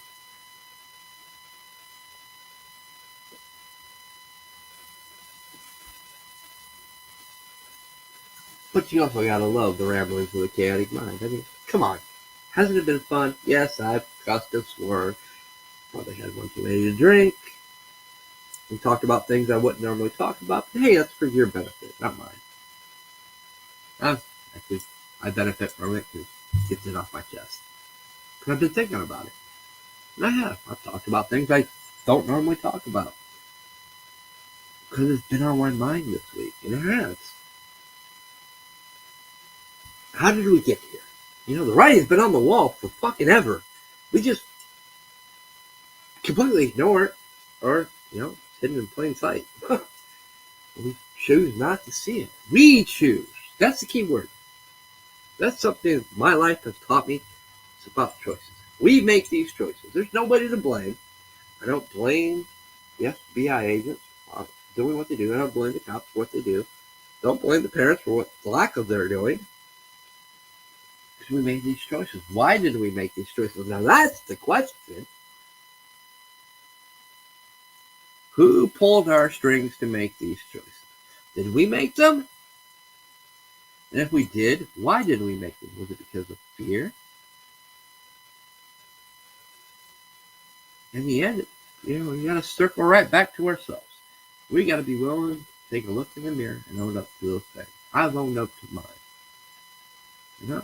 I'll be the first one to tell you when I went down my path and I realized that, fuck, I can't blame nobody but myself. That was probably the most freeing moment of my life. No, it wasn't the drugs. The drugs was an excuse. I had plenty of opportunity to get help. I had plenty of opportunity to turn things around. I had plenty of opportunity to listen to my friends and say, you scare me. But no, I didn't listen. I made choices. Can't blame them. I can't blame the groups I got involved with. Can't blame the drugs. Can't blame the alcohol. Can't blame nothing. Because in the end, it was my choice. I chose to hang with them. I chose to go down those paths, those roads. I chose to open those doors. Nobody forced me. I might have been pushed in a few directions, but I chose to allow myself to be pushed. No, the buck stops at me. I made those choices. That's what led to my demise. That's also what led me to who I am today.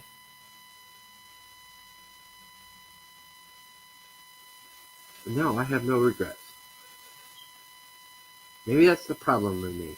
I don't no remorse. I don't have no regrets. I just know of who I am today and what I could be if I choose to be. If I choose to let that little monster out of its fucking box. That monster is now a tool that I control. Not somebody else.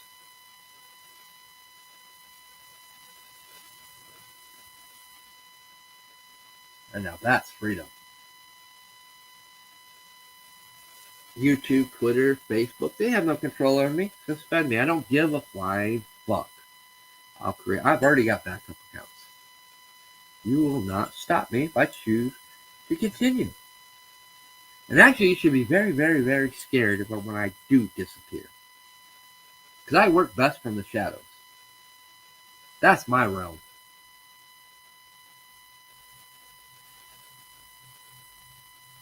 You ought to be thankful that I've got good people around me.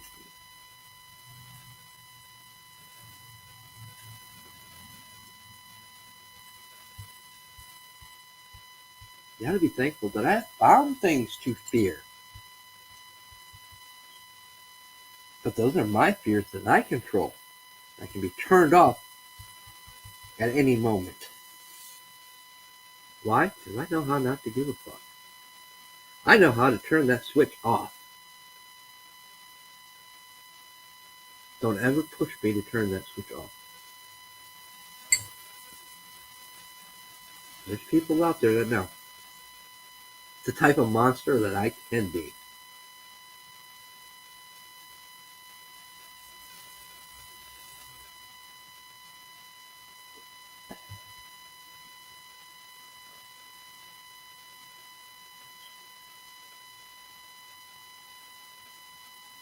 And there's many people out there like me.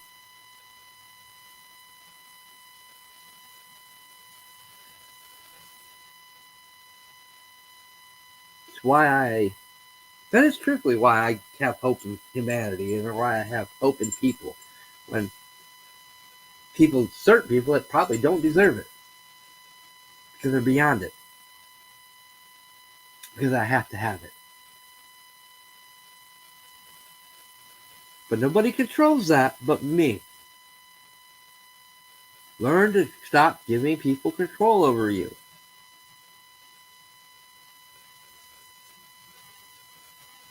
There's certain things I will never tell you about or teach you. Why? Because I've seen what it did to me. But don't get me wrong. There may become a time where certain few might get taught that. I don't know. I can't say for certain. Never will. I hope that day will never come because that's just it. Shit should be forgotten. Nobody should ever know. There is some knowledge I do agree with. It should never be ever, ever, ever shared.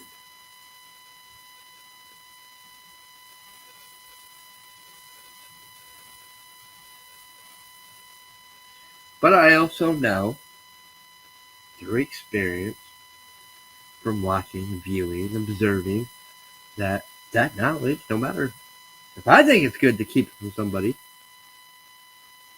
will, if needed, reappear. Be retaught to someone. Hopefully not the way it was taught to me. At such a young age.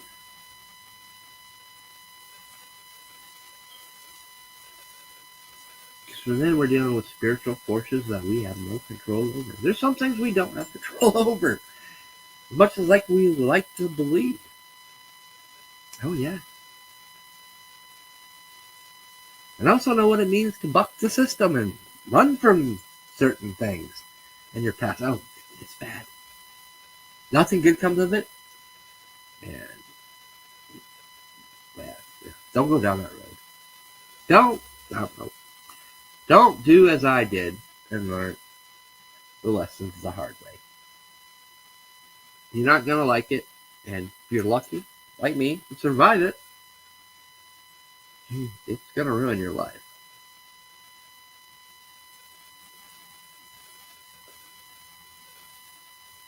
That's just the truth.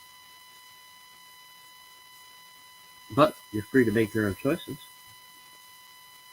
Some people are like me, have to learn that way. It's the only way they can learn, unfortunately. Don't know why. Trust me, I wish there was a way to change that, but they don't. That's where wisdom comes in. But wisdom is earned through experience, and experience is usually learned through school hard knocks. Unfortunately, as we get older, we get wiser. As we get older, I'm sure the people out there listening to this know exactly what I'm saying. I'm not going to do what my parents did. I'm not going to do this. I'm not going to punish my children like they did.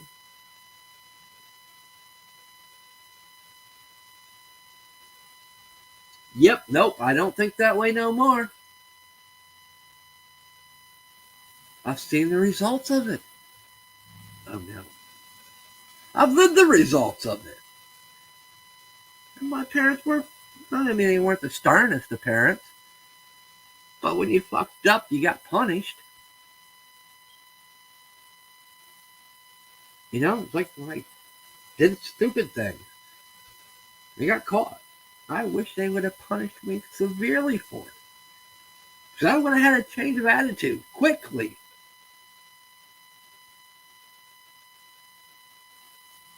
The judge's part, right? I wasn't slick. I didn't know it wasn't so much I found ways to get around things. It just fell that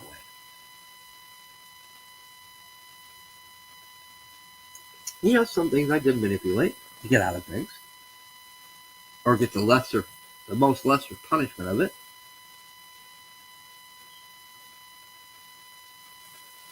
But they would have thrown a book at me when I was a teenager. Oh my God, I would have learned my lesson so quick. But no, it didn't happen. I knew how to manipulate the system. And I did. And I paid dearly for that. And the judge was right. That's why it hurts so much and why it haunts me to this day. He called me a slave. No. Yeah, well, I had plenty of time to think about that one. And I did. And he was right. I was. Whether it was through my own means or just a luck. It wasn't even luck. It was the fact that something out there hoped I'd realize what path I was going down and it would change through my choices. And I did it.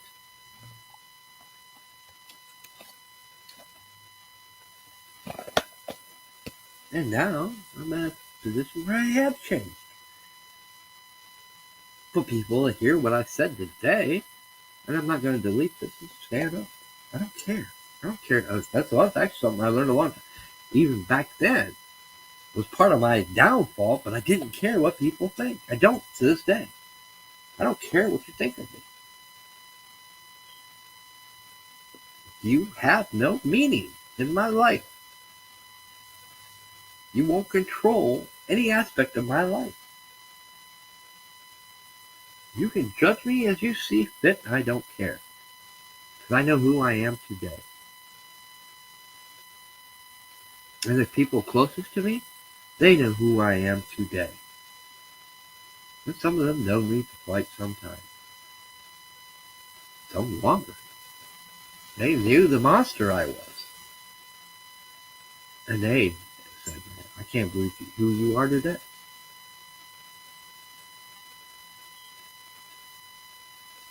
Change happens. You can change if you want to. But you can't make somebody change. That's actually the irony of it all. They have to hit that rock bottom. They have to want that change. You can't make a drug addict change. You can't make a criminal change until they reach that point to where I want to change. I got to change. We can't make these politicians change.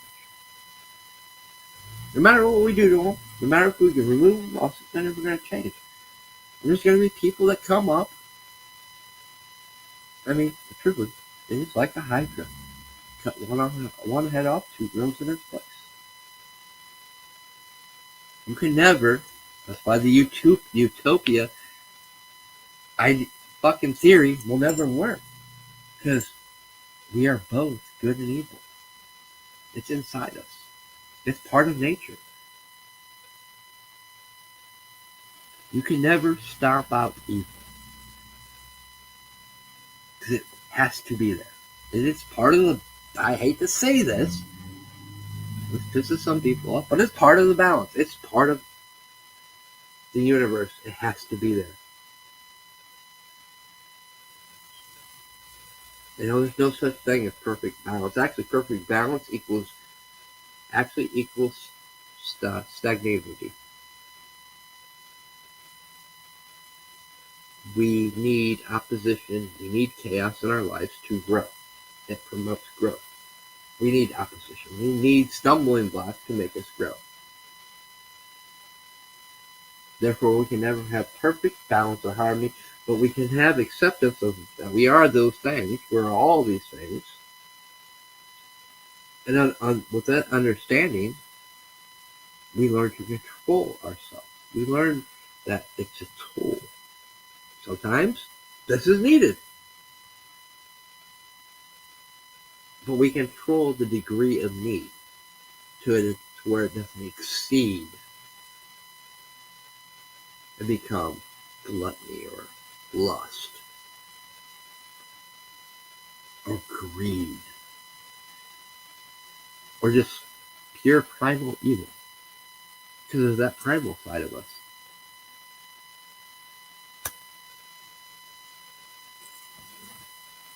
God, I've said way too much today.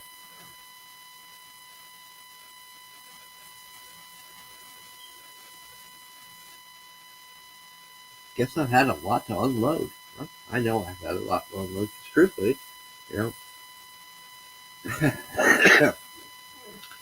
here's a little fact you guys probably don't know. Well, since I've been stitching on myself, it's home parts of my life. Now, when I went to college, here's a you guys probably laugh. Now, I played around with writing. I hate writing. To this day, I actually still hate writing. But I'm damn good at it. I mean, I remember writing books, many stories with friends of mine while we're in church, finding golf places. Somebody seen what we were doing and eventually kind of read it. It's like, hey, you should write. You should write a book. I'm like, no, I hate writing.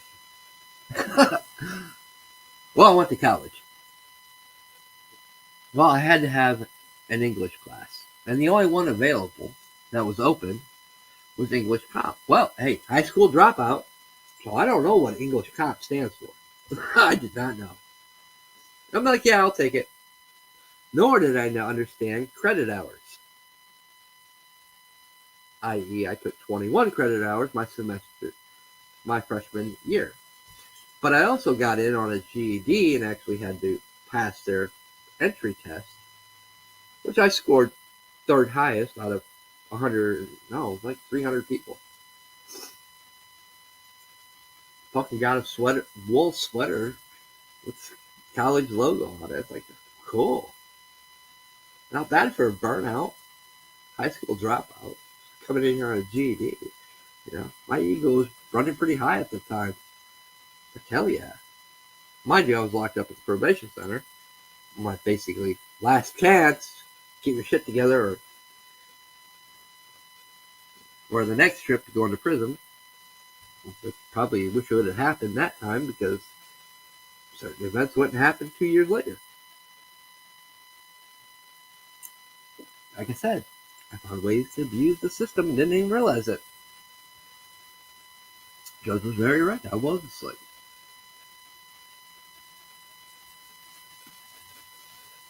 But I never thought I'd see the probation center either. Because, well, slick that I was, the judge that had sentenced me in Michigan, that actually banned me from the state of Michigan, mind you. You know, I pled guilty to a couple of things that I wasn't guilty from. I was guilty of one thing, but I'm taking a rap for it. I mean, sentence day, and the judge was an alcoholic, died of cancer, and he actually killed his two kids. Was nicknamed Hang 'em Harvey. Because on a good day, he was sending people to prison.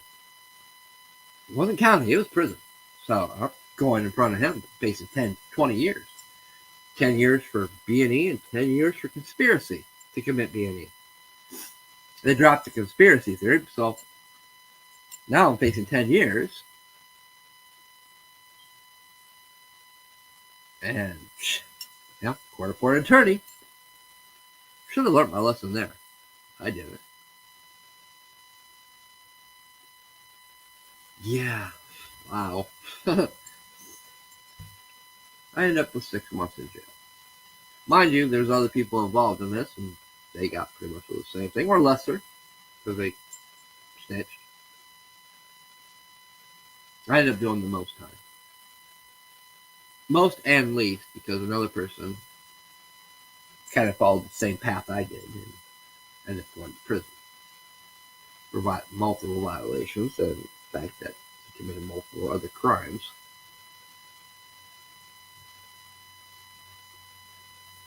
But I ended up getting violated. That's why I thought when that phone call came that I was getting violated. I received a similar phone call when I was still a teenager, because, hey, difference between Ohio and Michigan, hey, Ohio at the age of 17, you're considered an adult. You can be tried as an adult, unlike Ohio. Well, violated for failure to pay fines. And the fact that I had gotten busted and arrested for possession paraphernalia, which I ended up taking full credit for because I didn't want to get 2 people with me in trouble. My only girlfriend at the time. All because the idiot in the back seat didn't fucking slide the fucking weed under my seat. Because I knew what they were going to do. They were going to flash their light over the back seat and over the floorboard. They don't see nothing. Be on your merry little fucking way. But no, it didn't happen like that. The idiot didn't slide it all the way under the seat. Let the baggie felt to be seen. You know what the irony of it was? They let us out on a PR bond. Let the old lady drive who didn't have a driver's license. No, let Mike drive who didn't have a driver's license. They knew it. And they dumped the fucking 1.5 ounces of fucking weed out of the bag onto the floorboard. They charged us with a quarter and scales. The quarter that they got out of my jacket that I didn't know was in my jacket. Hey, funny. Assholes. But I also knew the sheriffs. I knew that sheriff. All I had to do was be honest with him, and it would have been, I had to get the fuck out of here. But no, we don't got nothing because it's under my seat. I don't know where it can be seen, so go ahead, search. Yeah. Should have just been honest, and I would have been on my merry little way. And said, hey, don't do it again. You would have took the weed. You would have took the weed, but that's beside the point, right? But no, didn't. So violation of probation. PO got me out of jail because, well, technically, which saved my ass because technically by her getting me out of jail on an OR bond, which I was not, shouldn't have got because probation violation. So my PO was kind of cool about it up until I finished running the gauntlet of my life. And she realized that all kinds of shit that I was involved in. It ended up costing her a job, which I do feel sorry for. But basically, I ended up violating because failure to pay fines, which was making payments, so I'm about to pay it off. So they got me for that. They couldn't get me for the dropping dirty and possession and stuff. So yeah, 2 different states. Fuck it. You're a troublemaker. Well, I was basically told that I had a choice because the interesting thing was the judge that sentenced me no longer was around. So it was my prosecuting attorney that was now the judge. And, well, he's like, well, you can request a different judge since I was your prosecuting attorney. I'm like, well, shit, you're not going to throw the book at me. You won't. Because I can come back in here and appeal this. No, you can be my judge. Oh, yeah.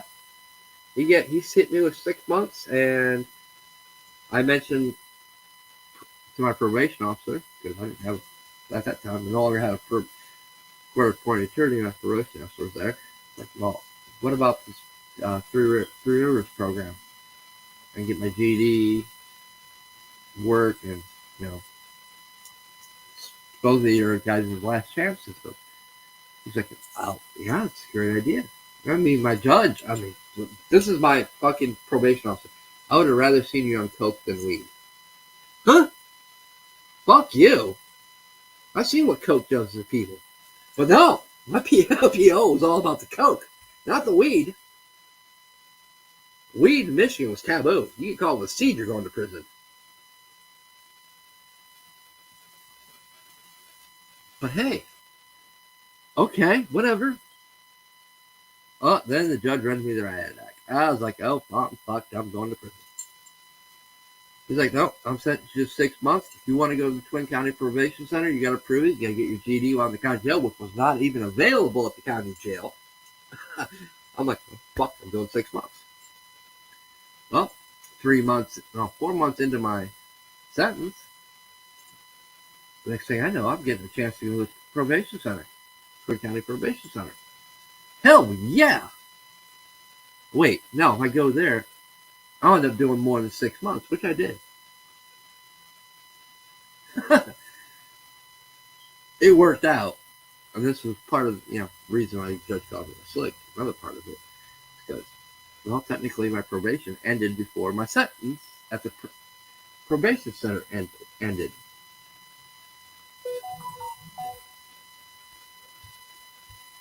But I used what was my advantage. I got my GED. Then there was a chance to go to college. At first it was the wall jack. I was interested in that. Central Michigan. Like, hell yeah. I didn't think I'd ever be able to go to college. I always wanted to go to college. So let's go. Yeah, I'm interested. Let's go. Go for a car ride. Yeah, I'm already working. Third shift at a plastic factory.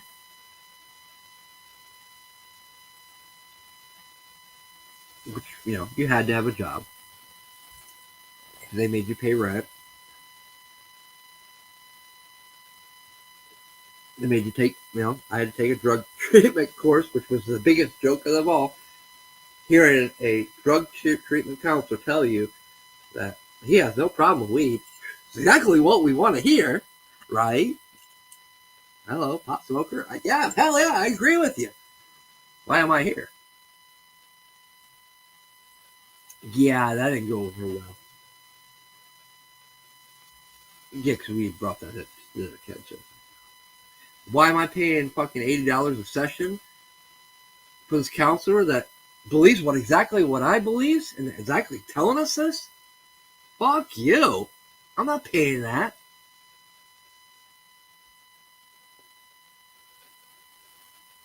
Although they tried to make us pay it. Well, I had a chance to go to college. I ended up going to Glen Oaks Community College. Baseball college, mind you. Funny. I was a baseball player. A damn good one. So I threw my arm out. Which means I'm not going to be playing baseball at this college. I already gave up my scholarships for baseball. Which definitely wouldn't have been to Glen Oaks Community College. It would have been either Notre Dame or Michigan, which was I was scouted for.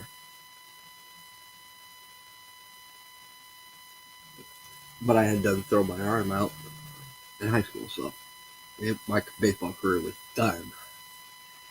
Which is what happens when you throw 98 to 100 mile per hour fastballs without properly warming up or stretching, because we knew nothing about those things. It was pepper from the beginning. Yep, warm up, pepper. Throw as hard as you can. But we were taught the fundamentals of baseball from every position, to be able to play every position, to be able to bat left or right-handed. Our coaches taught us well, but they missed the most important part, was conditioning of our bodies and strengthening them and not throwing your arms out, warming up. Oops. And actually, every one of us ended up. I didn't make it to triple A. A couple of friends of mine that played on the same team and high school teams, because we all played from basically Pee Wee all the way to high school, made it to triple A, and they all washed out by throwing their arms out. I threw mine out in high school.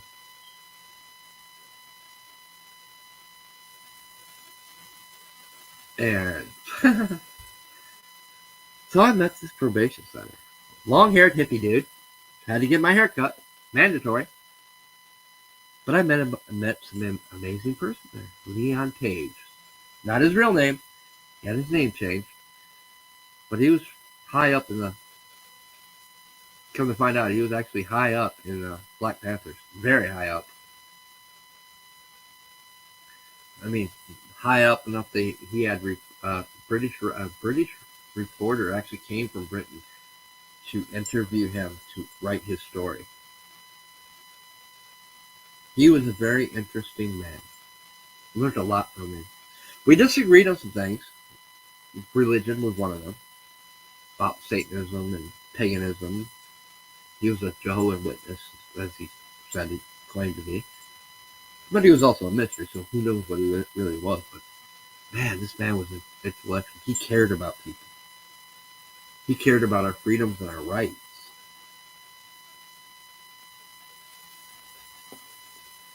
I mean, I enjoyed talking to this man. And he encouraged us to better ourselves. Didn't matter what our skin color was. He didn't care about that. That's not what his movement, he said his movement was about. It was about equality, freedom. The right to be yourself. To make something out of yourself. Become something. And the chance to go to college opened up. And I went. I ended up going to Glen Oaks, like I said again. Yeah. I proved a bunch of people wrong. I proved that a burnout can be something. I proved that, I would have had a 4.0 my first semester if it wasn't for me working third shift and basically getting no sleep through the week because, counseling on Monday, then I had to go to work. And I was at class till noon or afternoon, so I had time to come back to the Brewers to eat, get a nap, or not get a nap and do my homework. And I had English comp, which I didn't know what it meant till Friday. Because one day, it was a 4-hour class. Because it was one day a week. And started reading what he had written on the board. Just happened to be a monotone professor. Oh my fucking God. No wonder I slept. And that was the idiot that fell asleep in the front of the class. I didn't sit in the back. I sat in the front and slept through his classes. No problem. I turned my fucking essays in because, come to find out, English comp is about writing. The very thing I hate. Oh. Believe it or not, I loved that class. I really did. I learned something about myself that I didn't know. I was good at writing. I knew that. But I also learned I was good at it. Or damn good at it. Yeah, not so much for the first couple essays. And if it wasn't, like he said, for the first 4 weeks of sleeping through his class, I would have ended up with a 4.0 for my first semester. Instead of a 3.9. He couldn't give me a 4.0 for his class because I slept through it. In fact, I guess I was the butt of his many jokes. If I wouldn't know, I slept through it. Until one day he happened to show the creature of the Blue Lagoon on video. He's like, man, this is what it takes to keep you awake? Show videos? I'm like, huh? He's like, oh yeah. I make fun of you every Friday. You're the front of my jokes. I'm like, huh? Oh, damn. And dude graded me hard. I was learning about essays. I found a knack for it. Eventually, it's like I got it and got to write something. Basically, it was our own, whatever. It was one of those whatever to write about. I wrote about mosh pits, of all things. He learned something. He was happy. I got creative. He's like, man, you're good. I could actually reading your writing and picture myself in a mosh pit. I'm like, oh, okay. First 4.0 paper I ever got in its class. Then I got fired from work because, well, I was falling asleep doing my job. And that's just scary because I was running a press, falling asleep doing the press, and we were making over rate. Then one day I was asleep trimming parts, plastic factory. So we had trim parts. And we're making triple over rate. Dude was produce and everything. He was running the press, and I was trimming parts while I was asleep. So he made us go through 56 boxes, which normally you only get like 20 a night, if that, to make sure there was no defective parts, and there was none. So he let me slide on that one. I also cut myself that night, so. But he let me slide on that one. But then they put me on a machine that nobody could run to. It was a new machine. It wasn't, the plastic wasn't working right. Nothing was coming out. Nobody could keep up with the damn thing. And he used that to fire me, which was cool. Truthfully, I didn't have to work because I was a full-time student. Like I said, didn't understand what credit hours meant. I had 21, which was more than a freshman should ever have. The minimum, back when I went, was 14. I think it's 12 now. Yeah, I didn't understand the mathematics of that. You know, all these hours equal this many lab time, this much research time. Yeah, I didn't get that. Hello, I'm fucking going to. My major was art, individual study of art. Even though I took astronomy, which I loved, and that was my favorite class. And I thrived at it. I made the mistake of taking Spanish because, well, hey, I know Portuguese. This would be a cakewalk. Yep, learned the hard lesson there. Oh, way two different languages. And actually, I had the professor, and I won't say this out loud because YouTube will fucking kick me off for that one. But first day, this ain't your WB Spanish. Figure it out. This is Portugal, Spain, Spanish. Real Spanish. Hey? I didn't realize there was a difference. Spanish is Spanish. Portuguese can't be much different. Oh my God. I struggled. I struggled because it was way different. The Spaniard version of Spanish? I wouldn't even be able to talk to my Mexican friends in Spanish. Because it was, much like Portuguese, it was proper. Portuguese has more of a Latin twist, which makes what makes it different with the Spaniard version. But it was proper. Masculine, feminine. So if you're male, you pronounce certain things the male way. If you're female, you pronounce it the female way. It's a romantic language. Oh my God. Spanish? Oh, I failed that. I mean, it took me a bit. I eventually figured it out, but yeah, no. It wasn't the cakewalk. I should have took French or Latin.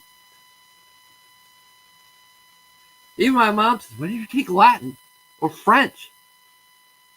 What was you thinking? Oh, Portuguese. I know Portuguese. At that time I did. Cakewalk. It's like, no, not a cakewalk. Totally different. Like, you could have told me. You didn't ask. You didn't even tell me you were going to college. Yep, that's me. Yeah. Spanish, bad. But hey, I learned. Can't speak a lick of it today. Barely can speak Portuguese anymore. My mom and sister fluent in it. I know enough to get me by. That's it. Barely get by at that. But I went to college. A burnout. A dropout. The very things they said you can't do. I did. And I threw it all away. At the end. I did.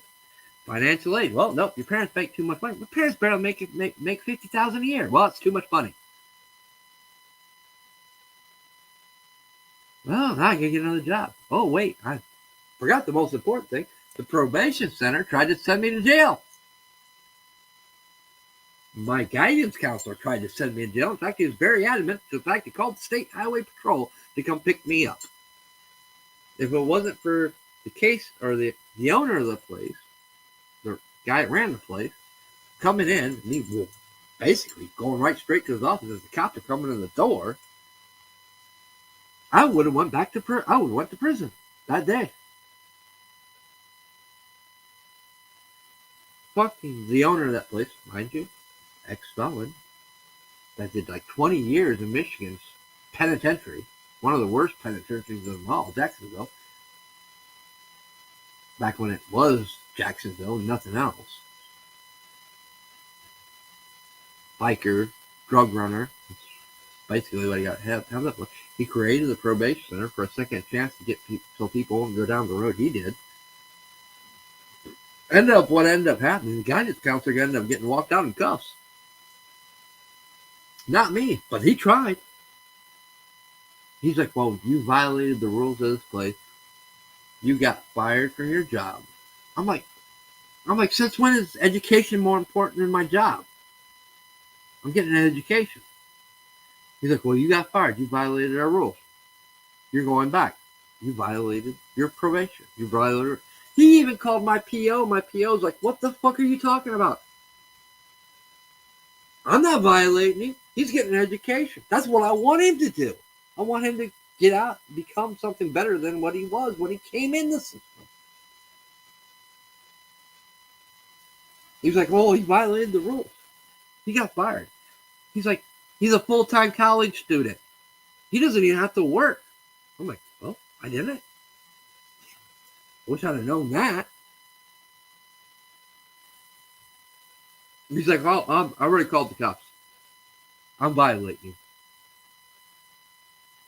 And since he's in our county now, he'll be through our courts. I'm like, oh, shit. So I just walked right out. Went right straight, heading to Harry's office. Cops right behind me. They were literally right behind me. I'm like, hey, explained it to him as fast as I could as the cops were trying to order me to put my hands behind my back and get on my knees and cuff me. He's like, what? My case manager came in. He was like, yeah, I'm violating. He got fired. He's like, wait. What does his PO say? His PO, doesn't matter what his PO said. He violated. He got fired. I'm like, I'm a full-time college student. He's like, wait, you're going to college and working? Yeah, I'm going to college and working third shift. And going to the stupid classes that he's making me go to for drug counseling, where a drug counselor says there's nothing wrong with smoking weed. He's like, what? I'm like, yeah. Ask any one of the guys. He told us that. He's charging us $80 for it. He's like, no. I'm like, yeah. He's like, man, he told the cops, get those cuffs off them. We're like, well, he said we're taking him in. He's violent.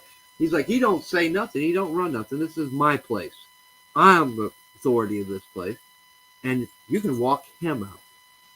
He's doing what he's supposed to. He's getting an education, which trumps his job because he's a full-time college student. How he's made it this long doing both, I don't know. But that's how fucked up our system is. They'd rather violate somebody to put them in the system, keep them in the system, than making sure they become something other than a criminal. Which is the moral of the story there. I didn't get it back then. Didn't care. I just know I wasn't going to jail. Then when it came time to get out, they were trying to keep me because I didn't pay the stupid counselor fee. I'm like, I'll take care of that as soon as I get my paycheck. Because at that time, I actually got another part-time job working Taco Hell. Because, gotta have money. College doesn't pay for itself when your financial aid is denied because your parents make too much money. Like, what the hell? I'm 18 years old. What's my parents got to do with it? Well, come to find out, this is the 90s, late 90s, but mind you, financial aid, so you're 21, they don't consider you adult. They don't consider you independent. I've been independent since I was 16.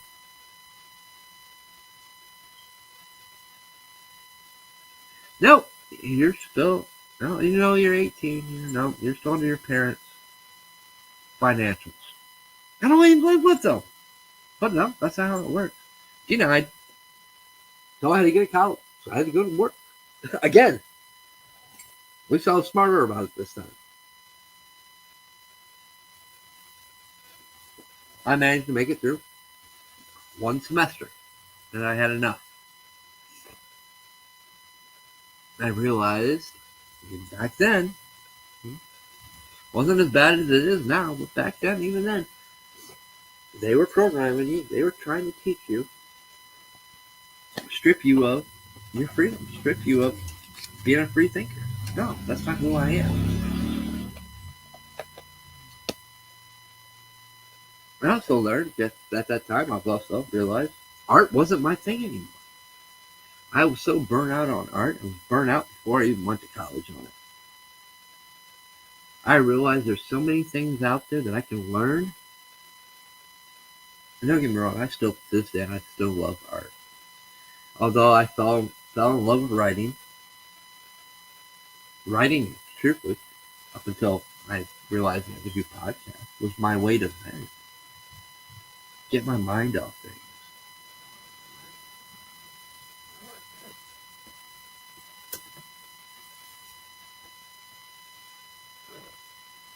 I mean, yeah, we're not even going there with the poetry.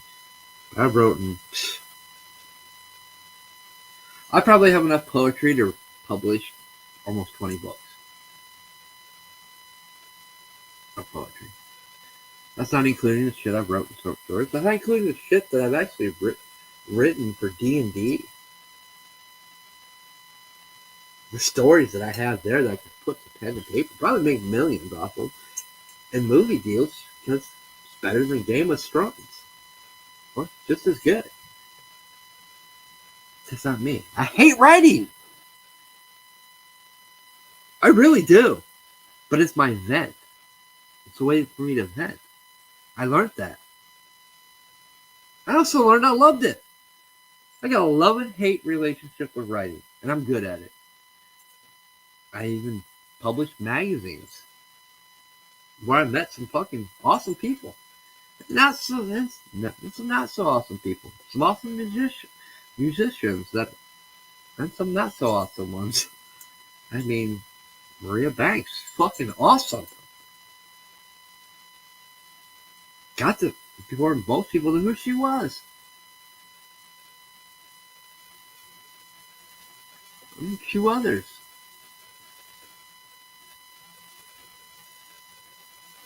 I've got to meet some amazing people over the years.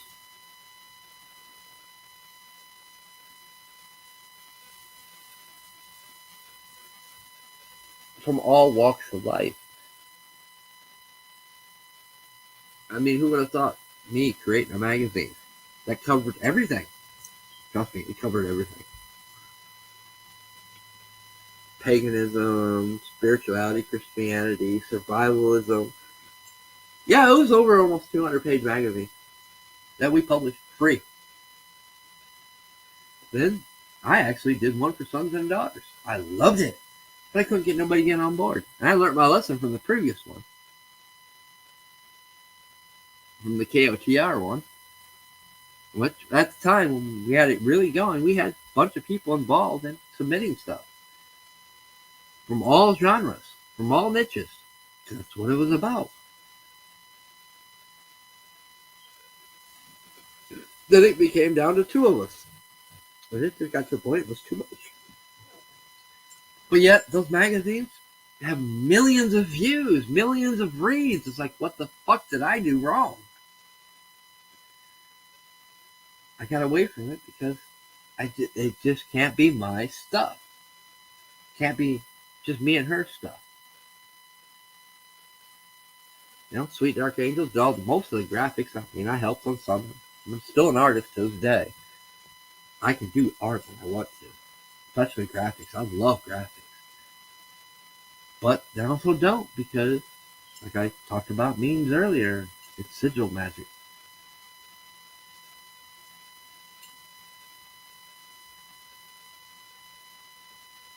before I learned coding, I was designing graphics for websites. I mean, writing is art. It's a part of me. It will always be a part of me. It's just not my focus. It's my outlet. It took me a long time to realize that. I mean, my art was good. I mean, I brought people to tears with my art. Because like, wow, how'd you draw that? But I had it. I mean, you've seen my tattoos. They're all black. I had this thing when it comes to art. And me and my art teacher got in an argument. And the art teacher screwed me. Well, be for real. He did my portfolio for me and kept my artwork and project stuff. So I didn't even know about it. I mean, and I didn't even know about he'd written a bunch of shit. When I handed my portfolio to the professor, the art professor, and mind you, I told you I signed up for individual study in arts, which means I did my own thing, didn't have to worry about being told to do something. Yeah, nope. Do not. My art teacher from high school and middle school and elementary school, did them all, basically told the truth. Do not let him do his own thing. Push him. Make him do things outside the box. Make him do things he wouldn't normally do. He will excel. If you let him do his own things, he'll turn a 10-minute drawing that looks like he spent weeks on in. He is that good. Make him learn other things. Don't let him choose, because he'll turn something in that it took him 10 minutes to do that you'll think he took weeks to do. Yeah. His note to the professor instantly screwed me. But it was the truth. I don't do simplicity. Complexity. I strive at. He knew it. I didn't know it at the time. And he was right. You pushed me. I learned. I find new things. I mean, I don't like color. I don't. I like my stuff black and white. I don't know why. That's just me. I like traditional tattoo work, black and white. Or black and whatever your skin color is. I like that traditional work. I love abstract. It's my favorite subject. I suck at sculpting. I suck at painting. But drawing, that's a whole different story. As long as it's not drawing a person's face. I suck at that. I don't suck at it. It's just the nose, which I don't understand. Because I've been praised for my shading work. And the nose is nothing but shading, but I can't do a nose to save my life. I can do the whole body, except for the nose. Because it's simple. It's all shade work. And I can't figure it out. That's how fucked up I am. There. I'm fucked up when it comes to simplicity. Me and simplicity has a love-and-hate relationship. I love it. But I can't do it.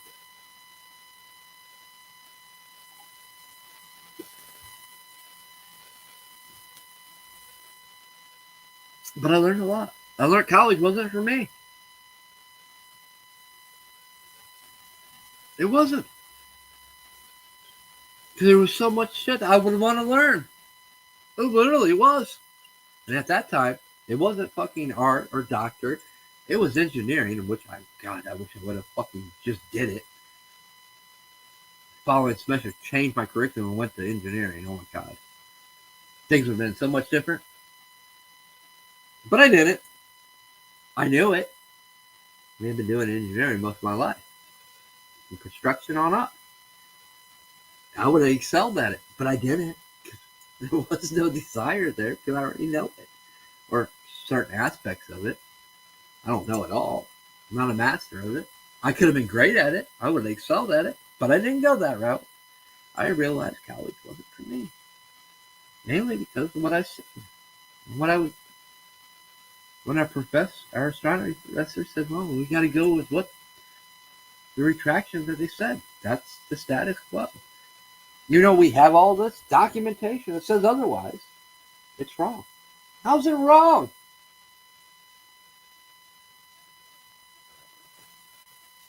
He wasn't the only scientist that came out and said it. Through our research and through our lab work, and there was almost all the scientific community of that particular astronomy said the same thing. Oh no, it's wrong. And the biggest laugh came when all the planets aligned. Because the number that they changed, you said it was going to miss us by, it put us right back into granted, it was never going to hit, it could have hit the Earth. It was going to go through our gravitational field. It was going to be that close of a miss. Or potential hit if the gravity would have pulled it in. So, planets aligned, and next thing you know, we're right back in the trajectory. But no, you can't talk about that. It didn't happen, it won't happen. The science was wrong. They took it back. I'm like, wait, how'd they take it back? You can't go on national TV on every network and say this and take it back the following day. Because this math adds up. It didn't change. You were there teaching us, showing us how to do it. You agreed. After that, well, I'm done. Fuck, I'll finish the semester. I'm done. I can't afford this anyway. Not without financial aid. Oh, yeah, working at Taco Hell in the 90s? Yeah, right. I can't do a full-time job and go to college because I'm a full-time student with 21 credit hours, which I didn't know any better. Why? Because I was a high school dropout and we weren't under the credit system in high school. That was kind of taught to the juniors and the sophomores and freshmen. Yep, had too much to drink. The sophomores and seniors. I didn't make it that far. But yeah, I scored third highest out of 500 some students to get in here. Not bad for a high school dropout and a burnout. Yep, that's the ego. Got to keep that in control because, boy, it's a downward spiral from there when you let your ego run things. I didn't know shit.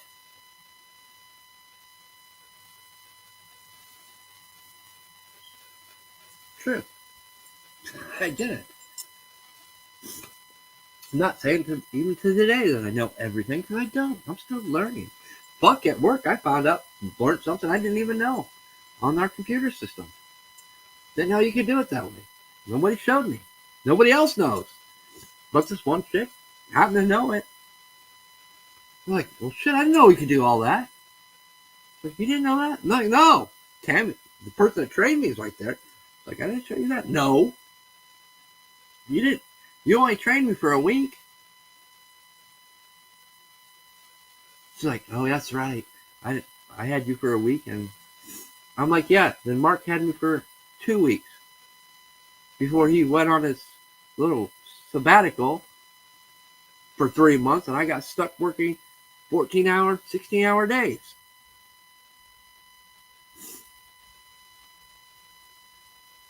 With a half a notebook written down stuff to remember, figure out.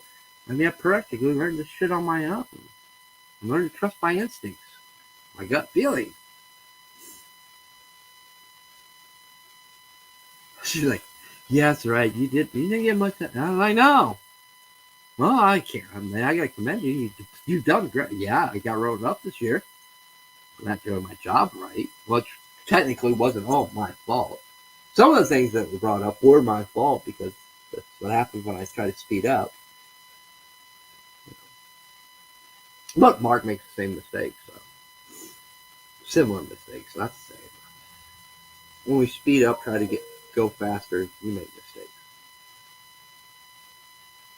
I know how fast I can go, and I know when I overstep it. So I accidentally put the wrong shipping label on the wrong thing, and put it away. And hey, one too many times. But my biggest mistake was letting somebody else use my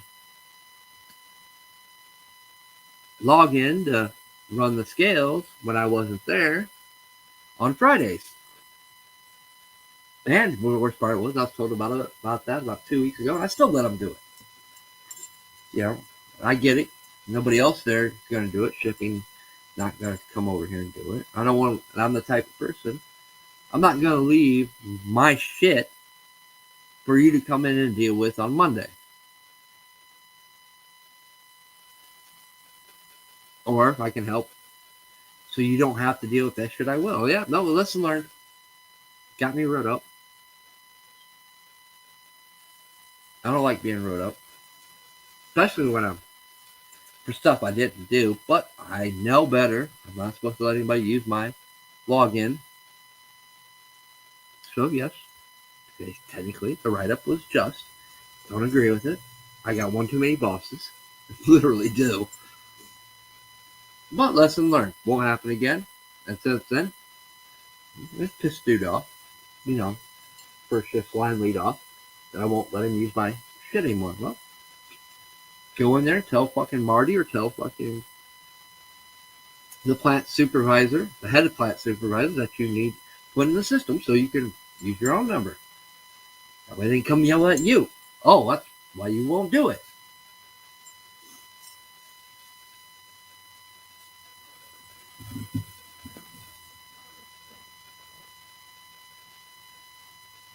Communication. That's something that lacks in a lot of factories. I'm the last to know about changes, but expected to know them. My job sucks. It really does. I love my job, but it sucks. There's plenty of days where I wish I was back on the line, working my ass off. But yet there's plenty of more days than not that I'm thankful that I'm not, because that shit was killing my body. Too old for that shit. But the irony and sad part is, I can outwork. To this day, I can outwork somebody twice as young as me and outproduce them. There's something wrong with that. Dude, you're young, you're youthful. You should be able to make me run laps around me. Nope. But yet, I find those rare occasions. You guys, actually, I had him on the podcast. Lucas, exception to the rule.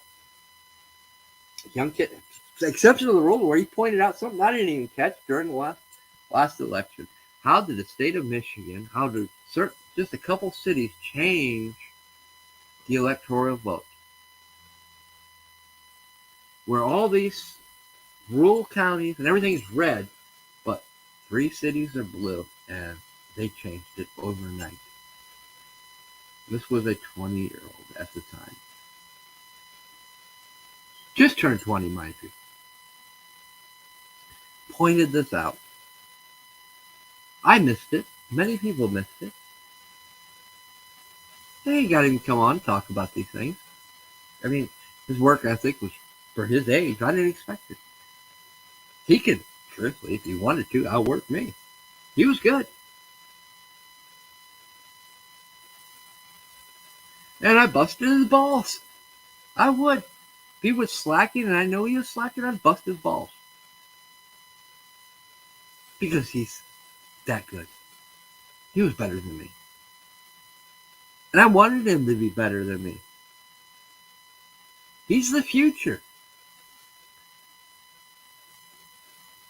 His generation is the next future politician. Next leader. He's seen things that I overlooked.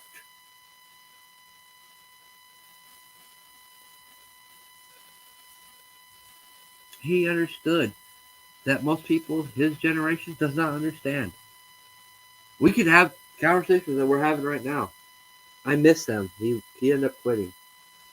God, actually, he's smart. Went for better pay. But I loved it. And he was fun to talk to. Lucas was my dude. He's seen things that we've seen. Us older generations, people that listen to this channel. Can't believe you listen to it, but hey, you listen to it. He sees what we see. That showed me there was still hope in our youth. I've known that because I've had younger people that actually watch this, don't participate, won't chat, and a couple people from time to time will chime in, and when a couple people say, "What? You're what? 16? What? Oh my God! Sorry, I didn't mean to swear." You know, did you realize I'm not? You're a teenager. Fuck, you heard worse. So, probably seen worse. Then I realized I am reaching the youth. I've always have. I know that. But, sometimes, fuck. We got to see it to believe it or hear it to believe it. And it's nice to hear it. And it's nice to find people like Lucas. It gives you hope. It gives you hope when you think things are just dark and dismal. Can't get any better. They've brainwashed all the youth. It's not so. That's why I said sometimes we got to step away. We got to get away. Tune everybody out. I don't give a fuck who it is. Tune me out. Tune Tim Pool out. Tune Dabu out. Everybody out. And you go out there and experience things. Interact with your communities. Find out what's going on. I learned that the hard way. I got caught into that fucking echo chamber. I didn't realize that I had young people listening to me. Didn't realize I had college students listening to me, of all things. Until I started working with college students in Boone. Then I went to Appalachian State. So I started interacting with them, partying with them, and, spending time with them.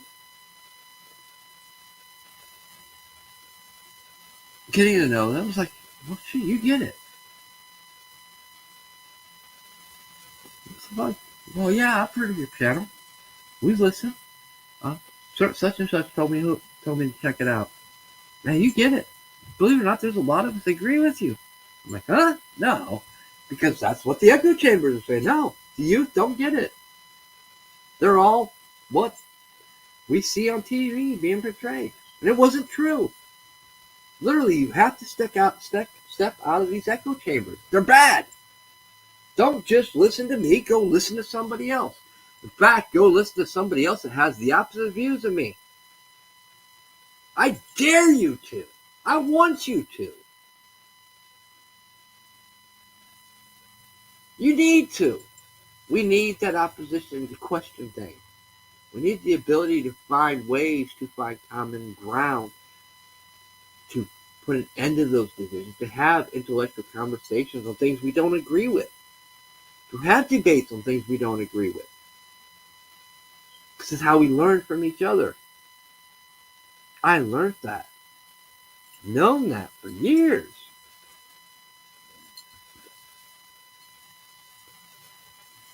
People like Lucas, people like what's his name?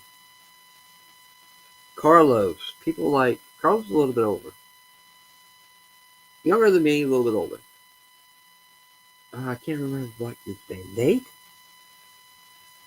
No, Nick High. God, I wish I could have done a podcast with them. I still wanted to. There was an interesting story with him. And he got it. And it was amazing to hear him talk about things, about racism and shit like that. He was like, man. I think his father was a Black Panther. But he got it. He supported Trump. He didn't believe in the racism bullshit. Fucking awesome kid. I even got pissed off when he went out drinking for the first time. Yeah, that's the pot calling the kettle black, right? Hey, I'm drinking right now. Then I was smoking all kinds of weed. Would still be smoking if I didn't work where I work.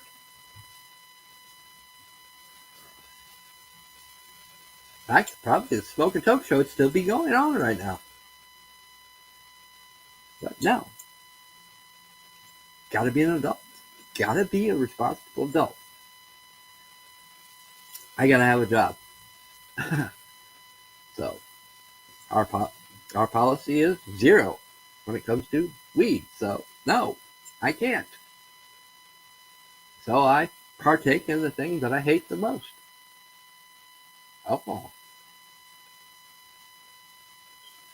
I am not a fan of alcohol. I've seen too many lives ruined, but I also understand the esoteric things that kind of ruined me smoking weed. Thank you, Rob. Worst thing you ever taught me.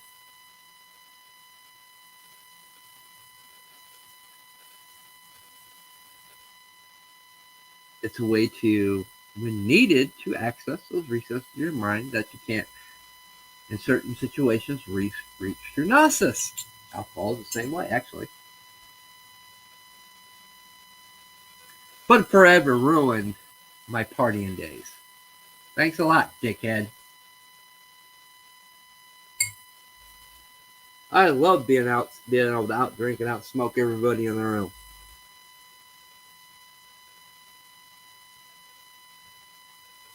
Now, I know how to control it. Now I know how to, hey, give you the illusion that I've had too much. I'll give you the illusion that I'm stoned out of my mind. When actually I take very little anymore. God, I need to get back to North Carolina. I'm tired of being a fucking adult. At least for a couple weeks anyway.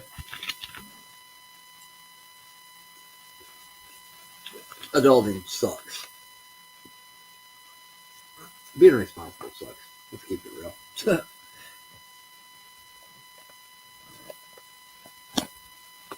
The things that actually falls in the category of things I wish I'd have never known.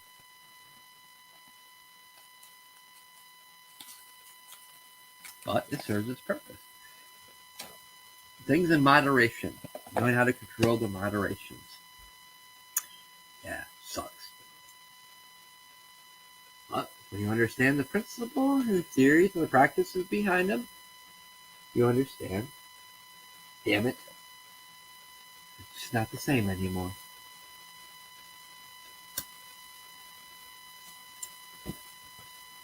Which is probably why I haven't done LSD or DMT.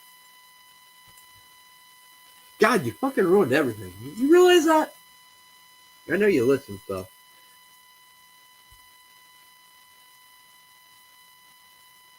You ruined all my fun. Not really. There's a time and need for certain things. Comes a responsibility of knowing how to control those things. And it's like, God, that sucks. Being an adult sucks. It does, guys. Kids, you guys want to grow up so fast, become 21, be able to go drink. So slow down and enjoy your childhood. Have fun. Be a kid. Because adulting sucks. Period. Exclamation mark. In fact, adulting sucks. But it's worth it. In the end, it's worth it. When you start raising a family, having kids, it's just weird for me saying that because technically I don't. And technically I do, so I'm not going there. Not even getting into that.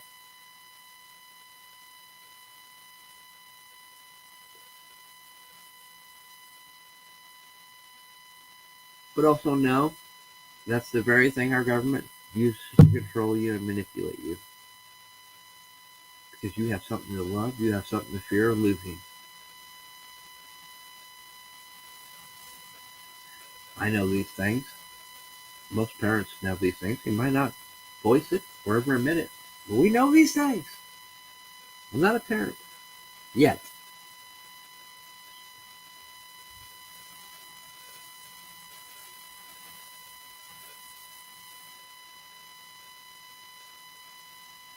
But we know these things.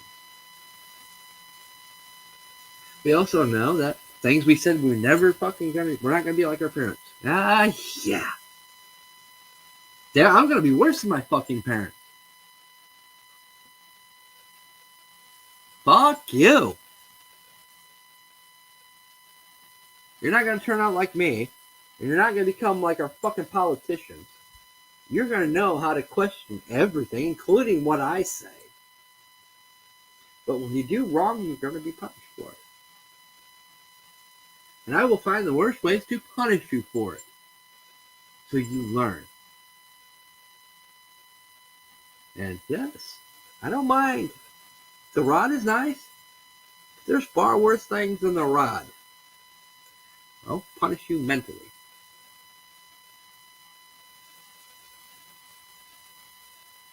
And that's what's needed in this day and age. Punishment. We need the ability to take control of our children. We need the ability to have our say in what's being taught in our school system. We need the ability to have a say that we don't want no fucking betas in our military. We need alphas.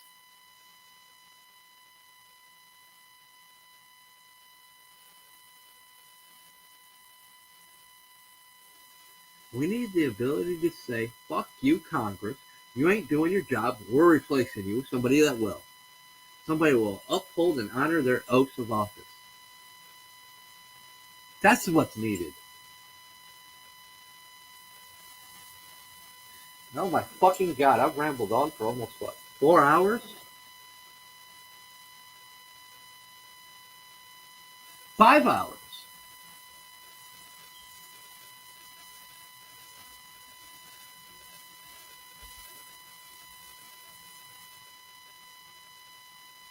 That's what's needed. We need to, as individuals, take back our rights, liberties, and freedoms from the federal level to the state level.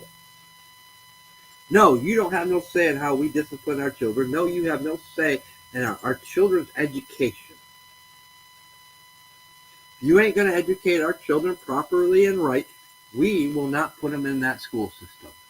We will not approve your fucking levies that you want to hold over our heads to say you're going to strip their fucking sports program, arts programs, music programs, and what busing, whatever you want to threaten us with. Fuck off. Your election cycle will come around and we'll put people in that's going to represent us. That's how we make a difference. We don't need to commit violence. So let me reassure everyone that may be listening, some of you that eavesdropping, there are many of you. We do know where that proverbial line, where that Rubicon is. Don't make us cross it.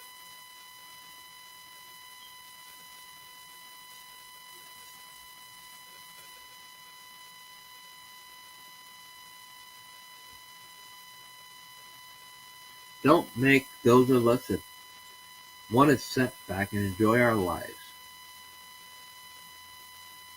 put on that role and that mantle of leadership. You will not like what comes. Don't make those founding fathers families that got out of politics, that's just quietly observing, watching, step back in. You will not like what comes.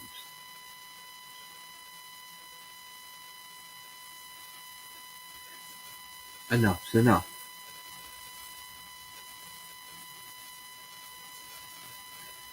You interfere in the next election, there will be hell to pay.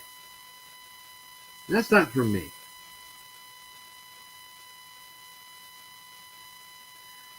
Consider that as a warning for somebody that has visions.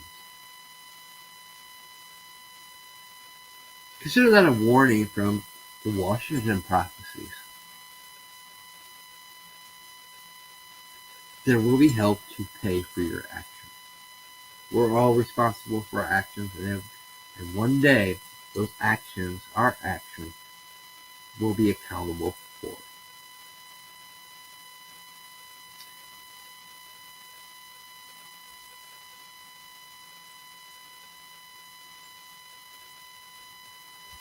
Because I tell you what, push comes to shove, The real American citizens are never going to let this country fall.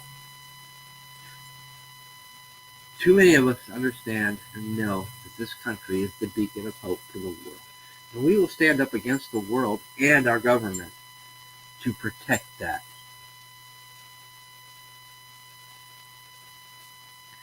Don't push us to that. Don't push us to that breaking point. You will not like the outcome. I've seen the outcome. I've seen every possibility that comes for it. And in the end, you will not like it because in the end, there's only one outcome. You lose.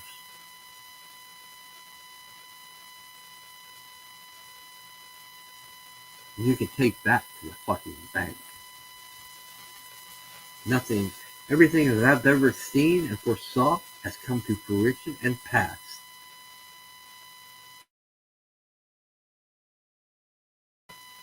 There's days I wake up wishing I'd never seen those things. But I don't talk about them. Except for amongst closest friends.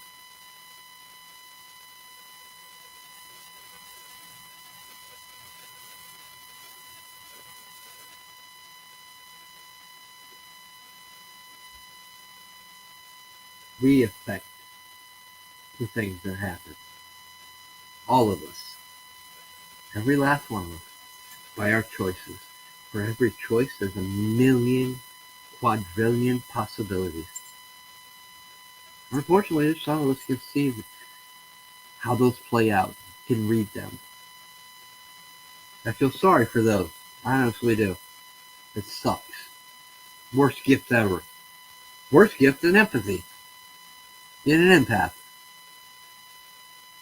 I didn't think anything could get any worse than that. But yeah, there's some worse. Apparently there is. I'm sure there's far worse things than that. Thankfully, I don't know about. Don't want to know about. Stating that crystal clear right now. Unfortunately, I don't really have to say in that matter. None of us do. That's a spiritual matter. Yet we lose. The big trump card when it comes to spiritual matters. We lose.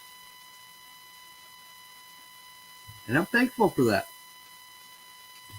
Because it are those select few that have made some of the greatest changes in our history that have been forgotten.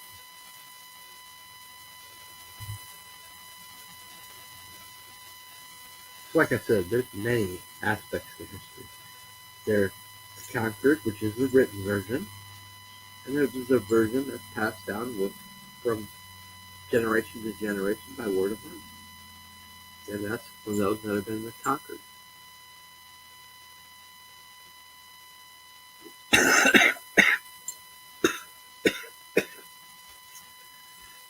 Wow, that was strong.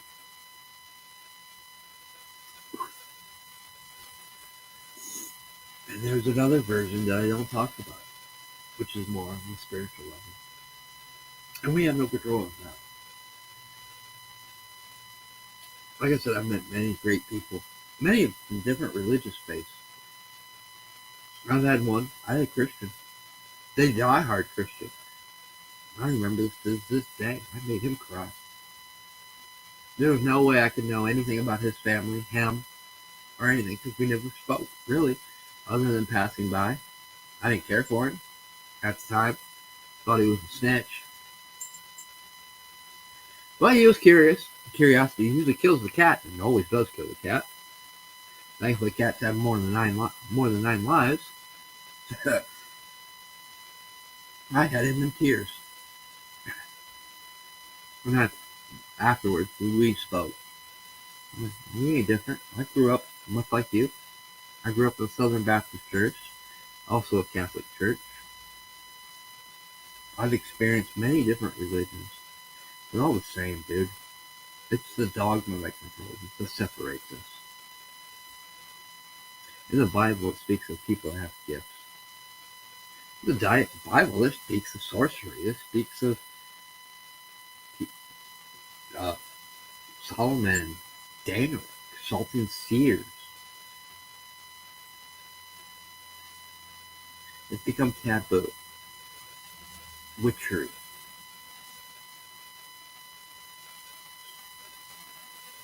Heretics, heathens, pagans. Truthsayers is what they mean. Freethinkers is what it means. People aren't scared to speak their mind, to question things. We should question everything in our lives, including our spiritual life, constantly questioning it. Because there are forces out there that are evil, that will try to deceive us. But yet the Bible speaks of these gifts. I've met some very wise Christians over the years, people that can touch you and tell you what ails you, that have no idea, could not even possibly know. But as a Southern Baptist, that's frowned upon. No, you can't do that. That's witchery. But in their particular denomination, that's not witchery. That's a gift from God. Be able to interpret those that speak in tongues is a gift of God. Those that can prophesy and see the future is a gift of God. Do not let religion separate us. And it's the biggest tool ever used against us, followed by race or nationality, which is race. They use that to divide us and pit us against each other. The dogma. Strip away the dogma, and you'll see the truth. You'll see the control mechanism over the real story. That actually, almost every religious text out there is the same. Just a dogma that twists it.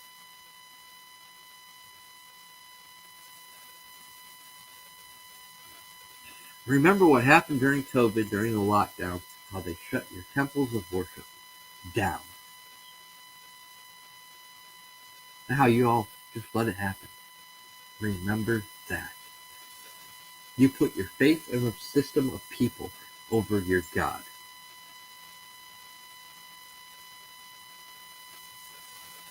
You can call me evil, you can call me whatever the fuck you want to call me. The fact is, you can't argue truth. You put your faith in a government, a tyrannical government, over your faith in God. I believe in God. Might not be the same one as yours, because we all call our gods a different name, but as like I stated, never finished. That's actually been a common topic today. I'll start something and forget to finish it. But that wise old Indian man. And I'm going to end this podcast with this. There's many faces and many names of God, but it's all the one same God. Whether it be Indian, Christian, Hebrew, Jew, Muslim, or whatever, we all worship the same God. It is the dogma that separates us. The dogma they use to control us. The dogma that they use to cause these crusades. Where we even had a pope apologize for the slaughter of druids because they were a different faith and they were a threat to our freedom. They were the wise men that people went to for counsel. The people that could walk in the middle of the battlefield and the battle would stop. Because they were that revered. We had to have that power. So we eradicated them. We could cause a crusade to remove them because they were free thinkers and questioned things. They were different beliefs. If we allowed them to stand, they would not have. We would not be the dominating church of this day. And to this day, the dictionary only recognizes 3 religions: Catholicism, Judaism, and Muslim. That's your 3 recognized religions. And anything Christianity is actually paganism because it transpired after Catholicism. All this Christianity we know today is new. Many of the sciences that we know as sciences were occultism. They were alchemy, or astrology, or the reading of the zodiac, reading of the stars, your horoscopes. Became all taboo because the Catholic Church deemed so, but yet to this day, the Catholic Church still reads the charts and reads the stars for prophecy. Think about that. The story of Buddha is no different from the story of Jesus. Just change the name. Remove the dogma. The story is the same. The story of the Great Floods. All the same story. Just different characters. Think about it. Question it. Have faith in what you believe in. That's important. Faith is important. Even in occultism, faith is important. Because you need that faith to cause creation. We're meant to create. Christian means Christ-like, the image of Christ. We should be able to do the same miracles and feats that Christ did, because we are Christ-like. I rebelled against that one even in the Kabbalah system. Because they have the thing, it's taken on the Christ form. What the fuck? No. Hell no. So I was brutally tricked.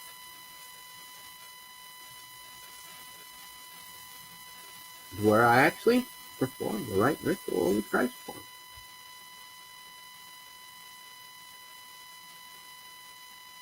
Taking on to where I understood it.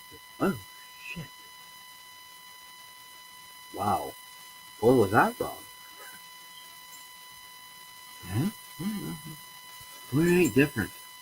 It's the dogma. It's a politician, a religious leaders that want to control the masses, want to keep us divided and pitted against each other from learning the truth, from learning the knowledge that we're meant to have. The very knowledge that cast Adam and Eve out of the garden because they ate from the forbidden fruit, which was the tree of wisdom and knowledge. We're all equal. We're all the same. We're all alike. We all believe in the same thing. We just call it by different names. We got to have a different label for everything. Now do you understand why I'm so big on fucking labels? Because it's the labels that is designed to subjugate, divide, and further subdivide us from each other and pit us against each other. It's what caused division amongst all of us. We learn to gain control over that division. We break this cycle. We break the control they have over us, which is what they fear because they live in a state of an illusion of control that they don't have. And they know it. And they fear it. I hope you guys enjoyed. Sorry for the 5-hour and plus podcast. I just had a bunch of shit I needed to get off my fucking chest. Some shit I probably gonna wish I didn't say. No, I won't. What is said, and what is done, is done. It was meant to be said. It had to be said. I don't know why. Won't question it, because it had to be said. Or else I wouldn't have said it. We live in a time and age where change needs to happen, and we are that change.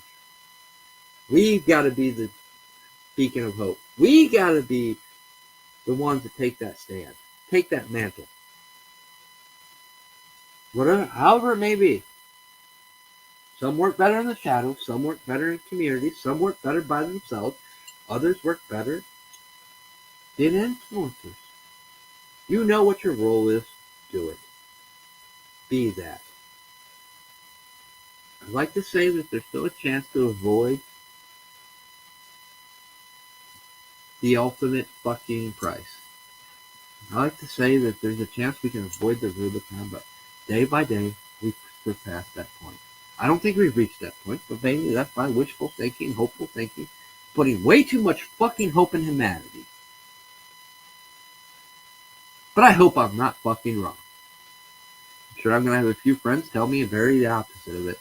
You are damn wrong, and you know it. Well, I'm stubborn son of a bitch. I'm going to hold on to that hope till I can't hold on to it no longer. Until I got to flip that switch and let it release that monster. And I pray that day never comes. So, best to you guys all fucking wake up. The writing's on the wall. It's been on the wall for centuries. Read it. Quit being blind. Quit allowing them to put it in front of your face and treat it as a delusion. It's right there. Read it. See it. Become the change. Or else we're doomed to become just like all the previous fallen empires, forgotten in history.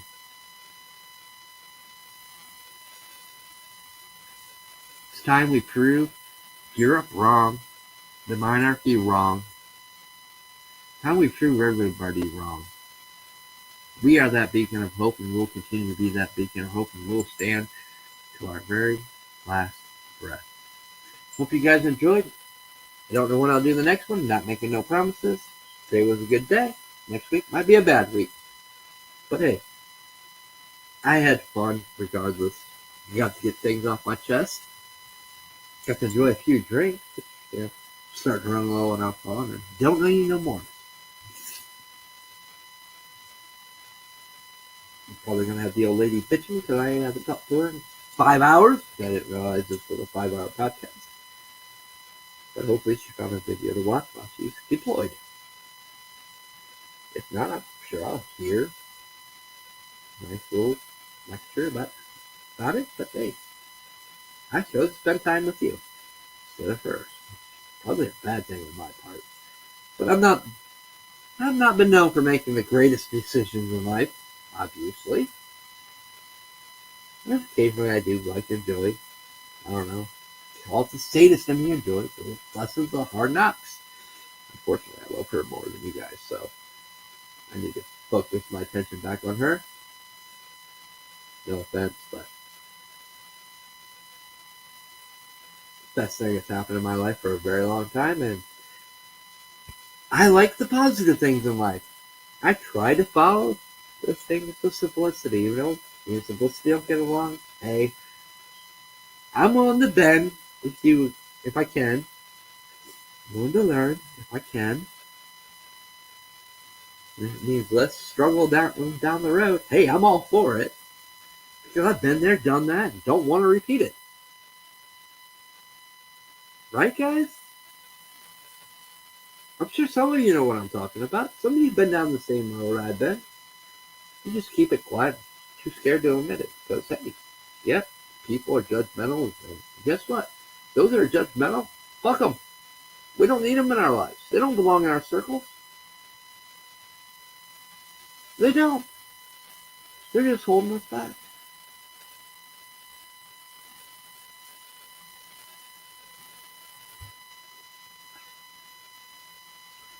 As Free Spirit Press would say, I'd rather have the crotchety old man down my neighbor down the street in my circle than you. Because he's going to tell me like it is, whether I want to hear it or not. And I probably don't want to hear it. But you know what? The truth hurts. Or when he hits on the truth, I'll know it. And I'm going to cuss him out for it. And love him even more for saying it. Because it's the truth. The truth hurts. We know that. We fear that. They know that, and they use it to control us and manipulate us. They don't want us hearing the truth. It's conspiracy theory. It's taboo. It's dangerous. It's rhetoric. We need to control you. We need to suspend you. We need to censor you. We need to find you like we did Alex Jones. Good luck with that. I don't make that much. In fact, I don't make enough to support my own fucking habits of smoking cigarettes and drinking booze. Obviously, because I got plenty of roll your own sitting right there for the weeks where bills got to come first, and I can't buy a carton of cigarettes. For a glassy case of emergency comes in handy. So I got to pay for it again.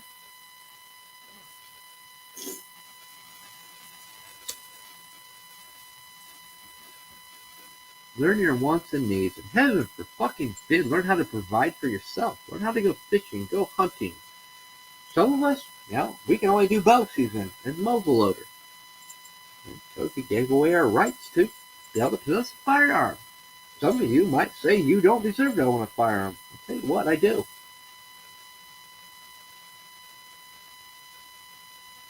There's nothing in my crimes that was firearm related. Yes, it was violent. It wasn't firearm related. It was knife related. I'm more dangerous with a knife than I am with a gun. Fuck, ask my fucking best friend, brother, mentor. Don't be the hostage. He'll tell you. I'll shoot the hostage before I shoot the fucking person. Because I'm going to get a fucking clean shot after I shoot the hostage.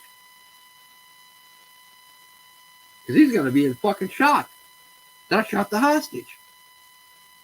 Which gives me an open target. Can't miss. And he knows he's not reacting because he's dumbstruck because I shot the hostage. Yes, I'm not twisted son of a bitch. Don't be the hostage.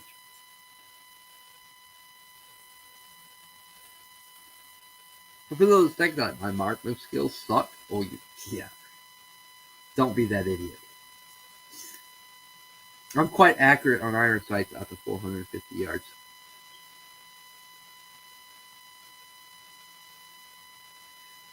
My handgun skills, on the other hand, could use some work.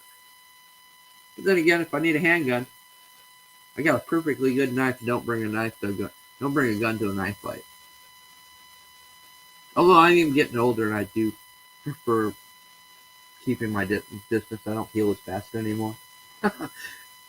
Something old age teaches you. Don't get me wrong, I know how to use a knife. Quite good at it. In fact, my criminal record will speak for that itself. That's not fucking something to laugh about. It's just the weapon that I proficient myself in. Although now I'm more proficient in bow, crossbow. Muzzle loader, of all things. Well, because it's considered a primitive weapon, and I can't technically use a crossbow because I'm a convicted felon. It has a trigger weapon, which makes no fucking sense to me. The muzzle loader has a trigger weapon. But yet, it's considered primitive, where a crossbow isn't. I don't get it, but hey, it stayed a while for you. And, like I said, I probably can get most of my rights back, lose my voting rights. Which actually I was told I could never get back because I have 2 F1 felonies. Which I could argue the first one, because the first one was something when I was technically in the state of Ohio juvenile, but Michigan an adult. And B&E is not an F1 felony. But yet, I was tried for an F1 in Michigan for breaking and entering. Followed by an F1 for conspiracy to break and entering, which got dropped.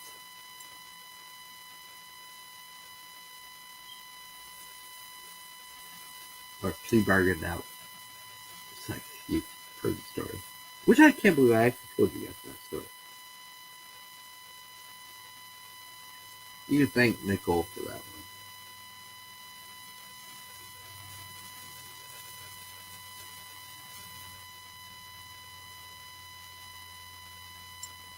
And don't ask. That's that past relationship that does not need no merit, no talk. It doesn't need to even be talked about. But the people I met, sometimes we're meant to be friends forever, and sometimes we're not. Sometimes we're meant to be in a relationship permanently, sometimes we're not. Sometimes we're just passing by to heal the wounds and relay information that's needed at the time. I suck at closings, don't I? This is truly a rambling of the chaotic mind. At its finest, really. The best one I've done, because I've rambled on all night for the last 5 hours on topics that I probably would never talk about. I can't blame that on the alcohol. Shame. Wish I could. Captain's good, but it's not that good.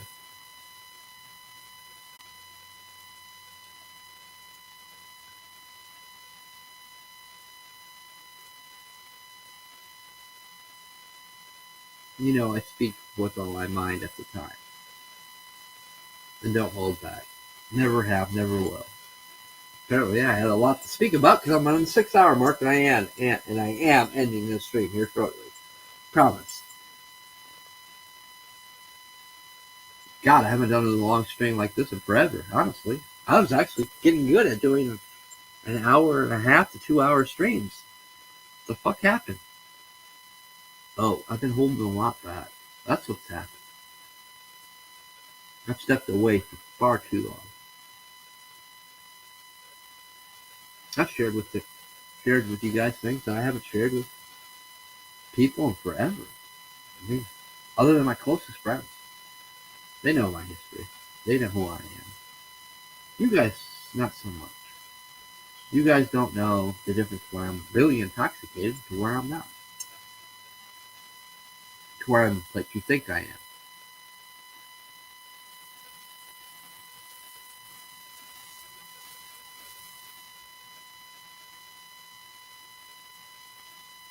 Most of you guys don't know my emotional states at times. I'm good at hiding things. I've always have been.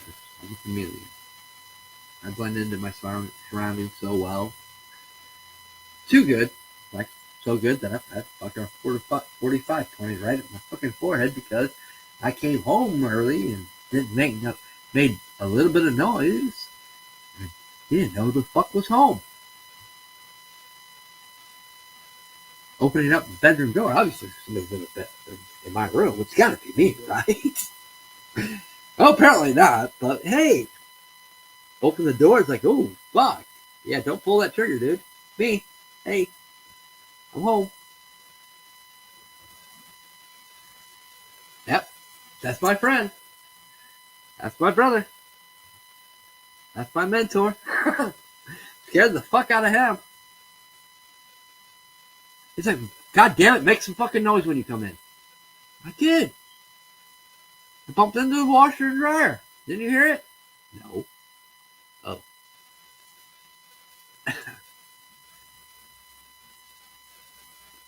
Not my fault I'm quiet. That's why you keep me around.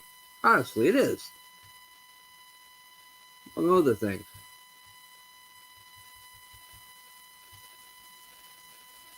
Can't be on Exile Island all the time, can I?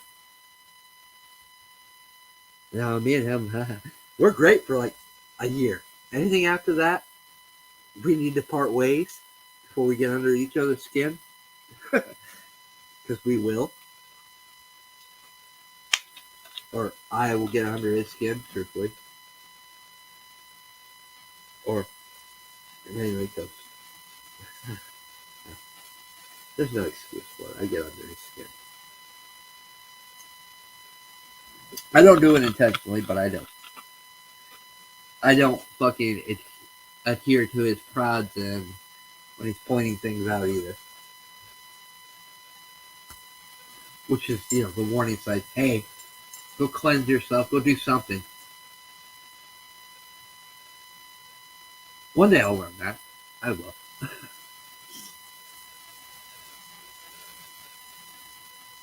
But he's my brother. He's my family. He's my mentor and probably the worst student he ever had. Which I actually take fucking compliment in.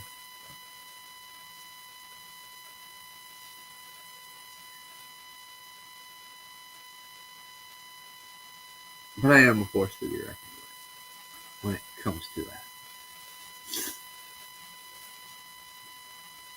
And he taught me a lot. I mean, really. I wouldn't be the person I am today. So. I just need to learn to listen sometimes to the innuendos, the hints that I overlook because it's so simple. And you know this. You know I'll never get simplicity. Just be out front with it. Oh wait, sometimes I think he was and I just didn't hear it. See, you guys don't want to walk a day in my shoes. I am a fucking complicated fuck.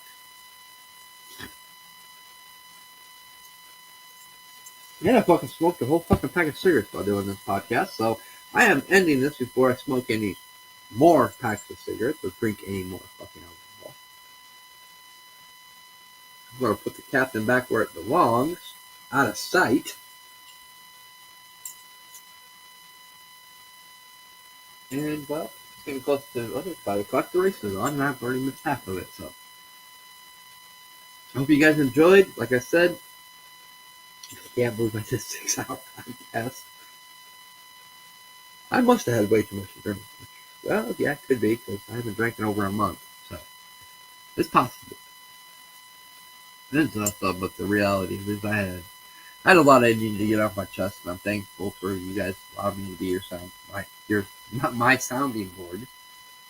And hopefully, something I said made sense. I won't know because I'll never go back and re-listen to this video. I haven't re-listened to any of them. I ain't joking, dude, guys. I hate the sound of my own voice, and I hate fucking my picture being taken. I've been on cam this long. Which is probably because I can't see myself on cam. So it helps. Helps with that trick. But I'd like to think there's brighter days ahead. I know there's not. I know things are going to get far worse before they get better, but I know eventually they will get better. But it depends on our choices. And I hope you guys make the right choices. You guys enjoy your rest of your weekend. Have fun. Get out. Tune out.